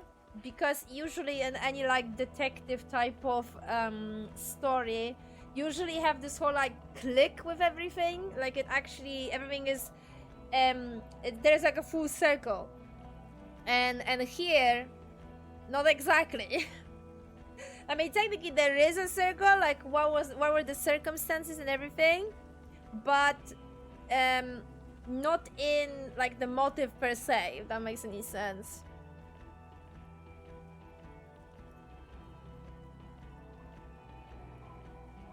I mean, yeah, that makes sense. Makes sense because depends on your actual, you know, like speed of reading, I guess. For me, it will take me 2,000 years probably.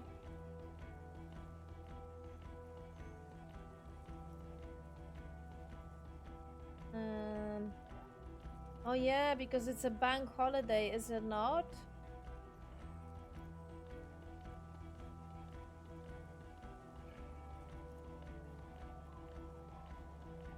Nothing changes for me though.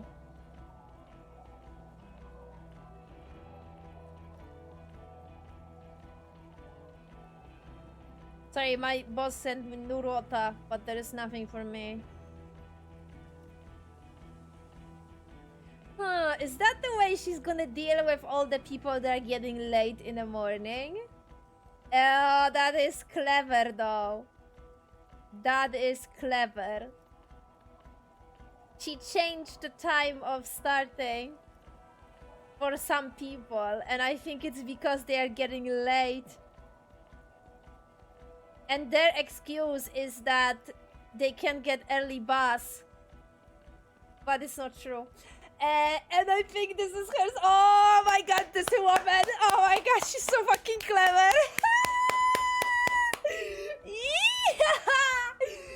Yo, I can't. Oh my god, this is like, oh my god, this woman. I love it so much. Yo. This is beautiful. I'm gonna cry. I'm gonna fucking cry. I mean, you know, this is actually quite fair. You know what I mean? Like, oh, you're saying you can't get an early bus, or it is the only bus that you're gonna... Well, in that case, you're gonna start early. Like, makes sense, right? I mean, later, Jesus. Oh my god, this is beautiful. I'm gonna cry. If this is the strategy... If this is a strategy that she's taking, this is beautiful. I'm gonna fucking cry. Beautiful. Right, sorry. Let's continue with the ending of the game. I got distracted.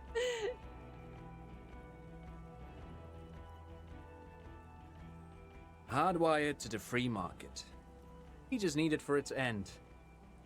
Okay, Trent, thank you. That's absolutely meaningless. I'm glad we brought you. Will he or will he not be able to work in the major crimes unit? Is he a cretin now? I want to know that. He's not a cretin, and he is able to do work. If not in his previous leadership role, then as a line detective.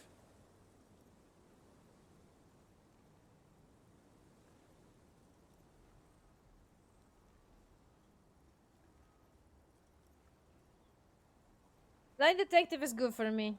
For now? For now. I misphrased my question. It should have been, is he able to put his clothes on and use the party? Or do we need to get him on a disability pension? What now? Now nothing. Now we're just going to stand here. Really? No. Now we discuss that. What the fuck did you do to a motor carriage? Why is it there, Harry?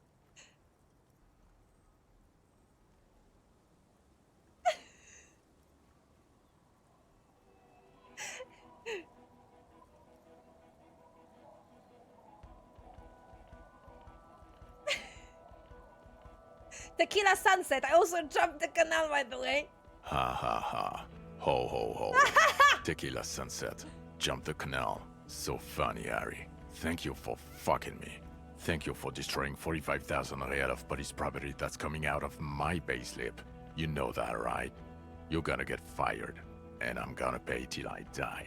It doesn't matter. Your badge, Harry. Show me your badge.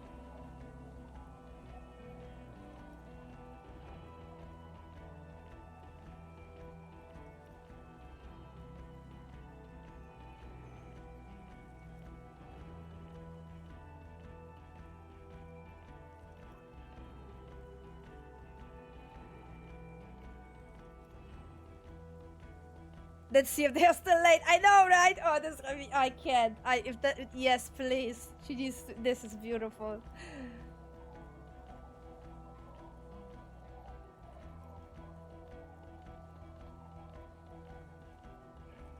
What I do with this futuristic armor?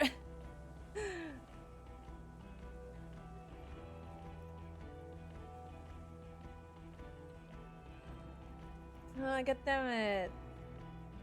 Wait, my badge! The thing that tells people you're a police officer. What I do have is this futuristic armor. We're not armor cops. We're cops. People don't know us by our armor. They know us by our badges. You called in and said you lost yours. Have you found it? In a rush to demonstrate your badge, your eager fingers can't sustain a grip on the smooth plastic, and the badge slips out of your hand.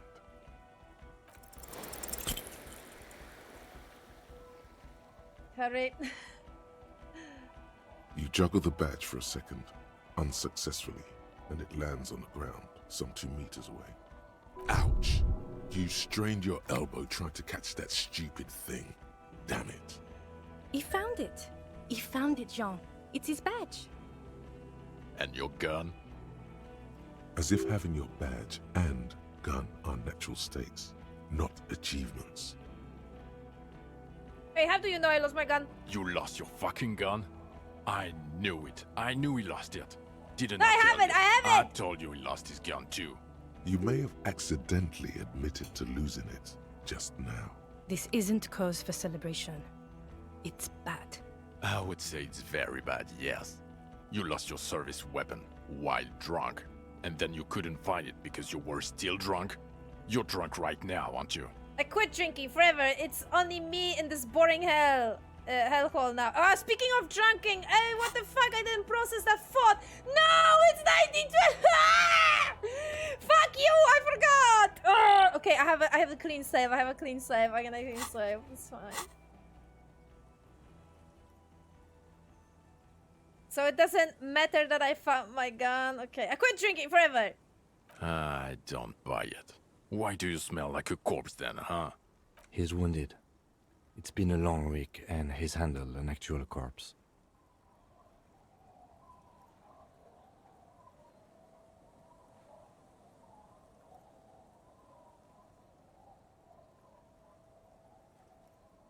Yeah, I'll handle an actual corpse. I don't believe you. You're drunk. You let a suspect escape, a certain classier, because you were too drunk to assess a flight risk. We've read the report, Sari. Lieutenant Kitsuhagi's. We know.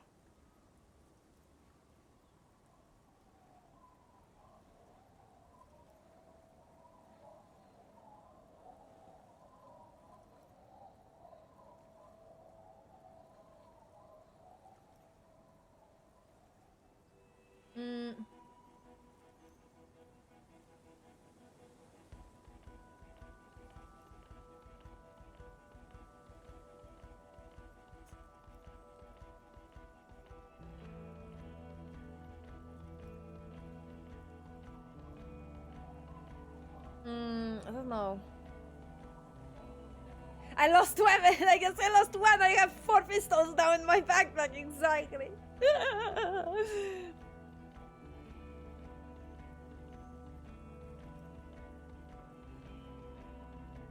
Claudia, she was some kind of spy from the Oceanic, specially trained. Huh, well, if she was specially trained, I'm not even gonna get into the other suspect, the one who shot herself in the head, or the fact that you're Everclear's little peony now, doing I don't know what for him. That's small-time stuff. That's nothing. That's a humorous anecdote.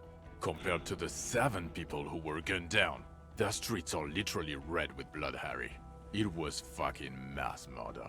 He did everything he could. We did everything we could. The company hired and vetted mercenaries. Lieutenant Dubois got between them and the locals.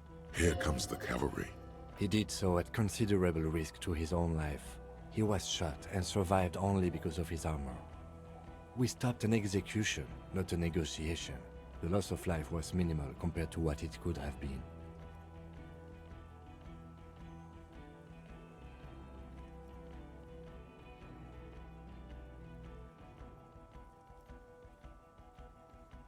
Yes, what he said.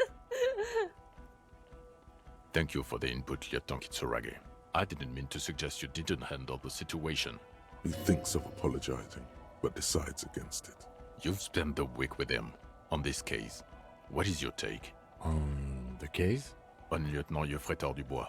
Well, the drinking, The gun losing. Also losing the badge. That's all true. Although he has not been drinking on the job this week. See? 1 week. Then there's the superstardom. He likes to, from time to time, allude to being a superstar law official. At first I thought it was a joke, but now I'm not so sure. He says disco about 20 times a day. It's just strange, especially in light of his political views. Detective Dubois is, as you may know, a true blue moralist, a man of the center, not prone to political outbursts, which is commendable, but also at odds with his behavior. Others still, he is also an ultra-liberal hustler who is always on the grind. How he reconciles these 2 points of view, I do not know, but he is vocal about both of them. And then there's the motor carriage in the sea, something I was not present for. But despite all this, he is a great detective, one of the best I have seen, in fact. He can talk human beings into telling him everything, and he doesn't stop. In all the time I've spent with him, he has not once stopped pursuing leads, however far-fetched and tangential. He is tireless, madly driven. Well, except that one time when he stopped to sing karaoke, which by the way was a valiant effort. He really sang his heart out. Yeah, it was what it was. Other than that one time, he has tirelessly worked on the case, and he solved it. We have a confession, a murder weapon, and the perpetrator, locked on the island right now, awaiting transportation. He apprehended a straggler who stayed hidden for 50 years, ever since the revolution, who's probably committed other murders over those years. Oh, and he also discovered a new species. A new species? A colossal stick insect. It was on the island, camouflaged as the reeds. It unfolded from the reeds. I think we may be dealing with the Insulindian phasmid. He takes out the photo of the phasmid and shows it to the officers across the yard. The wind blows, flapping the glossy rectangle in his hand. You hear gasps beneath the howling of the wind. As you can see, it's about 3 meters tall. In fact, we think it may be the largest land invertebrate ever discovered. Boom shakalaka, motherfucker! Fucking hell is that? Is this somehow connected to the case? Detective?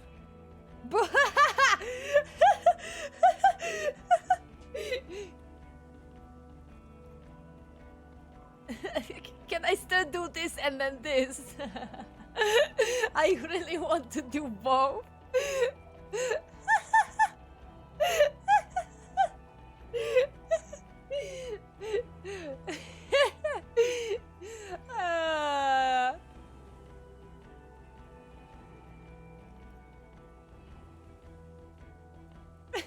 Please tell me I can do both. I want to be logical about it, but at the same time I like being funny, and I like funny dialogues. They are written so good in this game. I don't know. Okay.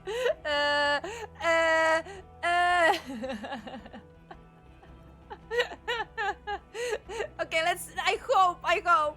Boom, boom, boom. Yes, but also... Okay. Yes, I believe the Phasman is.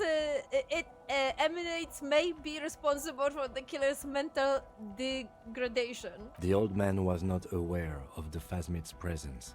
Exhibiting a strange, atypical dementia, he fell into a stupor after its appearance. He became near catatonic. So it is connected. I must say, this is absolutely extraordinary. I don't even have words for it. Yes, it really does make it hard to fire the drunk. His tired eyes follow the photo as the lieutenant puts it away. This is a very, very sad man who has just seen something that's made him forget his sadness. Now you make your case.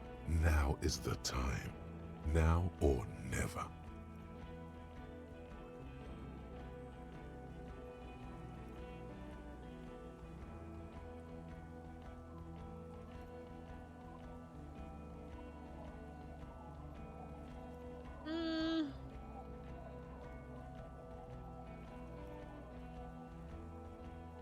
I confiscated drugs from Kuno's dad. Who's Kuno?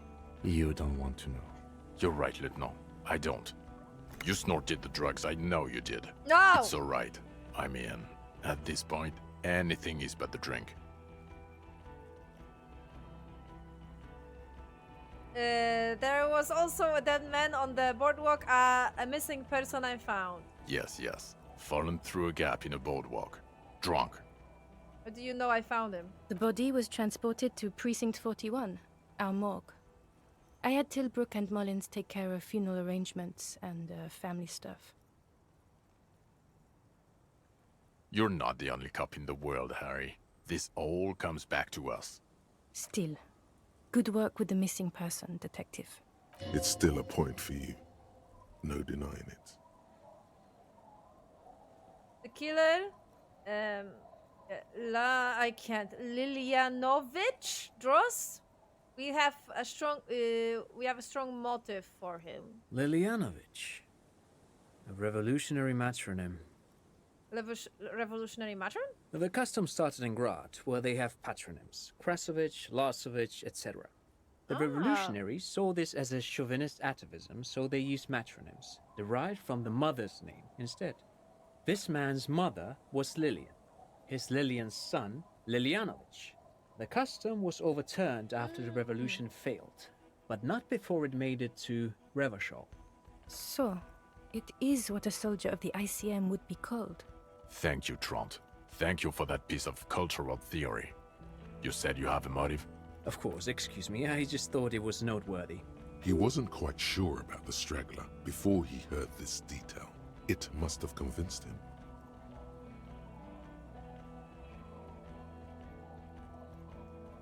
Killed him in the act of rage.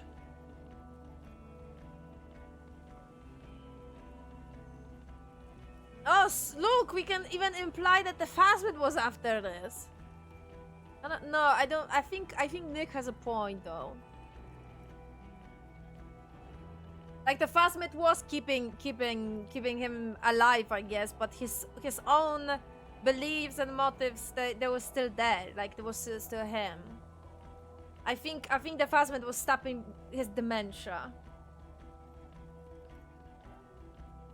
He being a commander probably had to do with it, you know, class warfare stuff. And it worked? He got a war going? Yes, until we stopped it. He saw the mercenary as an ennemi combatant.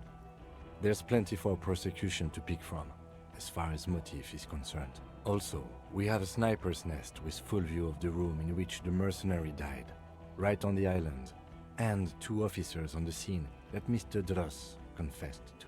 It's a clean win. Oh, it's way more than that. Way more.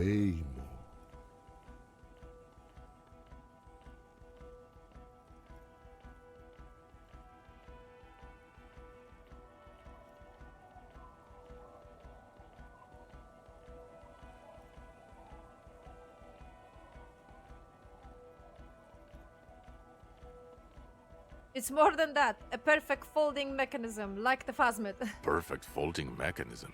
Get over yourself, Harry. I can still smell the booze on the wind. God damn it. Doesn't it ever leave? It is there. Like in your bones or something. It will pass in time. Hopefully. Or it would pass if I succeed with this. I forgot.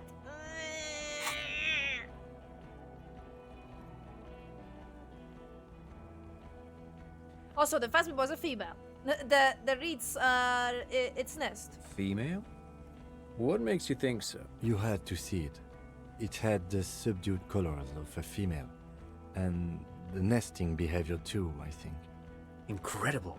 Were there eggs in the nest? Not as far as I could see. There were other things there, though.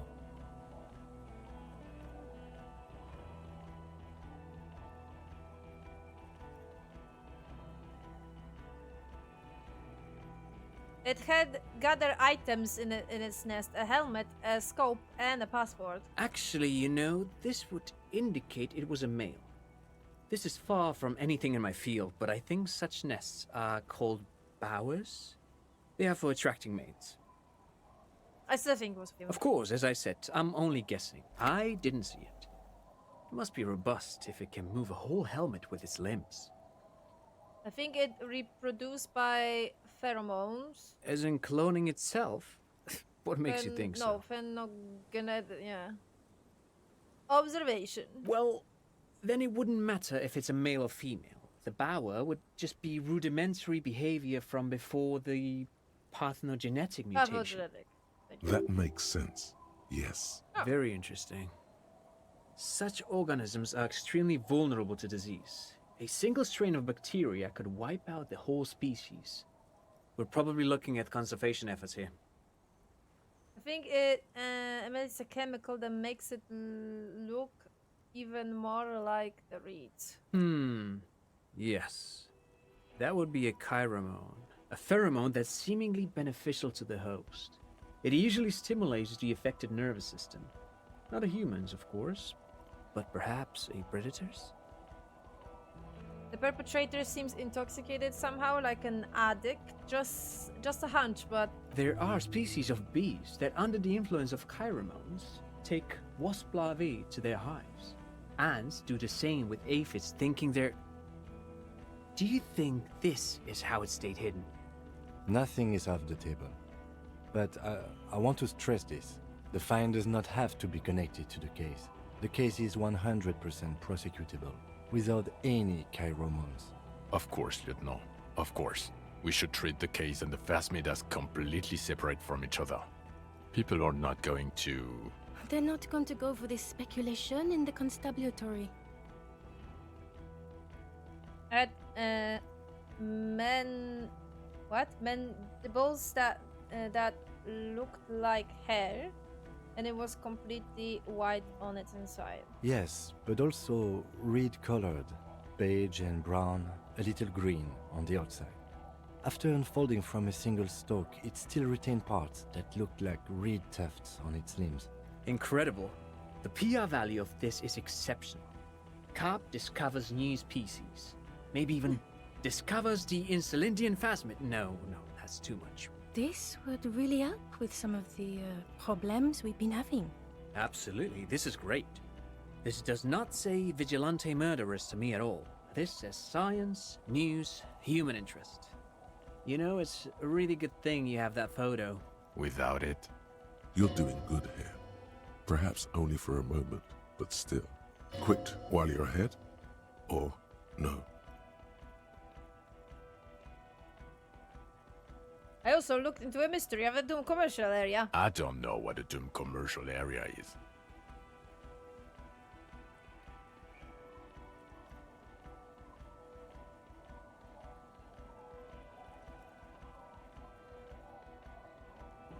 Commercial building where all businesses go bankrupt. I looked into it. Why? That's not what you were supposed to do here. There was a possible witness in there, and it was close to the crime scene. He was just chasing a lead and ended up advising a local shopkeeper. It was okay. Of course. Call it community outreach, right? Should I mention about the nightclub? Okay, maybe not. They're gonna eat me.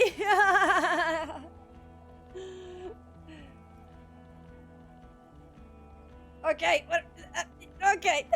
What was that? It sounded like you set up a nightclub in the church.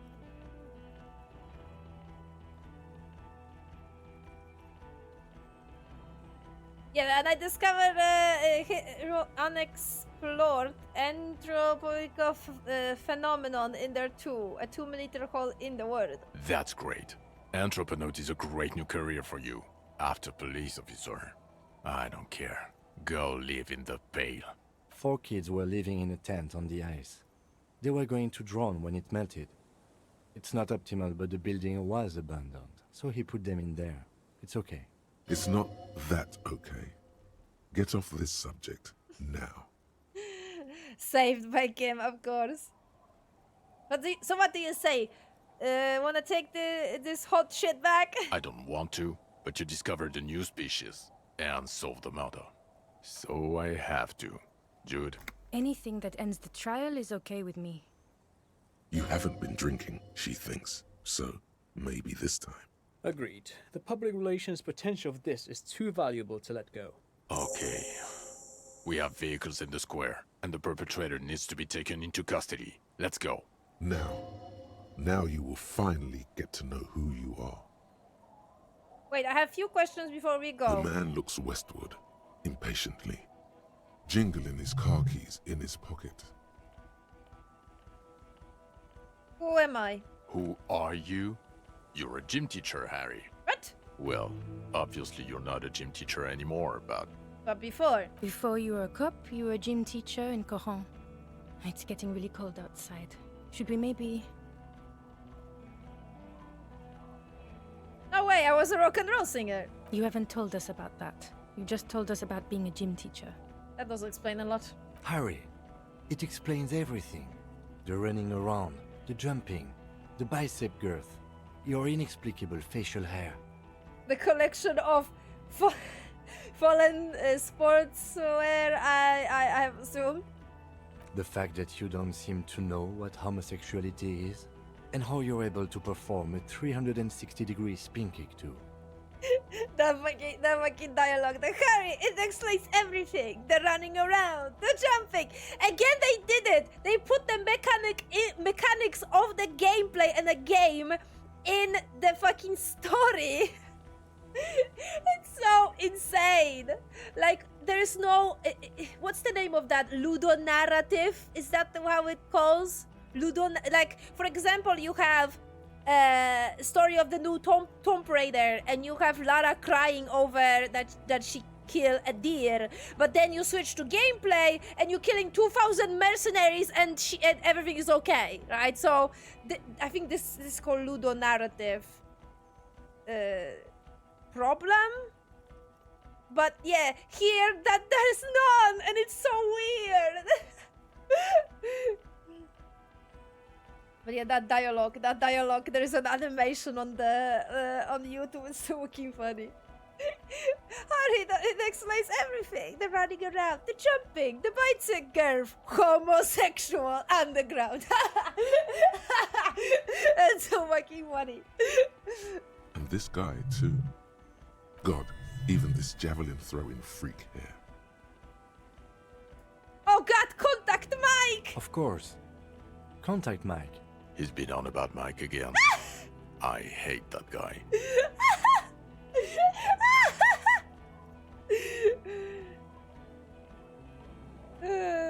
Contact Mike is a repress of the most inspiring basic sporting principles of open competition.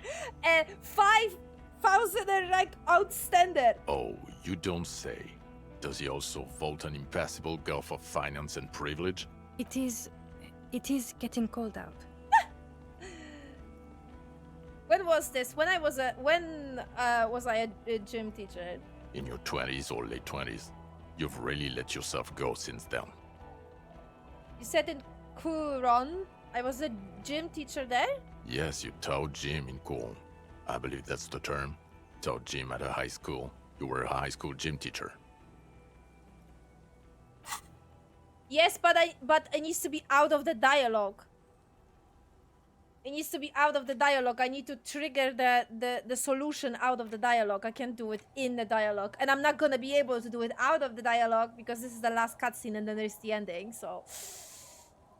yeah. As far as I'm aware. But yeah, I can't even check the solution. So I'm guessing I can't.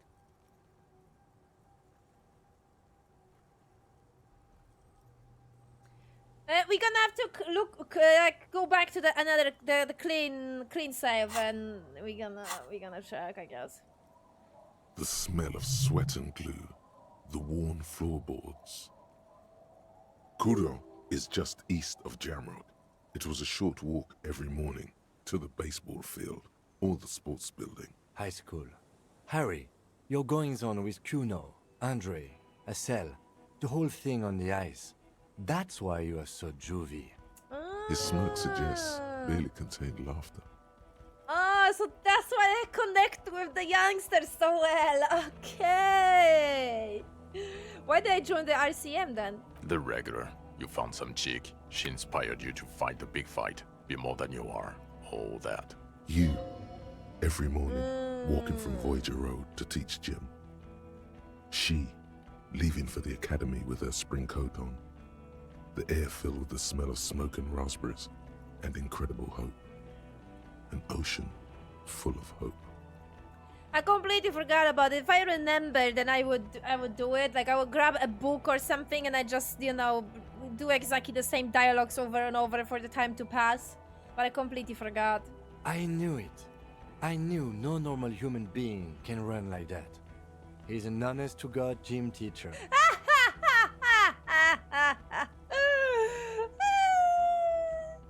Why am I like this? It's not a mystery. Some chick fucked you over. Also, you were drunk. You really went with it too. Really maximized the damage. Was she called Dora? Dubois? It was Dora Engelund, I think.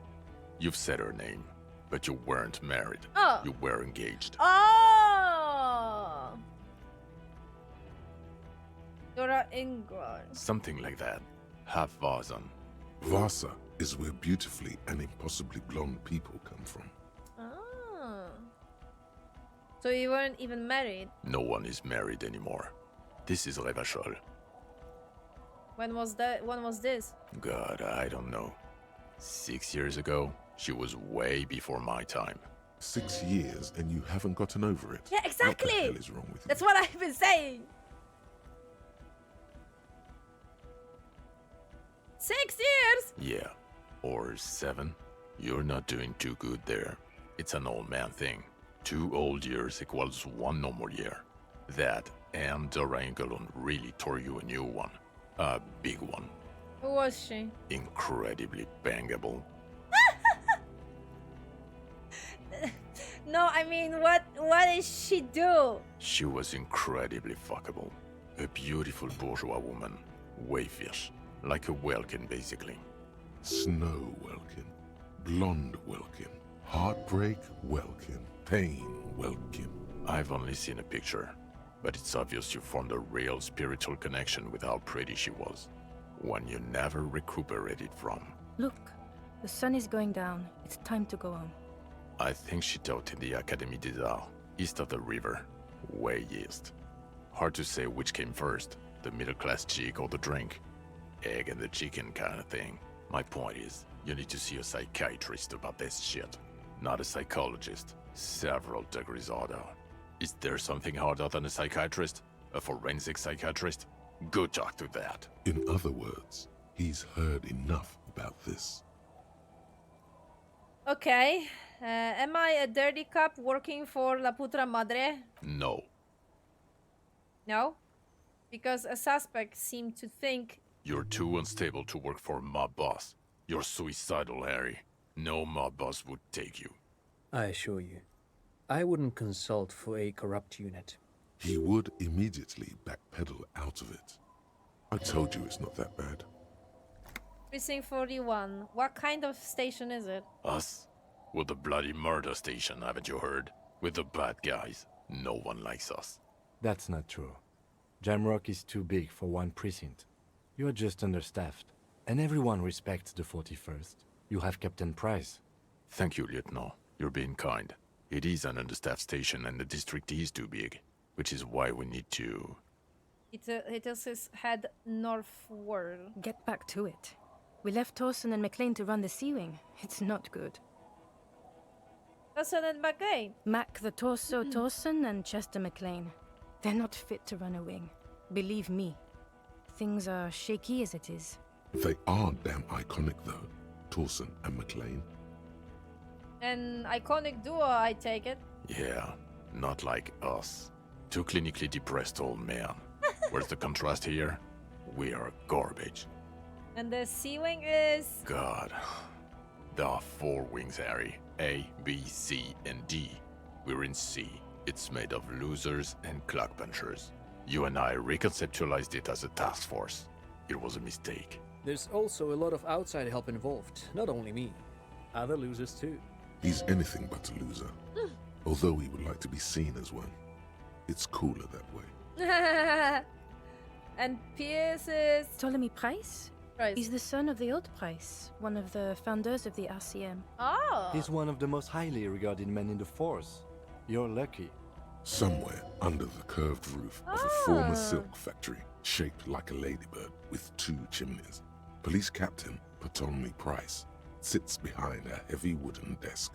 Resident medic Nix Gottlieb pours him coffee. It's silent in the captain's office. They speak of change, the city, the tension on the streets. They speak of the events of April and the blood on the streets in May. Did we recently shoot up a church by any chance? So he remembers that. Yes, there may have been a raid on some churches. It wasn't good press. Shooting up churches never is. I was out of town, to be clear. What happened? Why did we need to go there? Our enemies were hiding in a church, to the best of our information. That's it. I'm not talking about this anymore. Your security clearance is shit tier right now. You have to wait for it to go up. He means it. The RCM and its enemies will not be discussed on this coast. Your clearance will not go up while you're within earshot of the Union headquarters. So I work in the bloody murder station. Okay, it's not the bloody murder station. It's an old converted silk mill with green desk lamps and a coffee corner. A lot of good people work there, hard, every day. Jamrock is the largest ghetto in Rivershore. Faubourg, technically, but it's divided into 11 districts. Jamrock only has us. The press will blow over.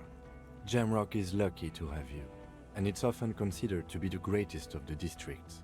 You're lucky to have it. Thank you again, Lieutenant. The Phasmid, I need to tell Lena about this ASAP. Who is Lena? She lives at 1113 Tabernacle Road in Jamrock. Remember? A cryptozoologist, she lives in Jamrock on the road. She told me about this Phasmid. Tabernacle? It's on the way over. Near where you live on Perdition. Fine, if we're gonna drop you off anyway. She and her husband were conducting the search for the Phasmid. It's their discovery, in part. They should know as soon as possible. It would do you good to deliver some positive news for a change. She is going to be over the moon. Definitely. Lieutenant Katsuragi, what will you do now? Well, first I will go back to my station and write the most detailed report anyone has ever seen. It will have to be good to cover all these. Then I will have a serious talk with my captain. About what? Detective, we just stopped a small-scale war. Something is happening to Revachol. He pulls up his collar and looks around. The cold spring light reflects in the lights of his glasses. I don't know Lens. what yet, but it's going to be a hard spring for the RCM. We need to get ready, infiltrate, investigate. Le retour.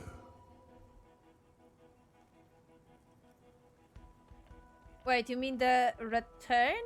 Perhaps. There are people who say the zone of control will not hold up long. They are not on the radio yet, but there are parties out there. Yes. I hear worries from systems analysts in Vespa and Messina. International risk departments in Pangs. People like that. We've been hearing whispers in Jamrock too, ever since fall. I agree that something is happening. People are tense. I hear a fan spinning, fast. Something is about to hit it. Want to do that at the Station 41? Talk to Captain Price? I'd rather not ruffle the feathers of 2 captains with my doom-mongering. No, I mean investigate. Come work in Precinct 41. Work with Price? I'm flattered, but I don't know if I... A crooked smile quiver on his lips. Would fit in. Am crazy enough. Can take the stress. He doesn't know how to finish the sentence. This truly came as a surprise to him. Not a bad one, but he's at a loss. Flattered? You're Lieutenant Kitsuragi. We would be flattered if you even considered. I would have to tie things up in GRIH first. But, I mean, whatever is coming, Jamrock will be more central to it than the harbor. Lieutenant turns very seriously at all. Serious all of a sudden. Okay. And we also have a huge caseload, Lieutenant. Piles that we need to get back to. Mountains, even. I do like the sound of that. Here there's her smile. He's really considering it. Okay, I'm ready. Good. Fuck it, let's go. Tron brought his motor carriage. It's a 20-minute drive to Jamrock. Under the evening sky, the great district turns on its lights. A chessboard of wooden houses, 80,000 living souls inside. Fire traps as far as the eye can see, from Main Street to Precinct 41 atop the motorway, to Boogie Street forking into the dark horizon. You close your eyes and hear the dogs bark. A lone woman sits by a factory window, dreaming of meteorite strikes. On Rue de Saint-Jérôme, a square bullet slides into a square-shaped chamber. In Old South, a man without eyelids smiles. Spring has come. It's time. Torsen? Yes. McLean? Yes. Heidelstein? No. Vicmere? Yes. Dubois? Of course. Really? Nix Gottlieb looks up from the list. I hear he's unstable. You say that like it's a bad thing. Captain Potomny Price gestures with a ballpoint pen. It's dim in the office, and the curtains are drawn. Harry's our man. He'll pull through. When he does, he'll side with the RCM. Understood. Gottlieb returns to the list. Minot? Of course. Wonderful. Then can we please just go back to Jamrock now?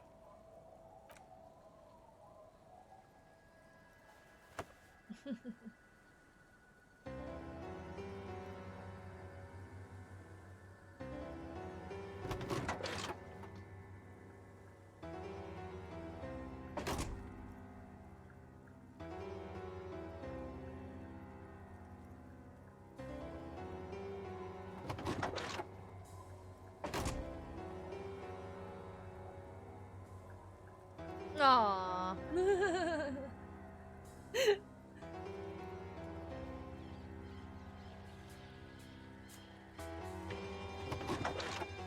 Yeah, because of my leg.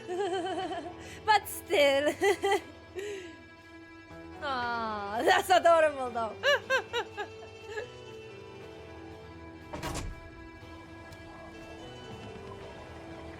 Nice. Okay, we're gonna reload and check that whole thing. If I eternalize that thought, I really forgot. I seriously forgot, man. I thought we do have enough time. I really do. Nice. I really like this game, but unfortunately I can't play it in a different way. Like, I think the only changes that happen compared to my first playthrough are the ones that basically game force on me. Because if I had the choice, and the choice wouldn't be determined by the dice throw, then I would do, you know, the success choice, not the failure. I mean, depends on the choices, but most of it, I think I would actually prefer to succeed because it feels more, I don't know, it feels more satisfying. The conclusion, but yeah.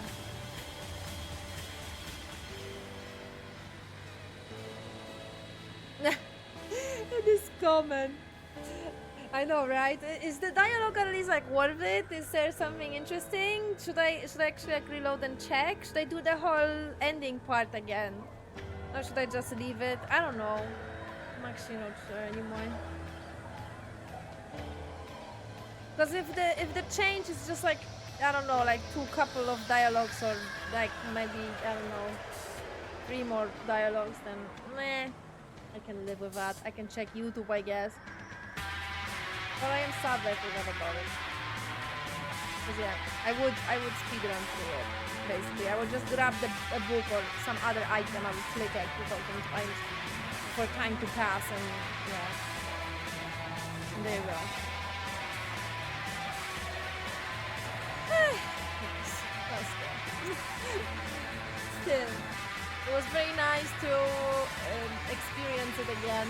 Thanks you guys for joining me. Thanks for all the nudges in the good directions and stuff.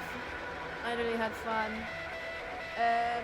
I'm very happy that this game was fully voiced, because that was one of the things that I did with my first playthrough. I actually like all those like descriptions of different things. I would basically like skip because it was too much for me. But at the same time, I wanted to solve this whole case. I wanted to see the conclusion, and then again, I was so done. So a lot of things I didn't click, I guess, that much. But yeah, with the everything being fully voiced, well, besides Harry, because it makes sense because you were playing as him. Then yeah, everything makes sense for the voice acting to happen. I was so surprised when I heard that the game is getting like full voice acting. When I heard it like a couple of years ago, I was like, what? What? Do you know how much text this game has? Are you like, you feeling okay?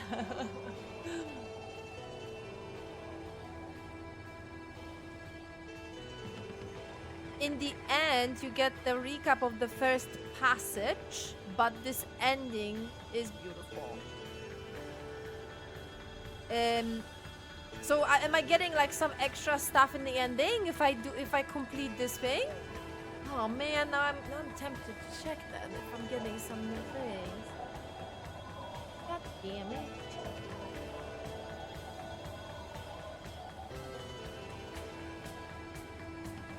Being fully voiced is nice. I don't think I will be able to play the game without it. Imagine me 4 years ago, basically swimming through this whole text. I was determined, okay? Kim was the main motivation.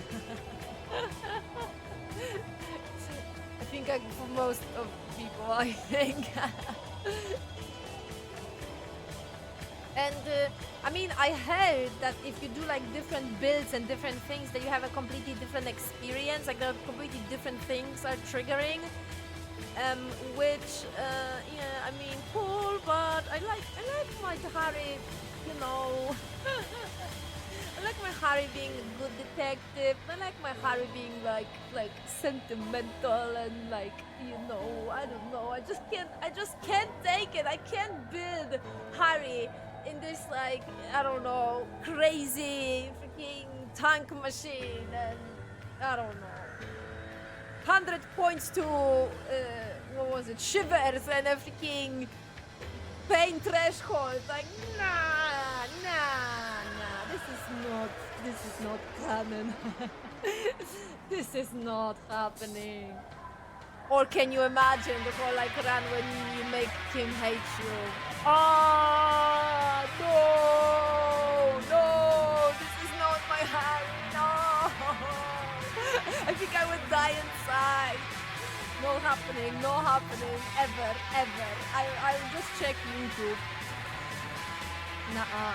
I actually checked one of the scenes on YouTube. I was actually curious, and I had to pause it like I think 4 times because I was, Jesus, the voice actor for Kim is so good. Like, my God, I was dying inside. I think there is a scene in the church, right? And you can mess it up. I'm not sure if it works similarly if you have a good relationship with Kim.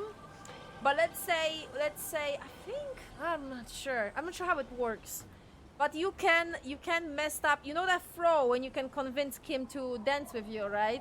You can mess up this throw, and when you messed up this throw, you throw racist slur.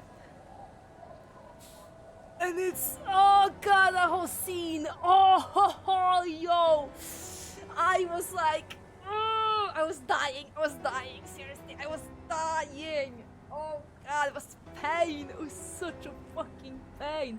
But from the, I think like from the structure and narrative, Jesus, it was genius. Like this, I think if this game was a movie, I think it should have some kind of second low point, and this would be genius second low point.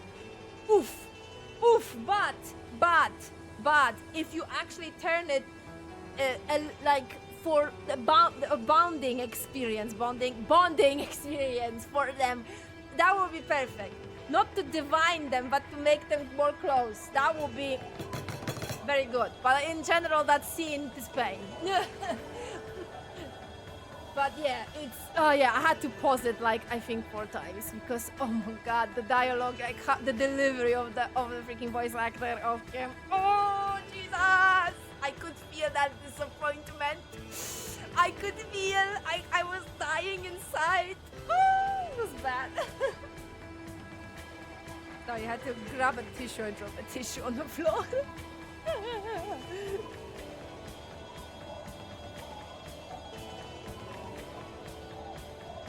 You just repeat everything you did before without making any special changes in your actions. I do know what things the dialogue, for example, feminist, strongly is the conversation. Ah, okay. And so the feminism didn't affect anything else besides that, because some of the thoughts are actually doing stuff. Like the superstar thought wasn't that like triggering stuff in the like dialogue window. Like I had some extra dialogues because of it. Superstar dialogues.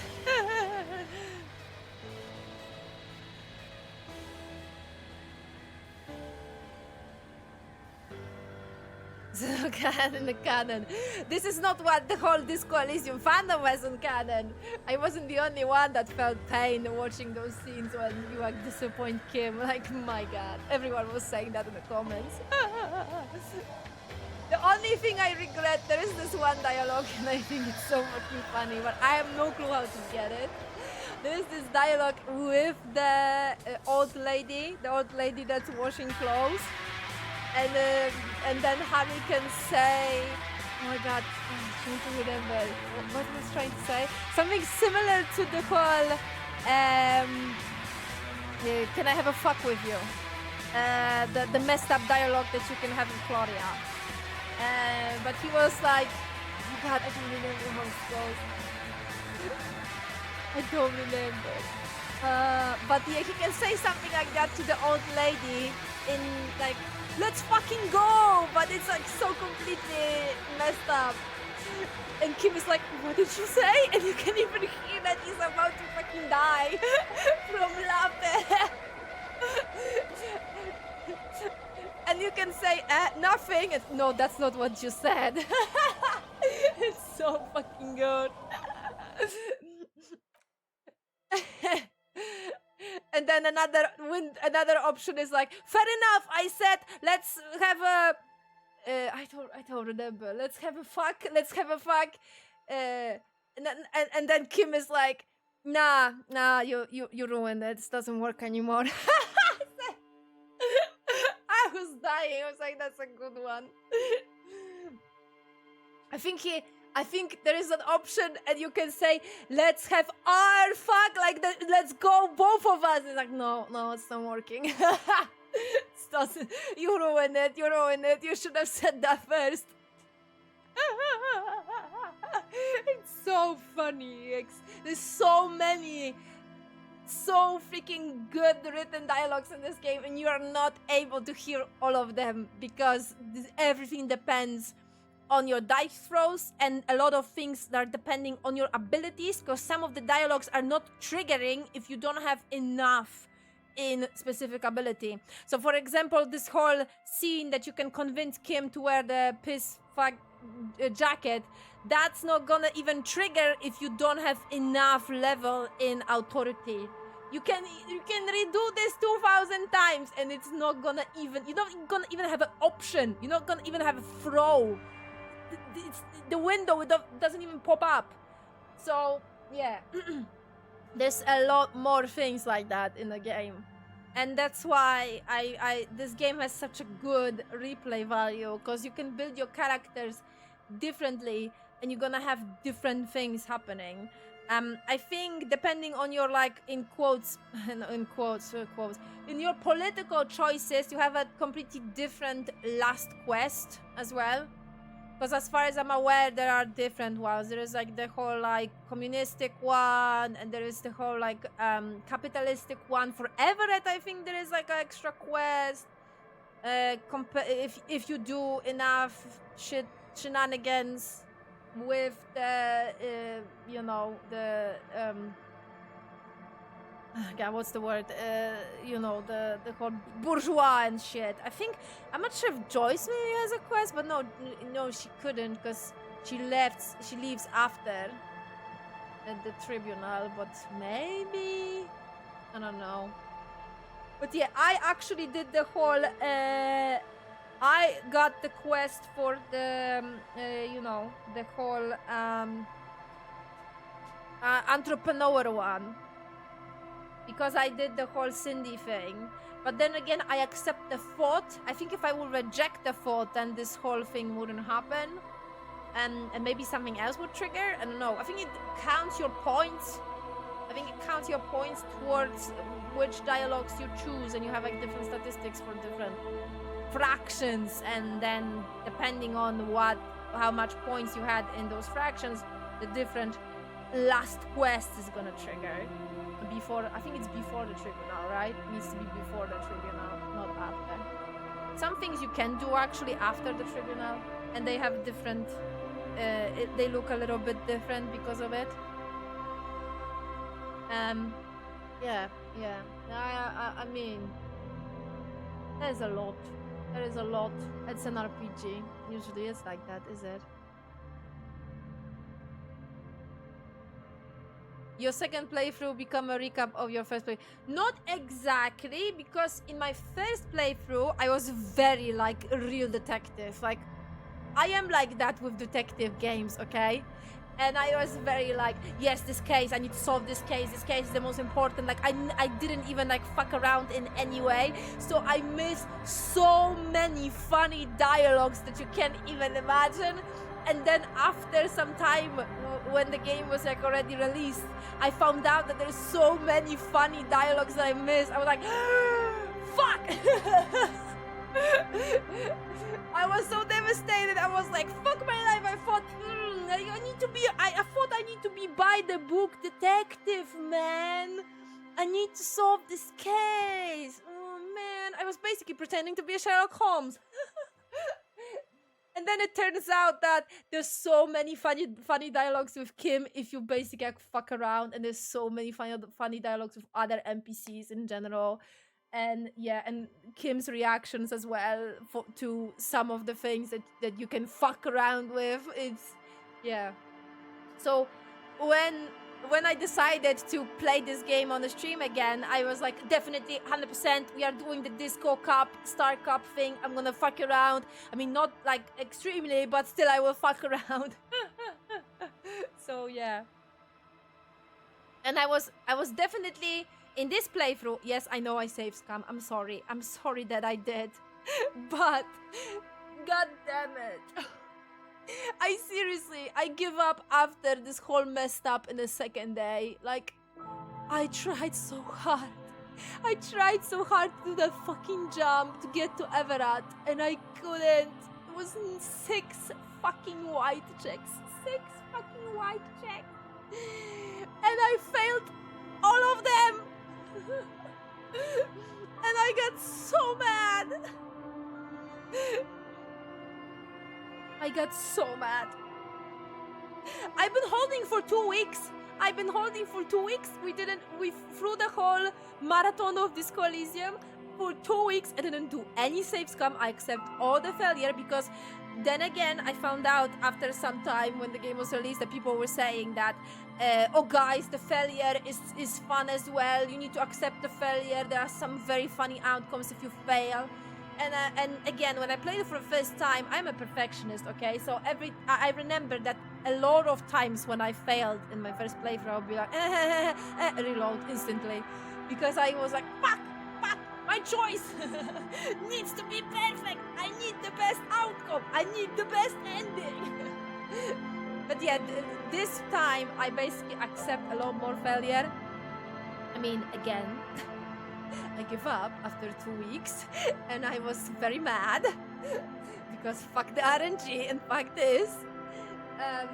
But yeah, still, I think I accept a lot more failure. I think I accept a lot more failure than in my first playthrough, so I see this as a success. And that equals a lot of very interesting outcomes. Oh, another thing that I can't do, and I never did. I didn't do it in my first playthrough, and I didn't do it here as well. I never did the whole, you know, smoking and drinking. Like, I never did. Because after I found out that this impacting everything else in the game, like in general, I was like, no.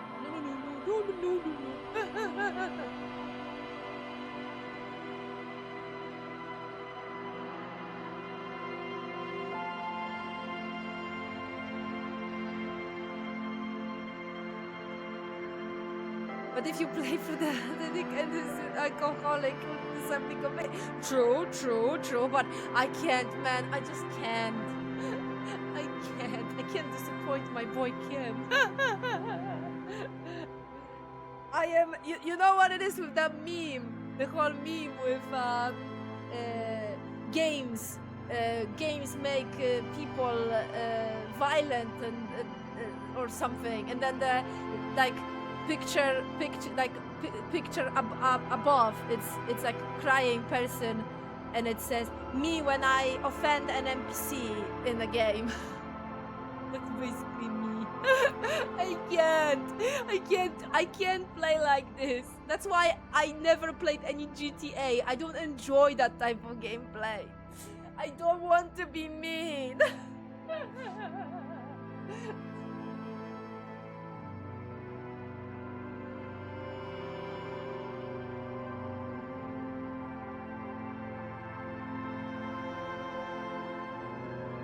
I mean, that's what this Elysium proved as well. I was a sorry cop. Sorry cop, man.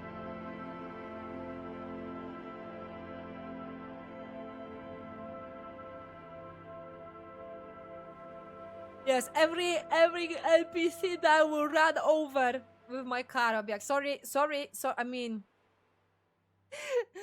I played Saints Row, and that's what happened. Every time when I hit another car, sorry. That was a thing. That is true.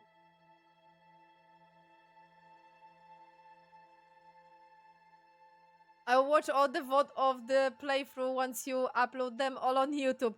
I am struggling with uploading because one of the VODs was split into two, and that's always a struggle because if I have a clean VOD, like normally, like normal VOD, like this, like usually, without any breaks, then it's easy because basically I can send the Twitch video directly to YouTube, and I don't have to worry about anything.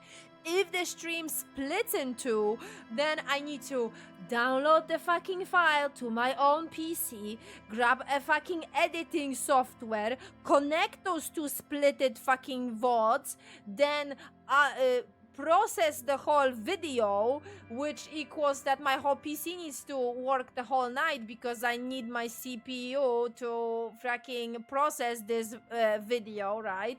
Then I need to upload this whole freaking thing to YouTube, and mind you, usually it's at least 2-hour video, so it takes another day, and then I can publish it on YouTube. So unfortunately that happened on the second stream, if I'm not mistaken. The second stream split in two. And yeah, I mean, I already connect the two VODs, so that's a success. So now I need to just upload it to YouTube, which is gonna take probably another day. Cause yeah, but I will do it. That's why the Disco Elysium playthrough is stuck on the part 1. currently, because I am struggling to you know, to do this whole shenanigan.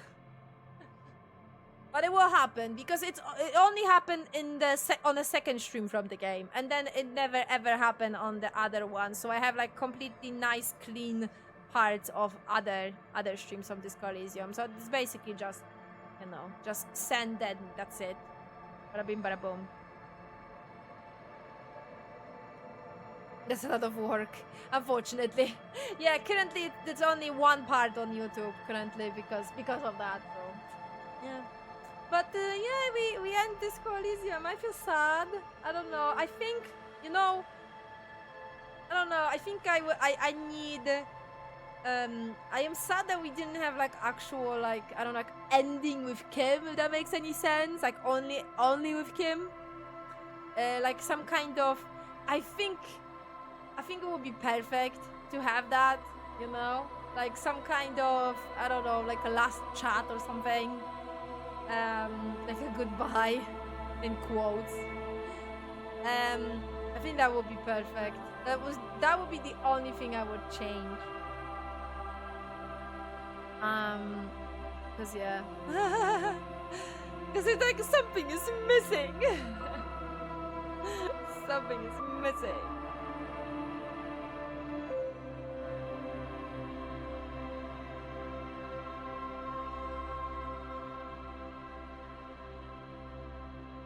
The Kim ending perfect for Cat. Exactly. Time to add that to your headcanon. Dude, it's already a headcanon of most of the freaking Disco Elysium fandom, so but in a game in a gameplay, in a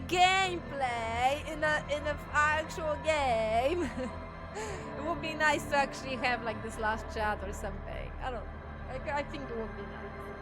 Like before that final scene. I think it would be nice. Maybe there is and I don't know about it. I don't know. There's a lot of hidden things. Hidden things I'll probably find after what? After checking the thing on YouTube. What?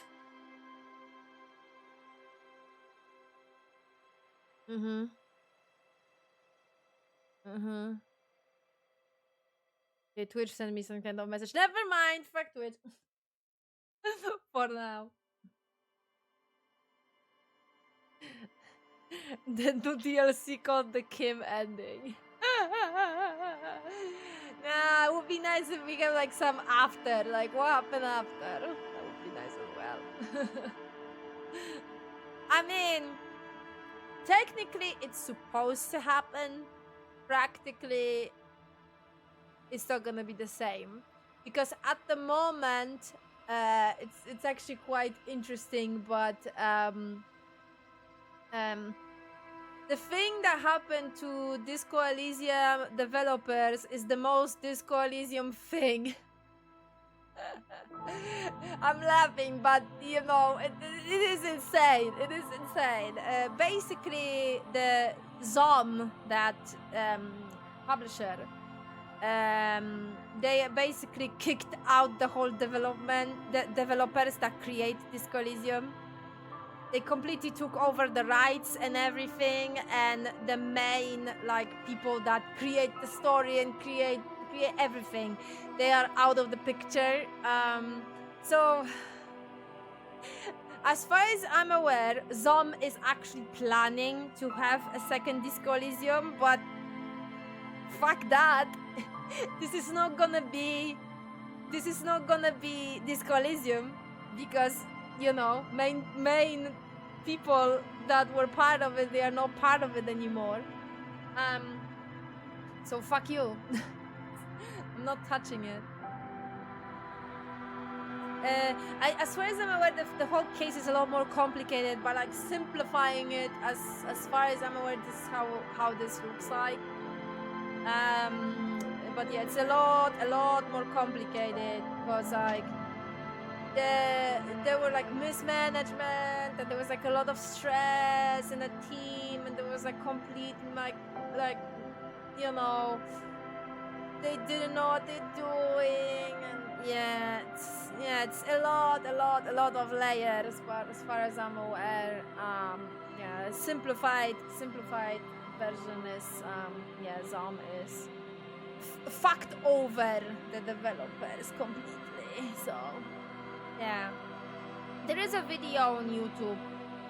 I think like what's actually happening with these Elysium developers or something like that. The guy is like explaining it very in detail.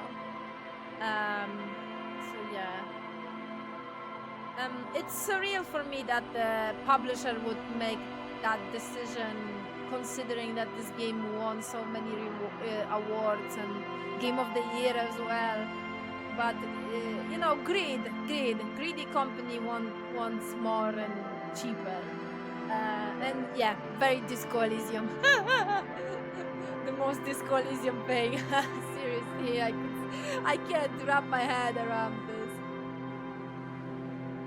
But it's so in the theme of the game. What's happening with the creators? Like I can't. Wow. Yes, that is all. I don't know if should we check that alcoholic thing? We could technically check. Why not? I'm gonna have to like speed run this though.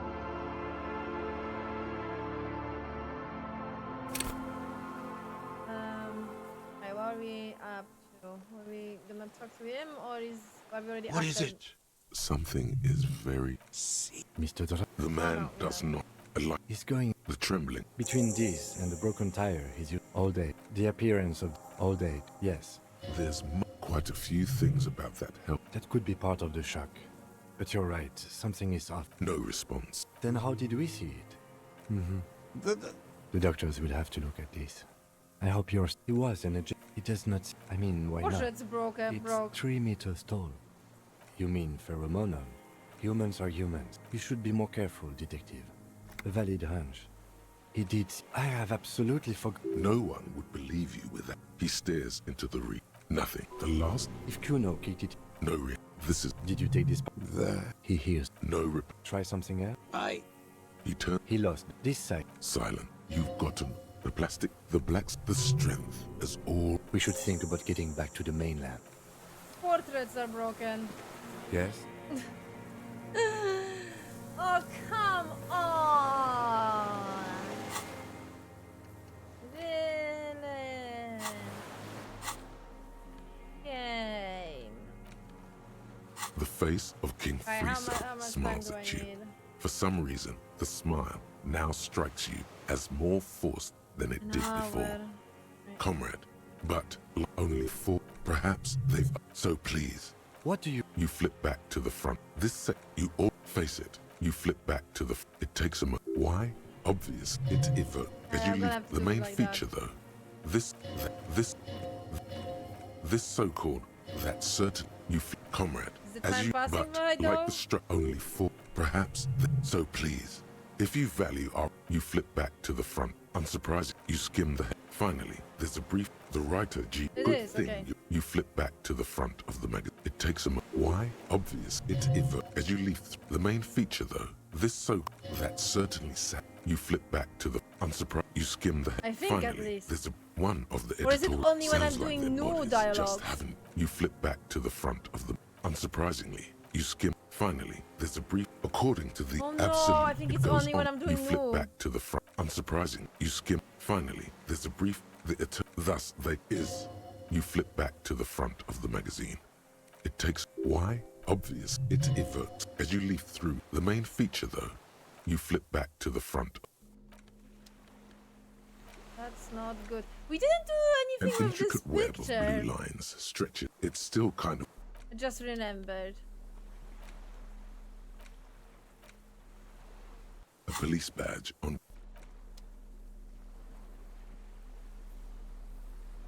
Medicinal purposes of the. Very well.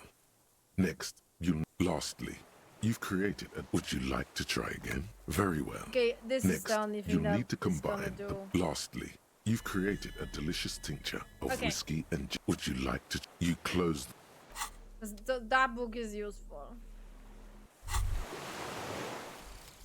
Wasteland of reality. Congrats, you're sober. It will take a while for your body to remember how to metabolize anything that isn't sugar from alcohol. So you're going to be pretty ravenous soon. Eat plenty. You can expect your coordination and balance to improve in a couple of weeks. In 2 months, you might start sleeping like a normal person. Full recovery will take years, though. It'll be depressing, and it'll be boring. Don't expect any further rewards or hand claps. This is how normal people are all the time. Insomnia, sober, boring, return of the self, no positive effects from alcohol. Whoa, that's messed up. Look how much decrease you get for this. What the fuck in the statistic department? Ouch.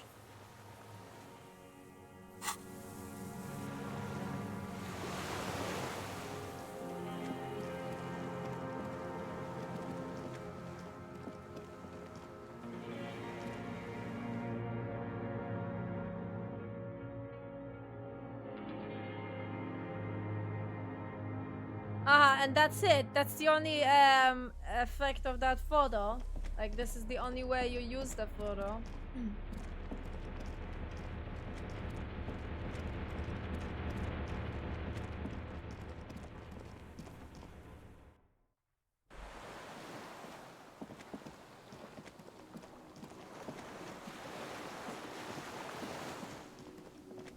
The skiff is swaying. Let's. We are done here. The skiff rocked, but for 2 men and a... You reach the jetty and climb out of the skiff.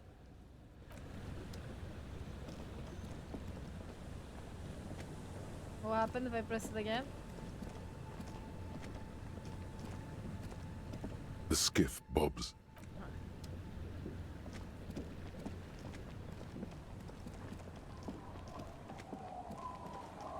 Look what the tide brought in.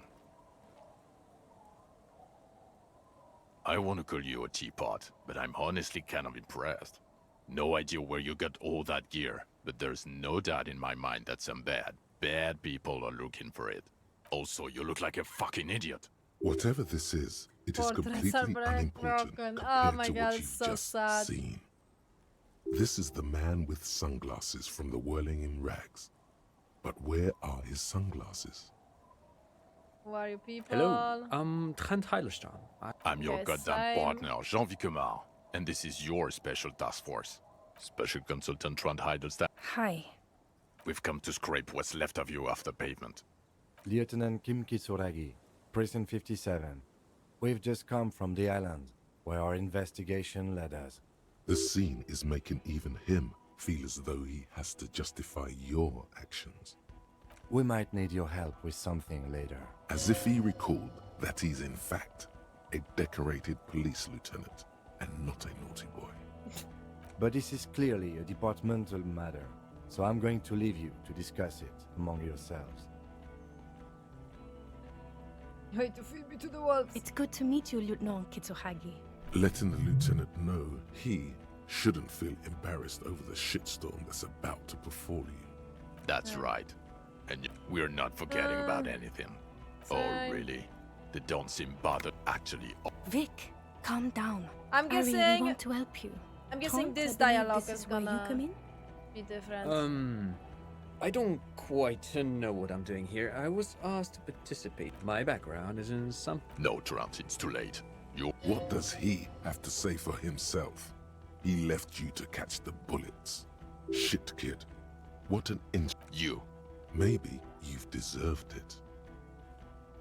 The cafeteria manager you fucked over told us where you went. Speaking of which, the giant aerograffito in front of the building. The one that's burning. Did you do that? I know it. The line is from Lord. He is correct. Don't encourage him, Okay. Don't encourage it. Gamer, welcome. We just finished the game. I'm just checking if something's gonna change when I eternalize the thought that I completely forgot about. Guilty, and it was. He was too sarcastic for you to realize who. Did you? Judging by... He's right. Don't start guessing. Now's not a good time. Yes. Mikhail? No. Him being there with his son. What indeed? He's here to see if you're insane. He duped. Hey. Yes, I'm still Kim Kisolagi. Still a lieutenant from Precinct 57. Still caught up in this crossfire, too. No. Okay. That will never happen, Jude. He's the rudest man on earth. He's the reason why the rest of us have to take sensitivity training. And I hate sensitivity training. And I hate sensitivity training. Yeah, major crimes refresh your I'm technically just a civilian. Oh, fuck you. You're part of this shit show. Oh, that's an interesting story, actually. Guillaume Bevy is a police reporter who joined our team. Other people have left too. Good, smart people. Is this Guillaume? See, He sincerely... do. They're your... The 41st isn't... God damn it. You told us to fuck off. You said we're cramping your style. Your detective god. You were crying hysterically. You were drunk, breaking things, being emotionally abusive. You said we were going into the abyss. None of us wanted to see the bells aren't ringing because you have brain damage. Detective god. Trant, this is where you come in. How bad is it? Well, he doesn't have visible tremors. He talks without slurring. He can drive a boat. He's standing, reasoning. All good signs, but complete retrograde amnesia. Episodic and semantic. Meaning, you forgot both who you are. As displayed in the station call, our interactions with him, and I don't want to be a snitch, but also mine with him before when Harry did not seem to know who I was. It's all very interesting. Interesting? Yes, interesting. I have my theories, but I would like to hear Harry's thoughts first. Harry, what do you think happened to you? Psychotraumatic amnesia, Trant? I can go for that. Shit kid is a broken man. Always has been. Who isn't? I know I am. But you know what? I keep my shit together. Also, I know a person can't wipe their own mind, however traumatic it gets. That doesn't happen. You're lying. But Detective Vigmer, he has blanked out before. Yes, a couple of... Interesting. What do you mean? Well, here's my theory. Look at the ruins. Hardwired to the free market. Okay, Trent, thank you. That's... He's not a cretin, and he is able to do work. If not in his previous leadership role, then as a line detective. Leadership. For now? Now nothing. No. Now we discuss that. What the fuck did you do to a motor carriage? Why is it there, Harry?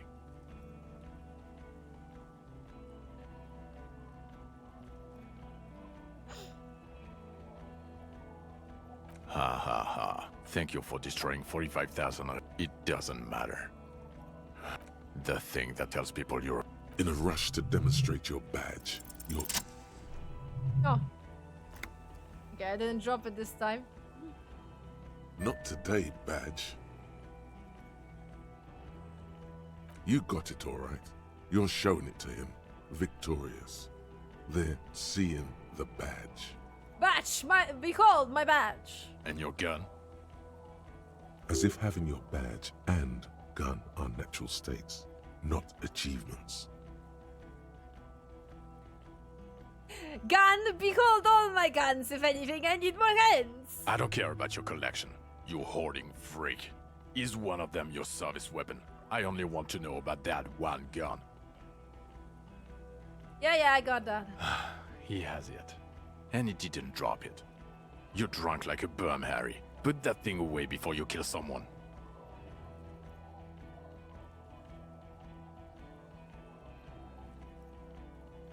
I quit drinking forever. It's only me in this boring hellhole now. I don't buy it. Why do you smell like a corpse then, huh? He's wounded. It's been a long week, and he's handled an actual corpse.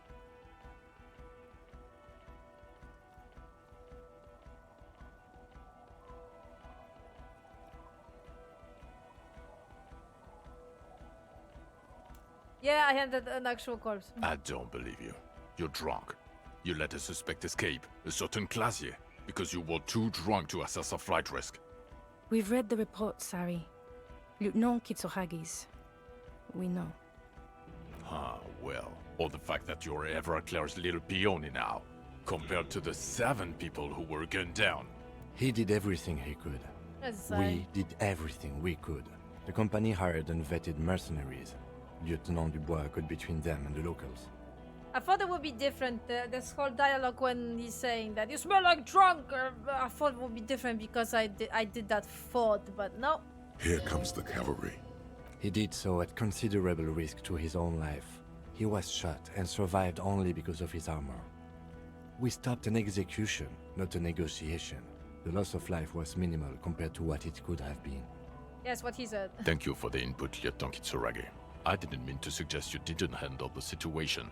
He thinks of apologizing, but decides against it. You've spent the week with him on this case. What is your take? On the case? On Lieutenant Geoffrey Dubois. Well, the drinking, the gun losing, also losing the badge. That's all true. Although he has not been drinking on the job this week. See? 1 week. Then there's the superstardom. He likes to, from time to time, allude to being a superstar law official. At first I thought it was a joke, but now I'm not so sure. He says disco about 20 times a day. It's odd, especially in light of his political views. Detective Dubois is, as you may know, a hustler.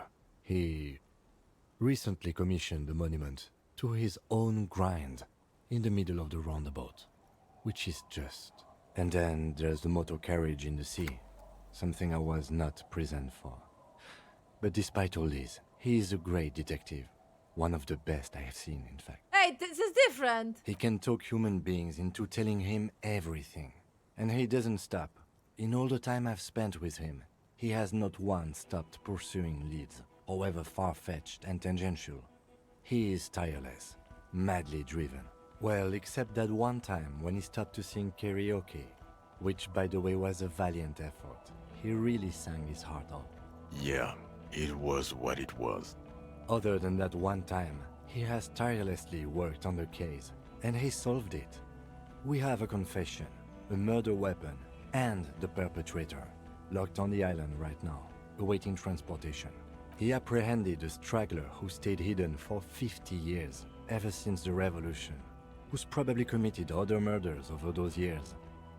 Oh, and he also discovered a new species. A new species? A colossal stick insect. He takes out the photo. You hear gasps. As you can see, it's about 3 meters tall. In fact, we think it may be the largest land invertebrate ever discovered. What's that? What are you saying? Fucking hell is that? Is this somehow connected to the case? I love the second one. It's my favorite. Boom shakalaka, motherfucker. Detective?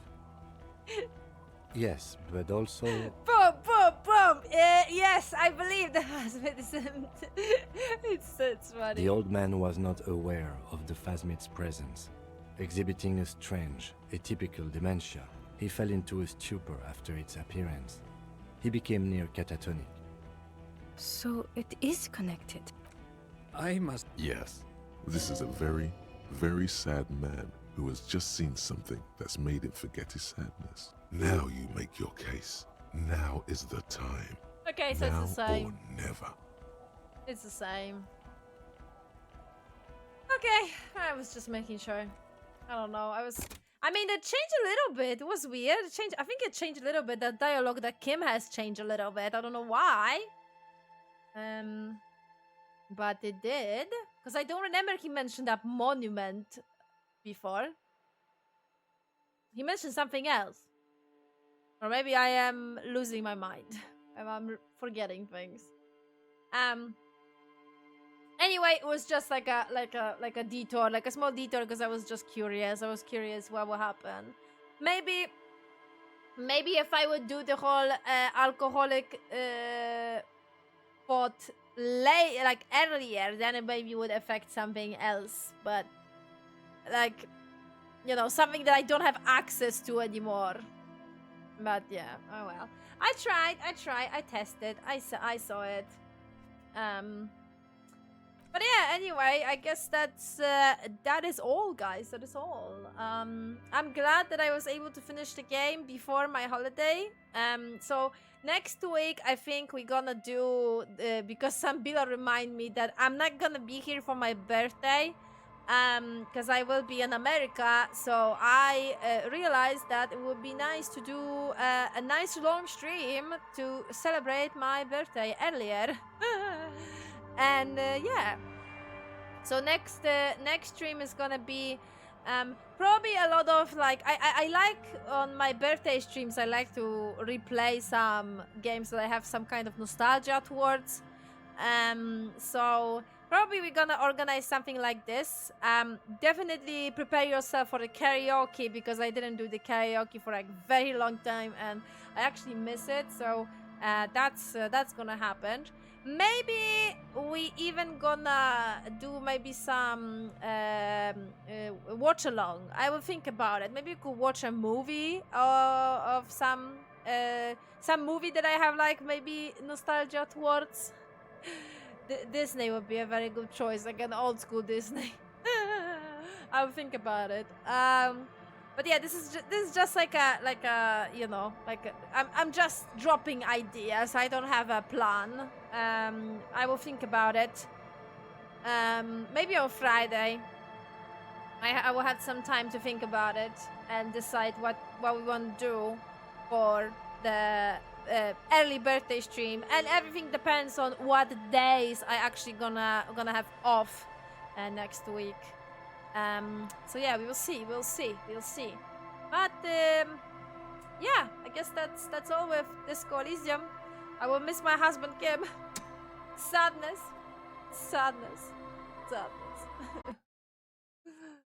Very, very sad.